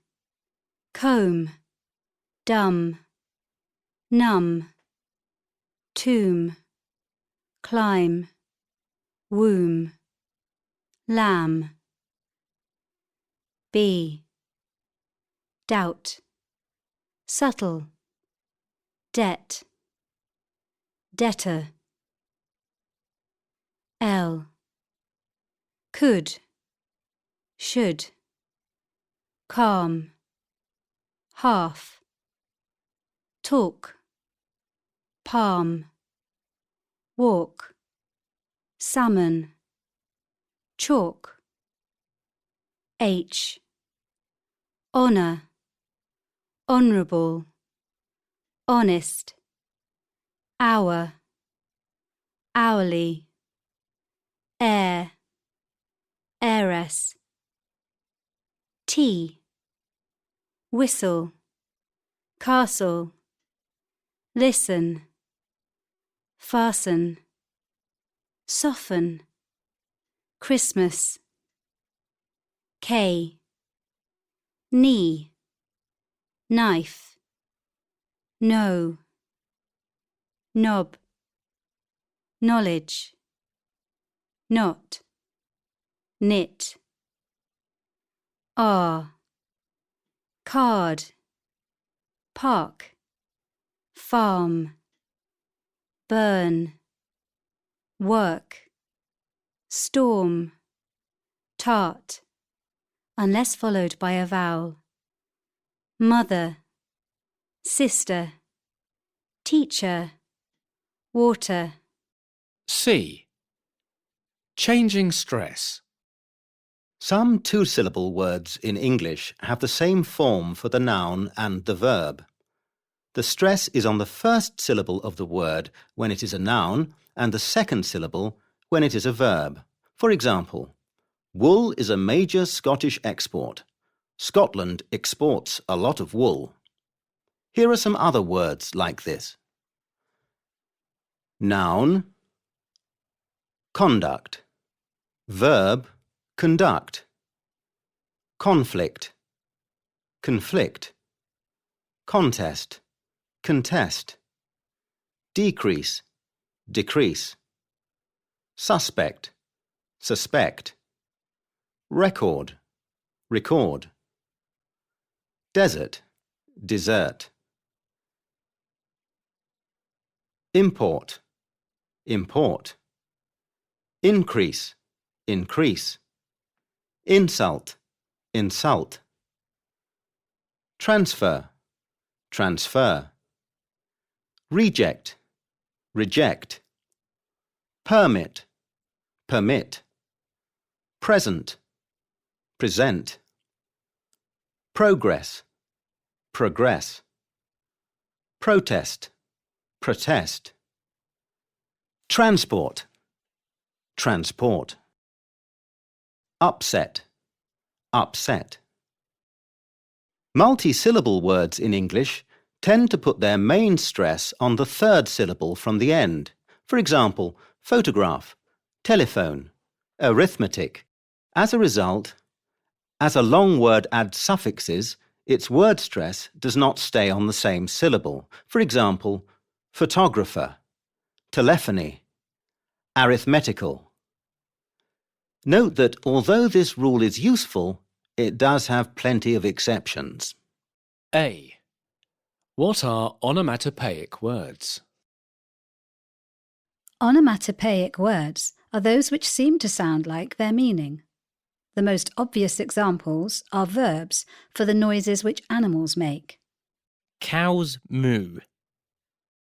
Cats meow and purr. Lions roar. Bees buzz. Small birds tweet. B. Letters, sounds and their associations. Certain combinations of sounds have particular associations in English. Gr at the beginning of a word can suggest something unpleasant or miserable. For example, she was groaning with pain. Everyone was grumbling about the quality of the food. Don't be so grumpy. The teacher growled angrily at the boys. Cl at the beginning of a word can suggest something sharp and or metallic. For example, click on login to enter the website. There was a loud clang as the metal bar hit the stone floor. Horses go clip-clop on the road. Sp at the beginning of a word can suggest water or other liquids or powders. For example, she splashed water over her face to wake herself up. The meat was horrible and she spat it out. I never use hairsprays. He sprinkled sugar on his breakfast cereal and ate it quickly. Water was spurting out of the broken pipe. W at the beginning of a word often suggests the movement of air. For example, he whistled and the horse ran towards him. Suddenly, a large insect whizzed over my head and scared me. Old Mr. Banks wheezed as he climbed the stairs. Ash at the end of a word can suggest something fast and violent. For example, smash, dash, crash, bash, mash, gash. A smashed window, a car crash. Sausages and mashed potato. A. Homophones and homographs. Homophones are words with different meanings which are pronounced in the same way but are spelt differently. For example, row, as in at the end of the row, and row. Homographs are words which are written in the same way but have different meanings and may be pronounced differently. Compare ROW in "We had a row about who should pay for the tickets" and "He sat at the end of the row." B. Homophones. Air, allowed, break, fair, phase, flew, great, grown, horse, its, lays, male, meet, moan, hour, pair, pale, pain, peel, place, practice, pray, raise, read, rain, write, sail, seen, sight, sow, soul, some, stake, tea, there, through, tire, toe, waste, weight, week, weather, wine, wood. C. Homographs with differing pronunciations. Check the pronunciation of the words in bold. You can use the list of phonemic symbols on page 258. I live in the north of England. My favourite rock group is singing live on TV tonight. I read in bed each night. I read War and Peace last year. The lead singer in the group is great. Lead pipes are dangerous. The wind blew the tree down. Wind the rope round this tree. She wound the string round the parcel and tied it up. He suffered a terrible wound in the war. This book is called English Vocabulary in Use. You must know how to use words as well as their meaning. They lived in a large old house. The buildings house a library and 2 concert halls, as well as a theatre. The sow has 5 piglets. The farmers sow the seeds in the spring. Bathing the baby at night may help her to fall asleep. On a sign at a beach, no bathing. A. What are uncountable nouns? Countable nouns can be used with a or an and made plural. For example, a hat, 2 hats. Uncountable nouns are not normally used with a or an or the plural. For example, information, not an information or some informations. You can learn uncountable nouns in groups associated with the same subject or area. Here are some useful headings. B. Travel. Luggage. Baggage. More common than luggage in American English. Accommodation. Money. Currency. Information. Transport. C. Food. The word food is usually uncountable, and so are many food names. Other uncountable food words can be added to this list. Sugar, rice, spaghetti, butter, bread, flour, soup. D. Abstract uncountable nouns and nouns for activities. She gave me some advice on how to study for the exam. I picked up some interesting knowledge on that course. She's made a lot of progress in a very short time. She has done some research on marine life. They've done a lot of work on the project. The teacher always gives us homework at the weekend. Do you have any experience of working with children? Wealth does not guarantee happiness, but neither does poverty. E. Material and resources. For making clothes, furniture, etc. Cloth, for example silk, leather. For energy, coal, oil. For buildings, stone, brick, plastic. General, equipment, software. F. Other common uncountable nouns. I have some news for you. Henry is getting married. What lovely weather. Let's go for a walk. A. Tools, instruments, pieces of equipment.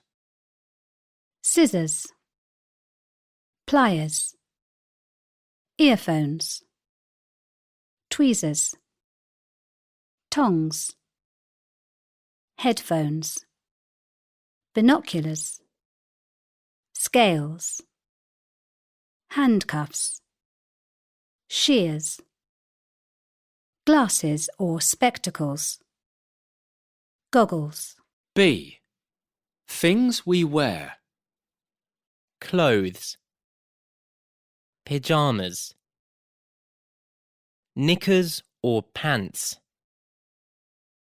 underpants or pants, jeans, tights, overalls, leggings, dungarees, shorts, trousers,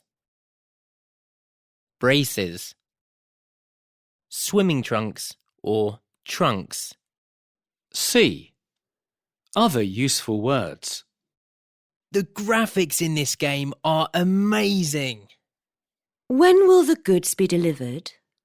The architect inspected the foundations before declaring that the premises were safe. The military authorities have established their headquarters in the old town hall. The acoustics in the new opera house are near perfect. The contents of the house were sold after her death. Looks are less important than personality in a partner. As you come to the outskirts of the village, there are traffic lights. Turn left there. The stairs are a bit dangerous. Be careful. The proceeds of the concert are going to the Children's Fund. A terrorist has escaped from prison. Her whereabouts are unknown. D. Words with plural form, but used mostly with singular verbs. Names of some games. Billiards, dominoes, drafts, darts, bowls, cards. Names of subjects or activities. Physics, economics, classics, gymnastics, athletics. A. Countable and uncountable nouns. When we use a countable noun, we are thinking of specific things that can be counted. For example, 2 glasses. When we use an uncountable noun, we are thinking of stuff or material or the idea of a thing in general. For example, this door is made of glass. Stuff or materials. Glass. Things. A glass or glasses. Cloth. A cloth. Fish. A fish. Work. A work. Be careful. There's broken glass on the road. I need a cloth to wipe the table. We had fish for dinner. Hamlet is one of Shakespeare's most famous works. Here are some more nouns that can be used in both ways with different meanings. Countable. There's a black hair in my soup. It must be yours. Uncountable. She has beautiful red hair. Did you buy a paper this morning? The printer has run out of paper. They are campaigning to help indigenous peoples of South America. I love meeting people from different countries. Can I borrow your iron? My shirt is a bit creased. People used to think ships made of iron would sink. I had some interesting experiences during my trip to Latin America. She has little work experience. The city has a yearly arts festival. He studied arts, not sciences, at uni. Have you been to the Modern Art Museum? It's wonderful. I've seen that film 3 times. We had some good times at university. Time passes very slowly if you have a boring job. B. Food. The names of food items often have a different meaning, depending on whether they are used as countable or uncountable nouns. See fish above. Coffee or tea. A coffee and 2 teas. Potato. Just 2 potatoes, please. Would you like some chocolate? Would you like a chocolate? Salt and pepper. A pepper. A hot dog with onion. An onion. A. Bit and piece.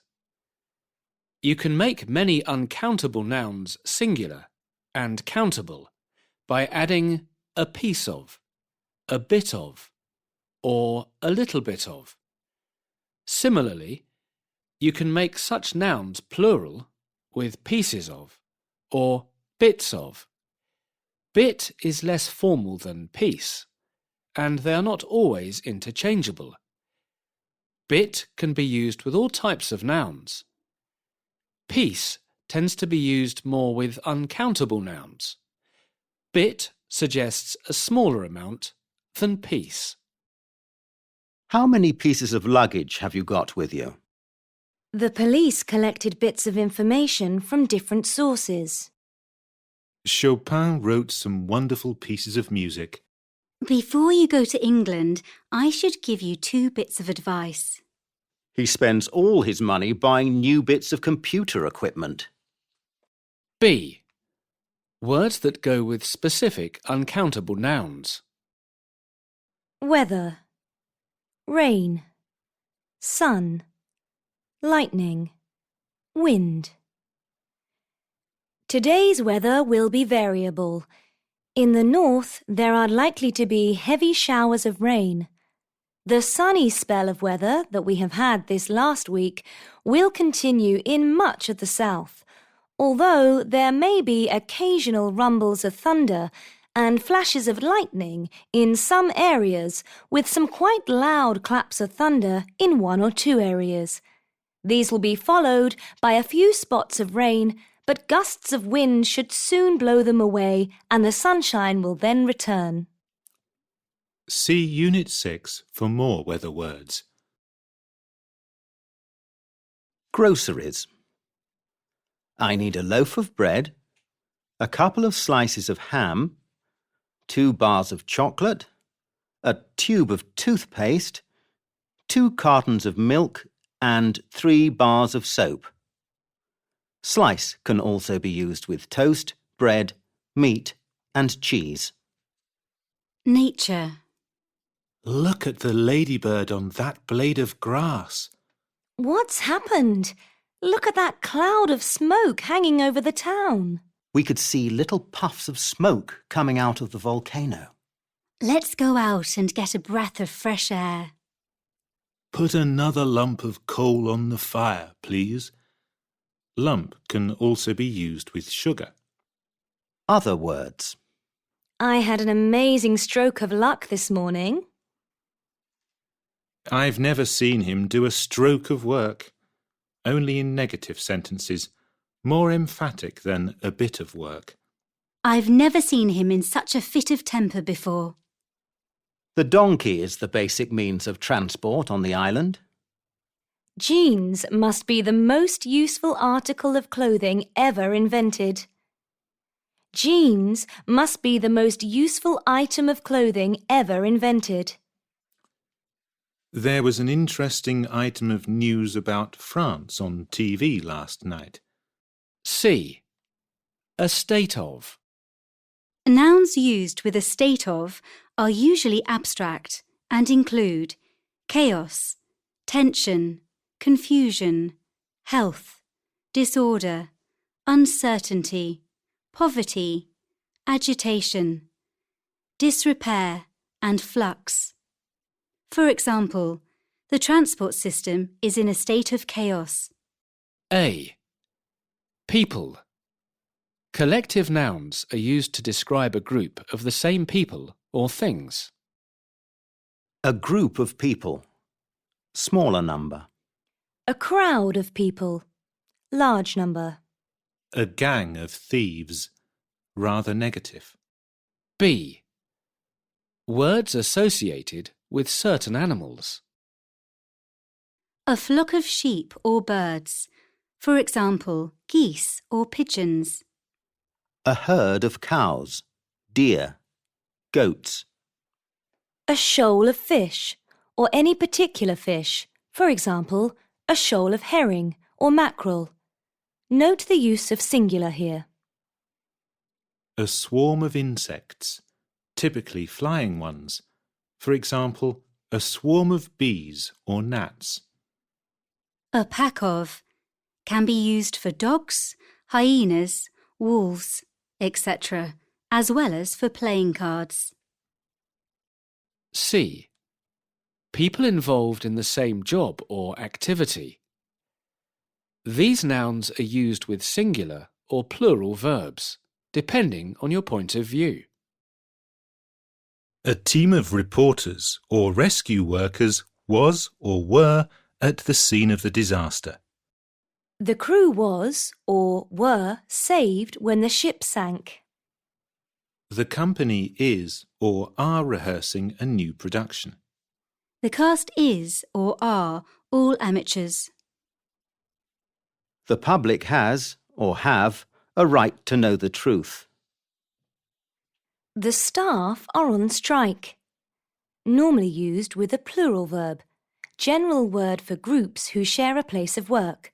For example, teachers in a school, people in an office. D.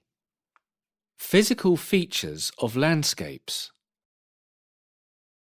In the picture we can see a row of cottages near a clump of trees with a range of hills in the background. Out on the lake there is a small group of islands. E. Things in general. A pair of birds sitting on a branch. A couple of strawberries. A pile or heap of papers. Or clothes, dishes, toys, etc. A bunch of flowers, or grapes, bananas, etc. A stack of chairs, or tables, boxes, logs, etc. A set of tools, or pots and pans, dishes, etc. A. Containers and contents. Bag, barrel, basket, bottle, bowl, box, bucket. Can, carton, case, for example, for glasses. Crate, glass, jar, jug, mug. Pack, packet, pan, pot, sack, tin, tub, tube. B. More information about these containers. Container, bag, usually made of cloth, paper, plastic. Typical contents, sweets, shopping, mail. Barrel, wood and metal, oil. Wine, beer. Basket, wicker, metal. Shopping, clothes, waste paper. Bottle, glass, plastic. Milk, lemonade, wine. Bowl, china, glass, wood. Fruit, soup, sugar. Box, cardboard, wood. Matches, tools, toys, chocolates. Bucket, metal, plastic. Sand, water. Can, tin. Cola, beer. Carton, card. Milk, juice. Case, leather, wood, cardboard. Jewellery, spectacles, wine. Crate, wood, plastic. Bottles. Glass, glass. Milk, water, wine. Jar, glass, pottery. Jam, honey, olives, instant coffee. Jug, pottery. Milk, cream, water. Mug, pottery. Tea, coffee, cocoa. Pack, card. Cards, 6 cans of cola or beer. Packet, card, paper, plastic. Tea, biscuits, cereal, crisps. Pan, metal. Food that is being cooked. Pot, plastic, metal, pottery. Yogurt, plant, paint. Sack, cloth, plastic. Coal, rubbish. Tin, tin. Tomatoes, sardines, fruit. Tub, wood, plastic, card. Flowers, rainwater, ice cream. Tube, soft metal, plastic.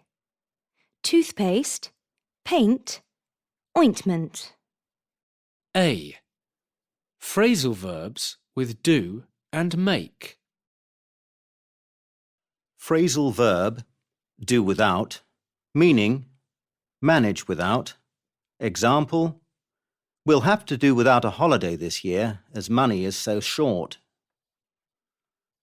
Do away with, abolish, get rid of. It should be our ambition to do away with poverty in the world. Make for, move in the direction of. Let's make for the city centre and look for a restaurant there. Make of, think, opinion. What do you make of the new software? Make off, leave hurriedly. He made off as soon as he heard their car turn into the drive. Make up for, compensate for. The superb food at the hotel made up for the uncomfortable rooms. B. Meanings of phrasal verbs. Some phrasal verbs have a number of different meanings. For example, do up can mean not only fasten, but also renovate and put into a bundle. Similarly, make out can mean claim, manage to see, and understand. Make up can mean compose or invent. It can also mean constitute or form. Put cosmetics on, prepare by mixing together various ingredients, and make something more numerous or complete. C. Collocations with do and make. There are a lot of other common collocations based on do and make. Note that most combinations referring to activities, work or duty use do, whereas those which lead to an end product, for example, tea, a cake, a noise, a toy boat, a profit, use make. You do your homework. You do the housework. You do some gardening. You do exercise. You do the washing up. You do your best. You do the shopping.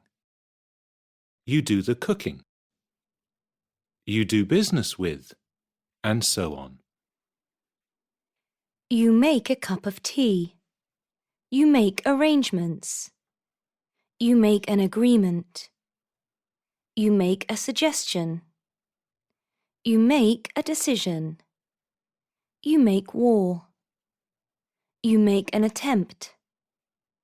You make a phone call. You make the best of. You make an effort. You make an excuse. You make a mistake. You make a profit or a loss. You make love. You make the most of. You make a noise. You make a good or bad impression. You make a success of. You make allowances for. You make a gesture or a face. You make fun of. You make a fuss of. You make a go or a success of. And so on. A. Phrasal verbs with bring.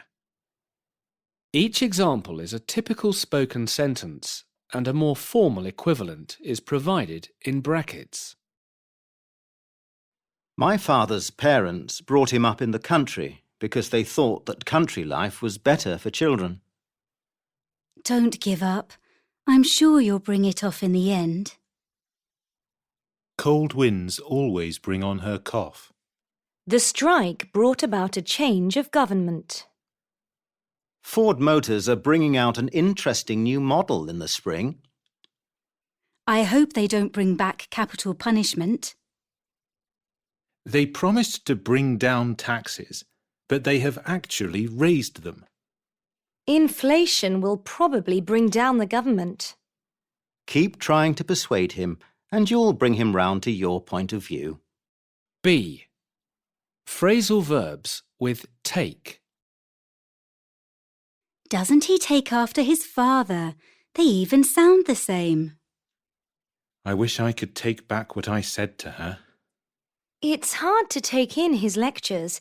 He speaks in such an abstract way. She was completely taken in by him and agreed to give him all her money. Sales have really taken off now. We should make a good profit this year. The plane took off 2 hours late. She's very good at taking off her teacher. She sounds just like her. We'll have to take on more staff if we're to take on more work. Nelson is going to take over as manager in July. She took to him at once, and they soon became close friends. When did you take up golf? C. Common expressions with bring and take. The new regulations will be brought into force in May. His research brought some very interesting facts to light. Matters were brought to a head when Lily was sacked. It's better that everything should be brought into the open. His new girlfriend has really brought out the best in him. Don't let him take advantage of you. After 20 years of marriage, he takes her for granted. I took it for granted you'd come. You always do. She immediately took control of the situation. His unkind words took my breath away. The story takes place in Mexico. Leaving his job before he's found a new one is taking a risk. It's impossible to take such a silly suggestion seriously. Don't forget to take travel costs into account in the budget. He doesn't seem to take pride in his work. You must take the opportunity to visit the castle while you're here. A. Meanings of get. Get is used frequently in spoken English. It has the following basic meanings. Receive, obtain, or buy something. For example, please get me a sandwich when you're in town. I got a text from John today. She got top marks in her exam. Change position. Move or be moved. For example, how are you getting home tonight? Change state. Become or make. For example, she's ill, but she's getting better. B. Specific meanings of get. Get also has many other more specific meanings. It's my turn to get dinner tonight. I don't get it. Why did he speak like that? His behaviour really gets me at times. I saw Harry's new girlfriend at the party, but I didn't get to speak to her. Once we got to know each other, we became great friends. The phone's ringing and there's someone at the door. You get the phone and I'll get the door. C. Phrasal verbs based on get. Phrasal verb, get across. Meaning, successfully communicate an idea. Example, it was difficult to get my point of view across to the committee. Get at. Reach, find. I hope the inquiry will get at the truth. Get behind with. Fail to do something by a certain time. I've got terribly behind with my work. Get down. Depress. This weather is getting me down. Get down to. Begin to give some serious attention to. It's time you got down to some work. Get into. Be successful with an application. For example, to a college or school. She did well in her exams and got into university. Get on. Manage. However will we get on without you? Get on. Advance. Develop. Joe is getting on very well at school. Get out of. Avoid a responsibility. I'll try to get out of my next lesson. Get over. Recover from. She's getting over a bad attack of flu. Get round. Spread. The news soon got round the village. Get round to. Do something you've intended to do for a long time. I need to buy a new desk, but I can't get round to it. I'm so busy. Get through. Come to a successful end.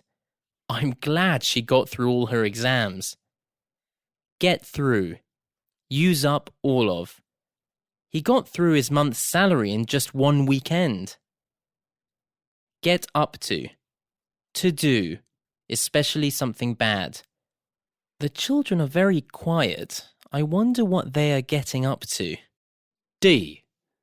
Other expressions based on get.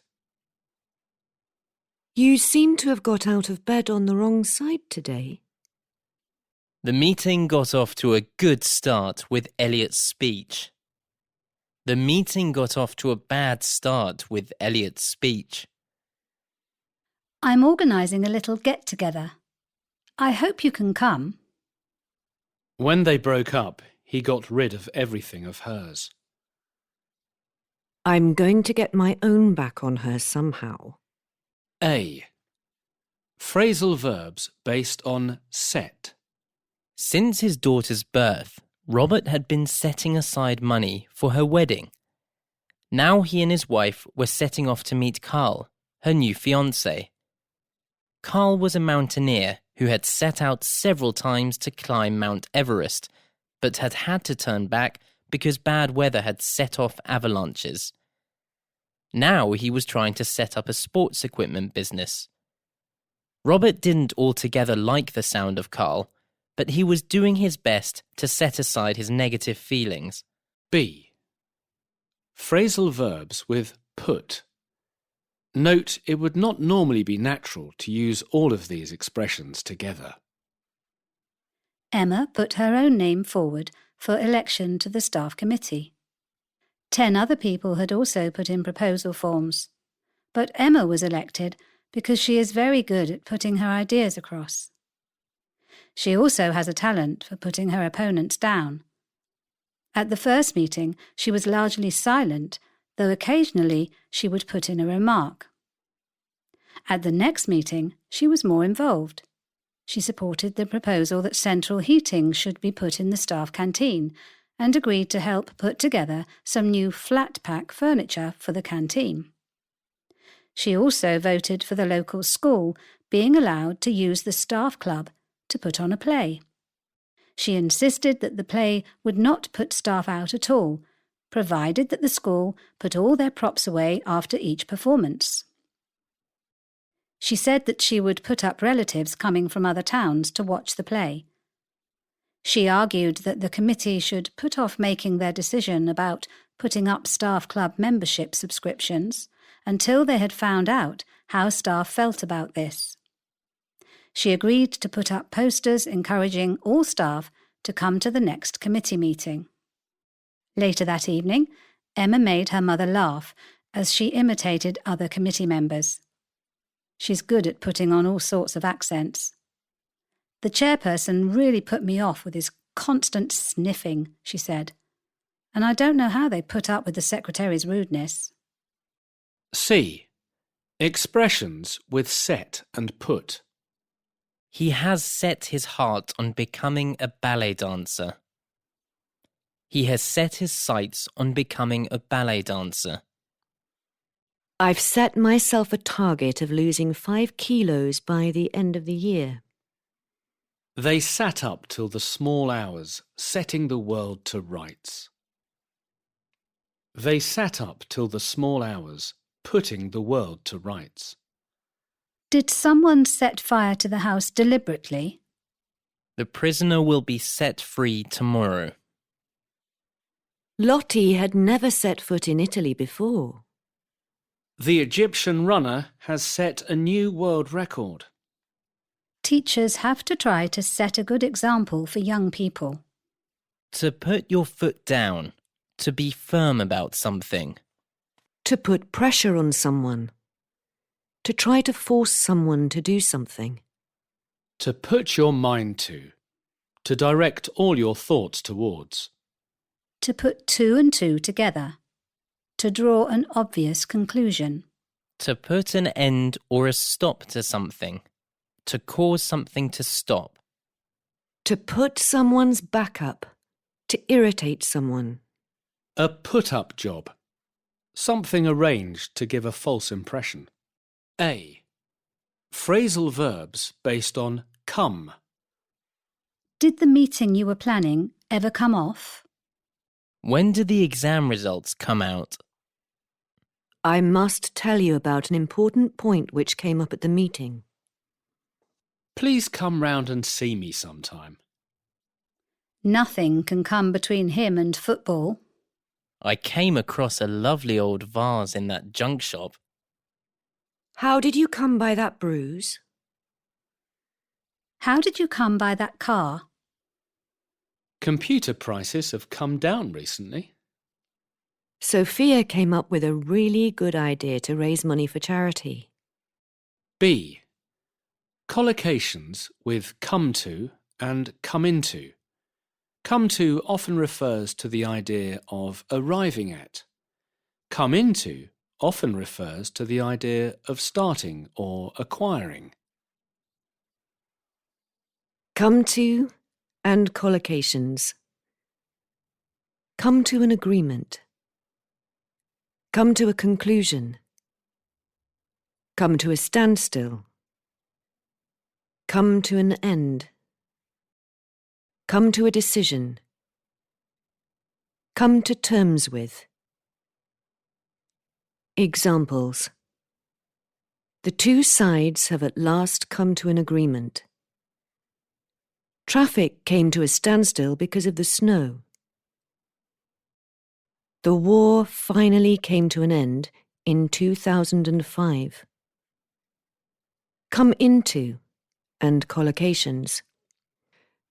Come into and collocations. Come into contact with. Come into a fortune. Come into operation. Come into sight or view. Come into existence. Come into fashion. Examples. He came into a fortune when his uncle died. The new motorway will come into operation next March. After 2 hours at sea, the island came into sight. After 2 hours at sea, the island came into view. C. Phrasal verbs based on go. Some of these have a number of different meanings. Go on. What is going on next door? They went on working despite the noise. As the weeks went on, things improved. You go on. We'll catch you up later. He's always going on at me about my untidy hair. Go through. I wouldn't like to go through that again. Let's go through the plans once more. Unfortunately, the business deal we were hoping for did not go through in the end. Go for. He really went for her when she dared to criticise him. Which course have you decided to go for? Go with. Those shoes don't go with that dress. D. Other expressions based on go. I hope they'll make a go of the business, but they are taking a big risk. He's been on the go all day and he's exhausted. It goes without saying that we'll support you. Your work is good, as far as it goes. The story goes that they were once very close friends. They went to great lengths to keep it a secret. The business has gone bankrupt. Let me have a go. A. Look. I look forward to hearing from you at your earliest convenience. At end of formal letter. The police are looking into the matter. They need to look at all the evidence before reaching a decision. She looks down on anyone she thinks is inferior to her. It's hard to be positive, but do try to look on the bright side. B. C. Sue tries to see about arrangements for the conference at least a year ahead. Sue tries to see to arrangements for the conference at least a year ahead. We all went to see Jana off at the airport. It didn't take Tom long to see through her. That can't be Hamid. He's in Paris this week. I must be seeing things. C. Run. I ran into an old friend yesterday. I had no idea she was in town. Her patience has run out and she has told him she won't help him anymore. We've run out of milk. Let's run over the plans again to make sure we've thought of everything. Things may be hard now, but it'll be worth it in the long run. The trains have stopped running because of the avalanche. D. Turn. Everyone was very surprised when she turned down the promotion and explained that she was leaving the company. Naoko turned up last night. I haven't seen her for years.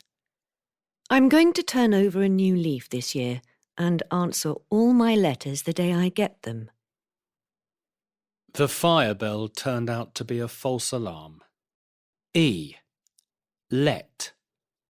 He has been let down so many times in the past. I hope he won't be disappointed again. Don't let go of the rope or she'll fall and hurt herself. The accused was let off with a fine. When she let it slip that she had been given a pay rise, the other workers were very angry. F. Break. No one likes people who break their promises. The speaker broke off in the middle of a sentence. I'm dreading breaking the news to him. He's going to be very upset. When he left her, he broke her heart. The sprinter broke the record for the 100 metres. A.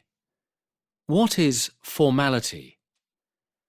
Formality is all about your relationship with the person you're speaking or writing to. If you use formal language, it may be because you wish to show respect, politeness, or to put yourself at a distance. For example, official language or academic language.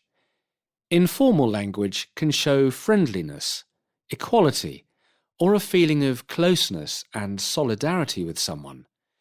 You should never use informal language just to sound fluent or clever. B. Scales of formality. Some groups of words can be put on a scale from formal to neutral to informal. Formal, offspring. Neutral, children. Informal, kids. Abode, residence. House, flat, home. Place. Goodbye. Bye. Bye-bye. Cheerio. Go amiss. Go wrong. Go pear-shaped. C. Words of Latin and Greek origin. Many longer words that come from Latin and Greek are quite formal. Here are some with their neutral and or informal equivalents, which are often shorter words. I'll go and email Kieran immediately. The researchers utilize the most modern equipment. This problem frequently occurs with older software. The study established a link between stress and ill health. This book provides us with a picture of ordinary life in the Middle Ages. The government attempted to reduce unemployment by supporting new businesses. Physicists seek answers to fundamental questions about the universe. D. Formal phrases. Many phrases are typical of formal contexts, such as academic or official language. What should the government do in terms of helping young people? Students, in particular, need support to complete their studies on account of the high fees and living costs they have to meet. Should students be given financial support on the basis of their family circumstances? And how should the government act in relation to youth unemployment? The definitions give less formal or neutral equivalents. E. Formality in notices, instructions, etc. You will often see rather formal words in signs, notices, and directions. Make sure you know the meaning of the words used so that you could tell someone what the notice says using less formal words. This stairway is closed until further notice. Do not alight while the bus is in motion. Do not address the driver unless the bus is stationary. Lift capacity 6 persons or max 500 kilos. Articles deposited must be paid for in advance. We regret we no longer accept cheques. Tickets must be purchased before boarding the train. A. Monosyllabic informal words. Informal versions of words are often short and monosyllabic. Consist of one syllable. Someone's robbing the bank. Call the cops. Do you mind if I use your loo? The cops have arrived. The house has 2 loos. It cost me 10 quid. I'll help you peel the spuds. My bike's been stolen. I always go by tube. His dad spent 10 years in the nick. I'll get a cab from the station. B. Clippings. Shortening a word tends to make it less formal, though these forms are acceptable in a wide range of contexts. I'll meet you in the lab. She works for a tech company. What's on telly tonight? Have you seen that mag? We should put an ad in the paper. We should put an advert in the paper. Can I use your mobile? I need to phone my brother. There's milk in the fridge. Her sister's a vet. Would you like to be a celeb? Would you like to be a celebrity? C. Slang. Slang is extremely informal language. Slang helps to make speech vivid, colourful, and interesting, but it can easily be used inappropriately. Slang is mainly used in speech, but it is also often found in the popular press and in literature. Slang changes very quickly, so some words go out of fashion, but you may meet them in novels and films. Some slang expressions may cause offence to some people. Here are some examples you may hear or read. Expressions for money. Dosh, Reddies, Moolah. Expressions for food and drinks. Nosh, grub. Sani, cuppa. People obsessed with computers or other equipment. Nerd, geek, anorak. Jobs. Quack. Shrink. The old bill. Squaddy. A. As. As. As. Similes are easy to understand. If you see the phrase as dead as a doornail, you don't need to know what a doornail is. Simply that the whole phrase means totally dead. But remember, fixed similes are usually informal and often humorous. Those marked with an asterisk are negative and could offend. Use all these expressions with care and keep them generally as part of your receptive vocabulary. Creating a picture in your mind can often help you remember the simile. As blind as a bat. As thin as a rake. As strong as an ox. As quiet as a mouse. Some can be remembered as pairs of opposites. As heavy as lead is the opposite of as light as a feather. As drunk as a lord is the opposite of as sober as a judge. As black as night is the opposite of as white as snow, particularly used in fairy tales. Some can be remembered by sound patterns. As good as gold. This is used about children's behaviour. As cool as a cucumber. As busy as a bee. Some other useful phrases using as. The bed was as hard as iron, and I couldn't sleep. I'll give this plant some water. The soil's dry as a bone. He's as mad as a hatter. He crossed the Atlantic in a bathtub. She told the teacher, as bold as brass, that his lessons were boring. You'll have to speak slowly and clearly. He's as deaf as a post. Don't worry. Passing this exam is as easy as pie. She knew the answer as quick as a flash. The princess's skin was as white as snow. When he saw it, his face went as white as a sheet. The fish was bad and I was as sick as a dog. She ran off with my money. I felt as sick as a parrot. When I told him, his face went as red as a beetroot. B. Like. My plan worked like a dream, and the problem was soon solved. Be careful the boss doesn't see you. She has eyes like a hawk. No wonder he's fat. He eats like a horse and drinks like a fish. Did you sleep well? Yes, thanks. Like a log. Sorry, I forgot to ring him again. I've got a mind like a sieve. Sorry, I forgot to ring him again. I've got a head like a sieve. The boss is like a bear with a sore head today. She goes around like a bull in a china shop. Criticising the government in his presence is like a red rag to a bull.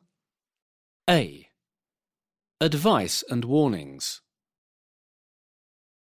Proverb. Don't count your chickens before they hatch.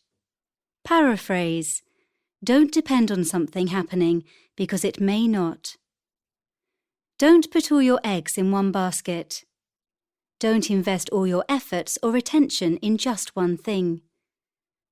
Never judge a book by its cover. Don't judge people or things by their outward appearance. Never look a gift horse in the mouth. Never refuse good fortune when it is there in front of you. Take care of the pennies and the pounds will take care of themselves. Take care of small sums of money and they will become large sums. We'll cross that bridge when we come to it. We'll deal with that problem when it actually happens. B. Key elements. Proverbs can be grouped by key elements. For example, animals and birds. When the cat's away, the mice will play. You can lead a horse to water, but you can't make it drink. One swallow doesn't make a summer. C. Visualizing. As with learning all vocabulary, visualizing an element of it often helps. There's no smoke without fire. Or, where there's smoke, there's fire. People who live in glass houses shouldn't throw stones. Too many cooks spoil the broth. Many hands make light work. Signs and notices in English often use words and expressions that are rarely seen in other contexts. Look at the signs and notices below with their translations into more everyday English.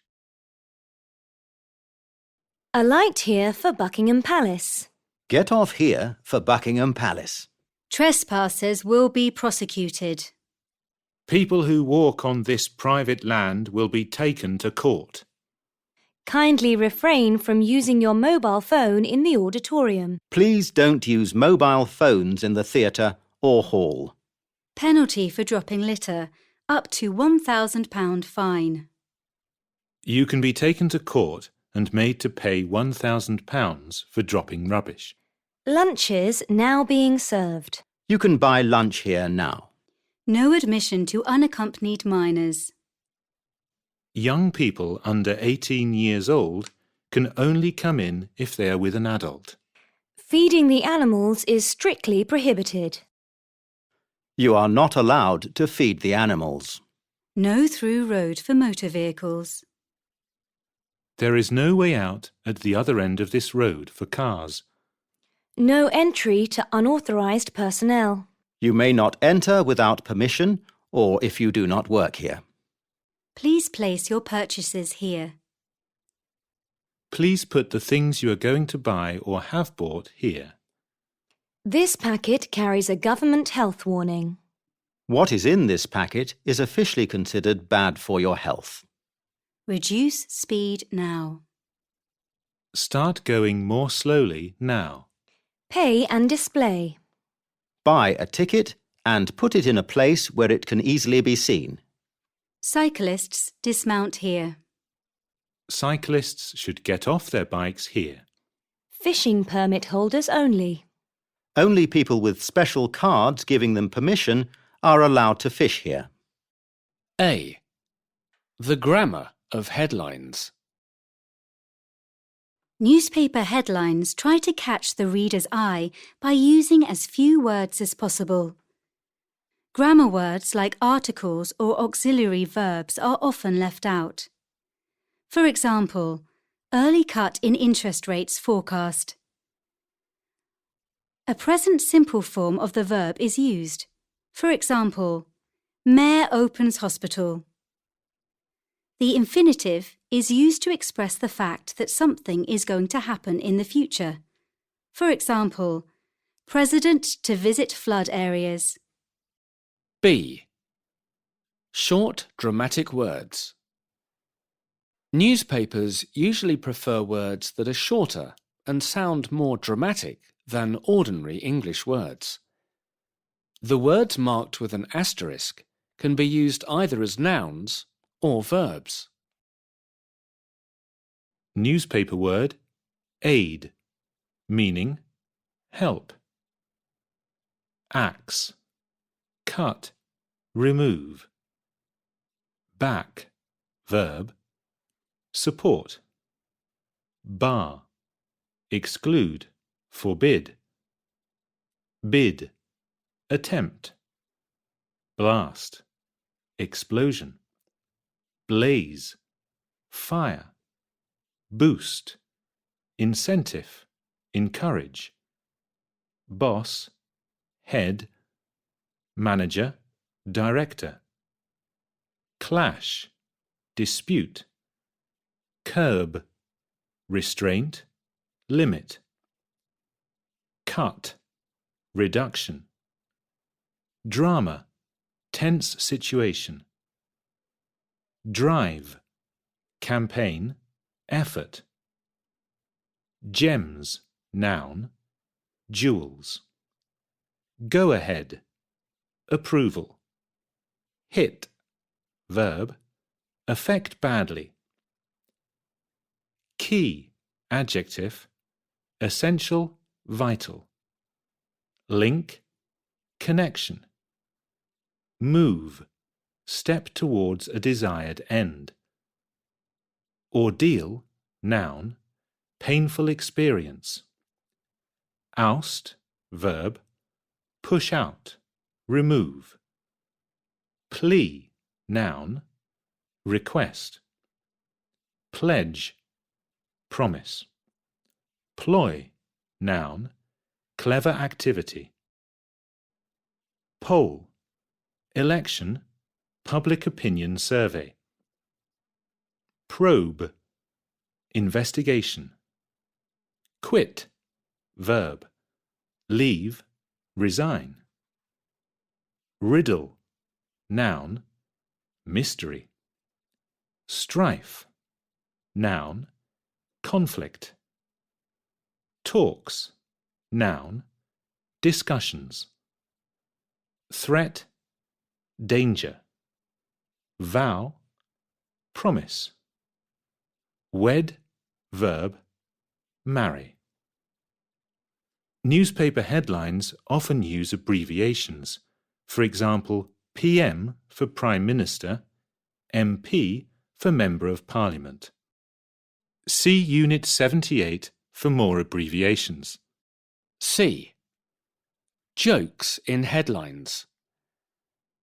Some newspapers also enjoy making jokes in their headlines. They do this by playing with words, or punning. For example, a wet open-air operatic concert was described as torrential rain in most arias. An announcement that a woman working at the Mars Chocolate Company had got an interesting new job was "Woman from Mars to be first Briton in space." Note the word Britain is almost exclusively found in newspapers. A. English in the USA. English in the USA differs from British English.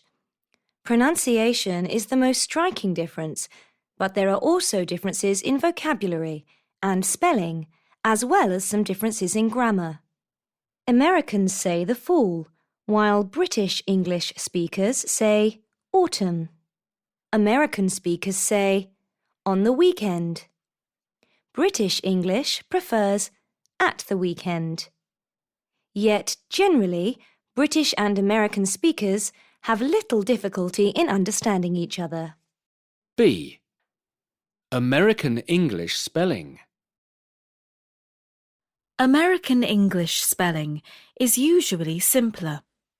For example, British English words ending in OUR and RE end in OR and ER in American English. For example, colour, colour, centre, centre. Many verbs ending in ISE in British English end in IZE in US English. Realise, realise. There are differences in individual words too. For example, British jewellery is jewellery in American English. C. US words and their British equivalents. Travel and on the street. American English, British English. Gas, gasoline. Petrol. Truck. Lorry. Baggage. Luggage. Sidewalk. Pavement. Crosswalk. Zebra crossing. Line. Queue. Vacation. Holiday. Parking lot. Car park. Trunk of car. Boot. Hood of car. Bonnet. Freeway. Interstate. Motorway. One-way trip. Single. Round trip. Return.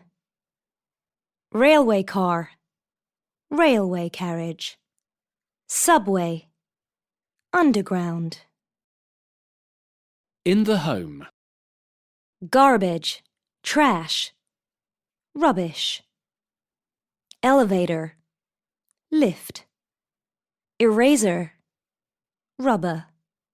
Apartment. Flat. Closet.